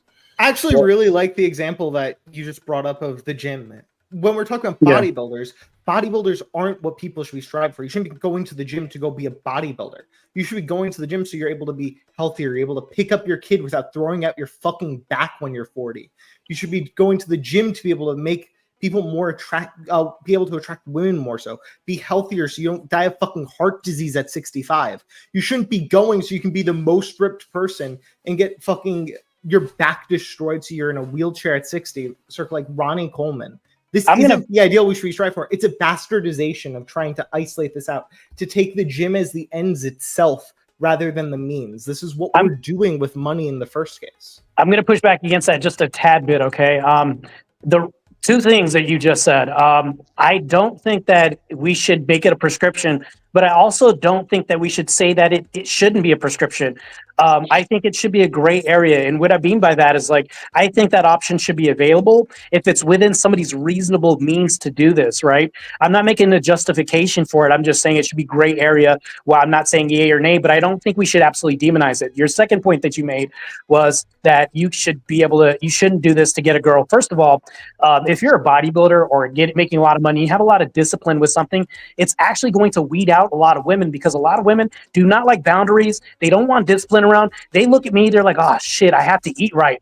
All this other shit. Actually, it's going to be the opposite what you think it is. I know from experience. I'll tell you this right now. They're going to be like, well, he doesn't fit my dynamic of lifestyle. I have to change. You know what? I'll pass. I'll pick dad bod over me every day. Self-filtering feature. These people will filter themselves out when they realize what they have to do to be around you, to be with you. When you're putting forth the dynamic of self-improvement, the dynamic of getting more money, doing the hustle, putting in the work, there's a lot of women out there that just aren't going to put up with that lack of time. Well, Sasquatch, this goes to my point back to houses. If a guy has a house that's, let's say it's not even bought and paid for, you own some real estate, you own something, and she's moving in, right? It's your house. You're the head of the household. There's a hierarchy. I think that when we go to this nonsense of like, oh, well, she could put in with it, this and that. I'm not demonizing, by the way. Let me take out the word nonsense. Actually, I shouldn't say that because I want to be as neutral as possible so we can be open-ended. The reason why is so that way there can be some hierarchy. I don't believe in partners in a relationship. There should be a hierarchy. I think in hetero relationships, we take in the word partner because they can't use husband and wife. And we've used that and adopted that in our relationships and said, oh, we're equals. No, we're not. If somebody breaks in the house, I have to defend my house, and I am the head of this house. And I think that all of that kind of backs up what I'm saying. It's not an absolute. I'm not making that. But I'm just saying, if we're going to put discipline into something and effort, women will respect that. But they're also going to have to adhere to some functions that they have in their role. I think that makes a lot of sense to me. Do you think that there can be multiple hierarchies? So just like some hierarchies, the woman's at the top, some are the man's at the top? You're going to have hierarchies as far as like, I mean, I'm going to be really pedantic here. She's going to give birth. Yeah, of course, there's like an absolute here. And if anybody's on the panel that thinks men can have birth, of course, have at it. I'm going to disagree with you all day. But as far as hierarchy, women buying houses right now than there are single men. Well, that's a problem. What happened to the marital rate? The marital rate has gone down. And if we see those two numbers, why are they matching in result? So that's another thing we could see too as a comparison. Also, furthermore, when you going back to the hierarchies, if we look at hierarchies, I do believe in a patriarchal structure. I'm a patriarchist, right? It makes sense to me. If anything happens, like let's say she owns the house or anything else, and I'm going to plead to society on this, and we get foreclosed in our home. News Channel 5 comes to interview somebody. Who are they going to hold the microphone up to as to why we got kicked out? Today they will hold it. No, sir. No, sir. Today they will hold it up to your wife. They will interview your children. They will leave you out of the entire equation because you're a male. They're not interested in what you have to say. Well, they're going to say, they're going to say the husband's at fault. They're going to blame it on the man all day. We're that's societal. We've just been historically. I gotta say it's not 100% true. All right. Now I will say there is a little bit of a push in the more feminine direction as far as the courts, but it's not always where they just won't listen to you at all as a man, right? Like I got my kids because my ex was horrible with them. She didn't show up to any of the hearings throughout the whole court process, and tried to withhold my kids from me for over a year and a half. Yeah, I'll say that it does lean more towards women, and it does. Cleaner, I think you're making a different argument here. Well, no, what he was speaking to and what I'm speaking to is in society. The whole first, you or your wife society does. Yeah, but courts and society are two different things. If News Channel 5 comes to me, they're really not. When we're talking about this, we're talking about an overwhelming concept where people will support females more than they will males. We definitely see that. Well, no, that proves my point. They're going to blame me for us being foreclosed in our home. They're going to say, well, she couldn't have done anything wrong. That's what I'm saying. Right, they may do that, and I'm saying, like I'm speaking to that right now. I'm telling you, yes. Okay. This instance that I had, they did end up listening to me, but it was because they didn't have the choice because she never showed up. Right, so they do lean towards that, but they will listen to me. Who filed first? Dusty, we can hear you, man. Who filed first, Cleaner? You're still kind of tearing a little. Who filed first? That's on your side, bro. I It's clear over here. Yeah, he's asking you who filed first. I did. Oh, you did? Yeah, I did. Powder, he says he filed first. I hear him. Yeah, Okay. she was horrible to the kids, and she spent all of the money that I made in the first couple of years that I was making a hell of a lot of money. I didn't have enough money for my kids for Christmas. I didn't have enough money for my kids for Christmas, and that, like, with what I made that year, that shouldn't have happened. That's ridiculous. Did you file for custody at the same time you filed for divorce? No, I filed for custody. That's why. The courts aren't biased against you. You're being a victim, but that was your own error. No, I wasn't saying anything about being a victim.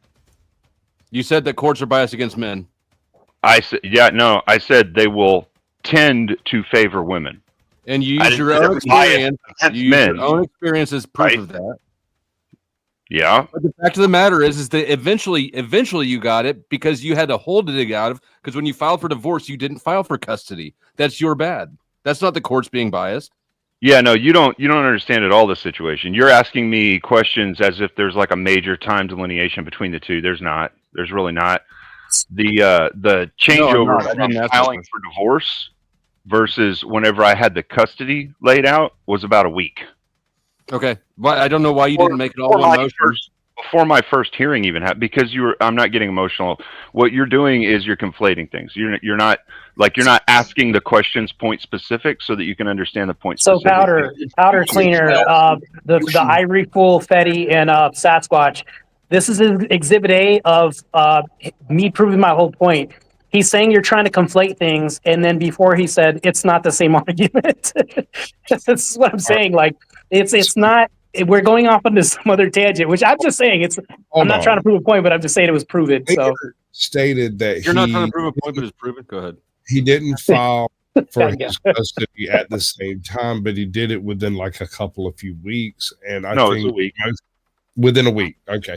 I think most people would agree that's a fairly timely way to go about it. It's fairly timely, but when the courts are considering things, right, if you do it at once, then that establishes the start point. If you do it after I couldn't do that though. The start point is very custodial parent.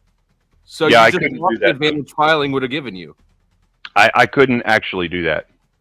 It wasn't within my legal capabilities to be able to file for custody at the same time as the divorce. I thought I was going to have to wait a lot longer than a week, but it didn't end up going that way. Why? What state are you in? If you don't mind. Texas. Why couldn't there was allegations you made with the police that didn't get cleared up until the middle of that week, and then I could file for custody, right? So I had to wait.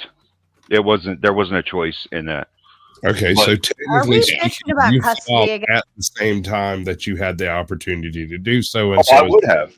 Yeah, Yes. while you were away, it turned into a men's help group. Yeah. Did you have There, it's the same Lord. conversation we had about custody before. Did you guys have a loan together on a Those piece of whiny property?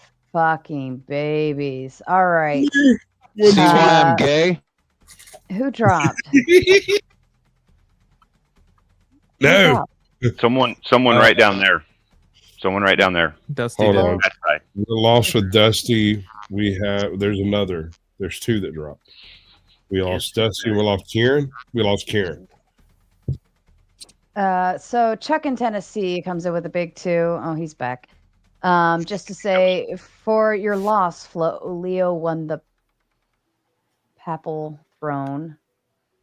And then Nate in with the big 5. When will the debate begin again? Here's some money for having to repeat yourself. So the debate between Mr. Marte and Rachel Wilson versus Radical Coder and Soy Pill. Tentatively, I'm planning for Memorial Day, Monday Memorial Day. I'm waiting on. Oh, he must be having Wi-Fi issues. If you use that $200 that Mike23 sent you, you can get better fucking internet. You retard. All right, so They need my consultation. apparently so. So that is tentatively scheduled for Memorial Day. I'm waiting for one other debate to drop. I'm waiting. Actually, good news to all of you who went and threw tomatoes at Diddley ASMR the other night. Thank you. It got her attention. We have connected, and we should be able to. I'm trying to get a debate scheduled for her for not this coming Monday, but the next Monday. I just need her to connect back and forth a little bit more often. John, huh? I said Diddley's a good debater. It's good. That you got her Yeah, on. I saw her on Modern Day Debate, and I tried getting a hold of her via email, but I guess she's not an email person. So the crowd did what they were supposed to do the other night when we raided her. They threw tomatoes all over her chat. It was beautiful. They were all confused in there, and it worked. Got her attention. John Beer throwing in the big 2. 10th is going to have Flo's baby. Just wait for it. Oh, what the fuck did I miss? That was only $2. Those don't get read. I was sitting here going, "Oh, she ain't gonna read that disgusting nonsense because it's only $2." But no, you did. So $2, we will read them selectively. So if it's like a big debate going on, If that made you and- tingle, that's why you read it. Yeah, it did. Don't get pregnant from swallowing, huh? Yeah. So if they throw in $2 and there's like a lot of super chats coming in, I will skip them. But if it's a little bit slower, and I have the opportunity, I will. Jess in with a big 5. It's proven through science that exercise, moving your body, changes your physiology and changes your brain. Did I miss a good conversation?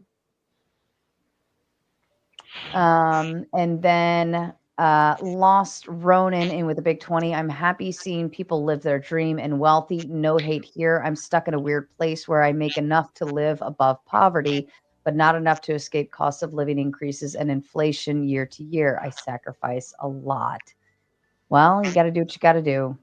All right. Who's got some feedback coming back? That is usually Orthodox guy, but currently I think it's Ryan. I don't know. Nope, it's still going. Orthodox, mute yourself. I just unmuted myself. Mute yourself. I've been on mute. La. Yeah, it's you, Orthodox guy. All right, we're gonna do something fun since we have a bunch of viewers. I'm gonna go ahead and kick off. I'm gonna connect because we're in the DGen Power Hour time. So I'm gonna go ahead and kick off the gauntlet, and we're all gonna end up making our shift over there. So the gauntlet is officially now opening up. Viewers, go ahead and start making your way if you already know where to go. Otherwise, I will just drop the link in the chat for everybody to start, all of our viewers to start making their way over there. All right, back to you, panel. Where were we? Think we Do you were want to go being back to the topic, or gay should we with keep talking men. about gender? We were being gay with men. That's the idea. The Ivory Fool, I would like to hear any topic you would like to bring up at this point. Well, I was interested about Section 8 housing and how like I was looking into it a little bit, and like maybe there's like some ideas about kind of maybe replicating some of the ways that Section 8 housing creates guaranteed rent for landlords or something like that, and but also thinking about, is there a way that we can reduce like the asset trap, where if you're building assets under Section 8 housing, then you risk losing your Section 8 housing. So I was interested in that too, because I think it'd be interesting to like have like maybe like a savings account that was like just for housing, and then one of the issues like, we have with the system we have in place currently is that any attempt, or even like GoFundMe's or donations or anything like that grants a person a certain level of what the IRS refers to as income, whether it's something that's reliable or not, this kicks them out of various HUD properties, various you know, the, what do you call them, entitlement programs. With any type of an income, you just suddenly lose all those benefits. Poof, you're living in a house that you can't live in, and you were just fine a few weeks ago. And most people don't realize this when they start doing things that would make them money. It's an income, and they lose their Section 8 status. They lose their entitlement status. And then they're looking around going, what happened? I tried to improve myself. This is a huge black hole in the American system, and I hate it. I agree. This is a big problem. I mean, I would just say that like a good way to address this would probably be for like supporting politicians and legislators who are going to rework those systems to ramp up, you know, in a more productive way than having these hard cutoffs that obviously keep people impoverished through various means. So yeah, I mean, it might be interesting to look into like which representatives are pushing for those things, see what the letter next to their name is, and like count those up and see, just get a gauge for which party's doing more of that. Might be curious. Would people on this panel be supportive of the government kind of ensuring that rent is paid for people, as long as there was like as long as the renter is committed to building an income toward eventually buying a house, or like an asset, a savings account or something? You're asking for something that would require such a massive amount of oversight, though. You don't understand that, right? A lot of resources, for sure. This is I kind mean, of how it seemed like Mike was saying that Section 8 housing was pretty efficient. Like it would in effect cost the American taxpayer 2 to 3 times as much money to have the amount of oversight that would be necessary for people to go through other people's finances and determine whether or not they're increasing their wealth at a proportionate rate so they can get out of being impoverished. You do understand that, right? We already. I mean, I don't know. It seems pretty empirical. I don't know what the exact numbers are. Yeah, we already do. If I may, I gotta take off. I just want to say this one thing. I spent an awful lot of time real poor. I didn't have a cell phone, nothing. I saved my way to owning a really crappy house, and I'm better than most, I guess. I don't think most people want to make the sacrifices that are necessary, and not just that, and not just what you guys have talked about, but like, you know, I watch a lot of really weird YouTube channels. Like there's one guy that owns a septic tank maintenance company, stuff like that. They pay like $30-something an hour.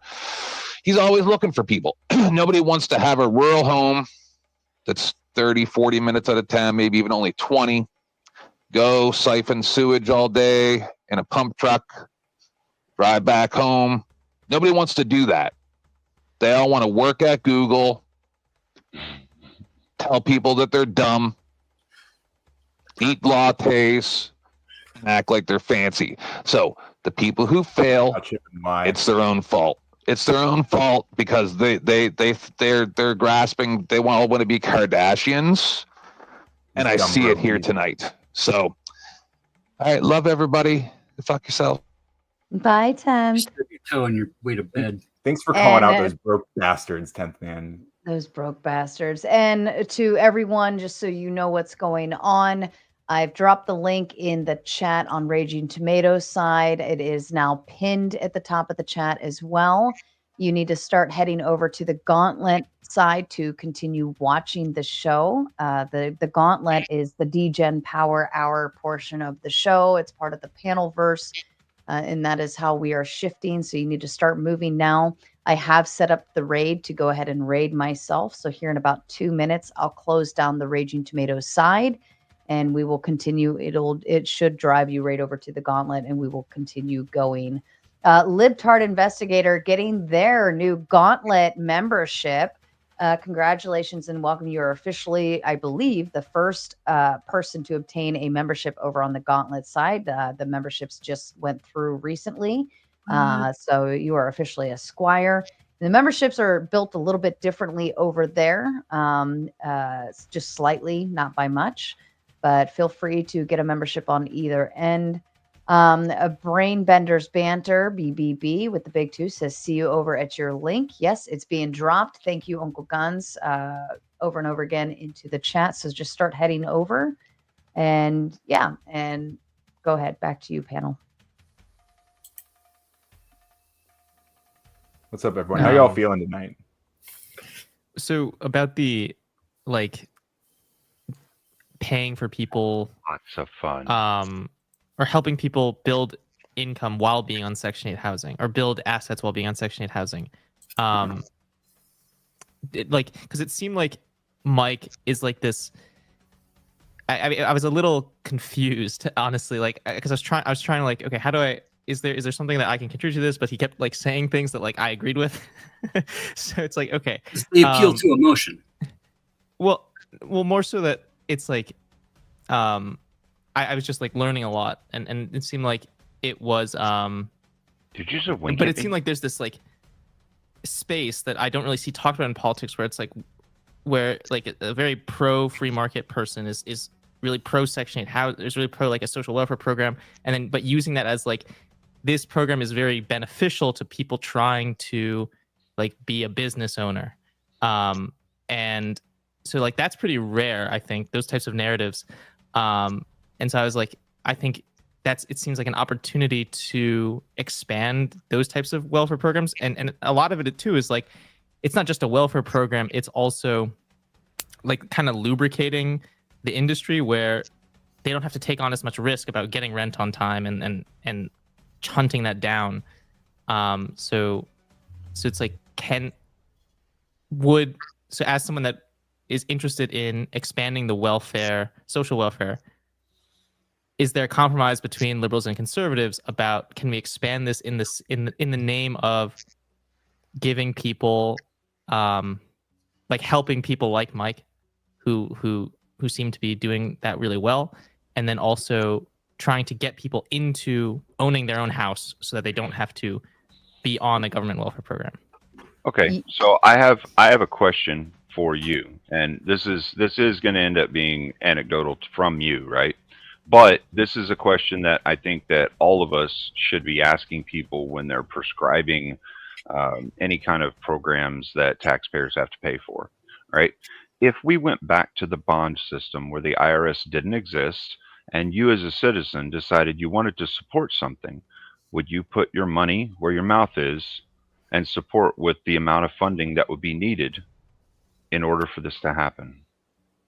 It depends on how much and like what the return on investment it would be. Yeah, potentially. Yeah, well, it would be the same as it was with the bond system. So you would buy a bond that would give you like 5% over 10 years or 5% over 5 years or whatever, whatever the agreement was on the bond. And that would be towards whatever your prescription is for what it is you're saying they should do to try and help people in some way, right? Like that was how the system originally started out. It was like, okay, well, hey guys, we want to rally some people and some funds to try and build some money up so that we can build these people over here who have no houses because their houses burned down, new houses. And people would get behind that and say, okay, yeah, sure, here, I'll buy a bond for this much money and, go and do that. Yeah, that sounds like a good thing. Well, so what I'm saying is, you're prescribing this thing. Would you be willing to say, okay, if we don't have a tax system to pay for this, yeah, I'll buy bonds to back that up.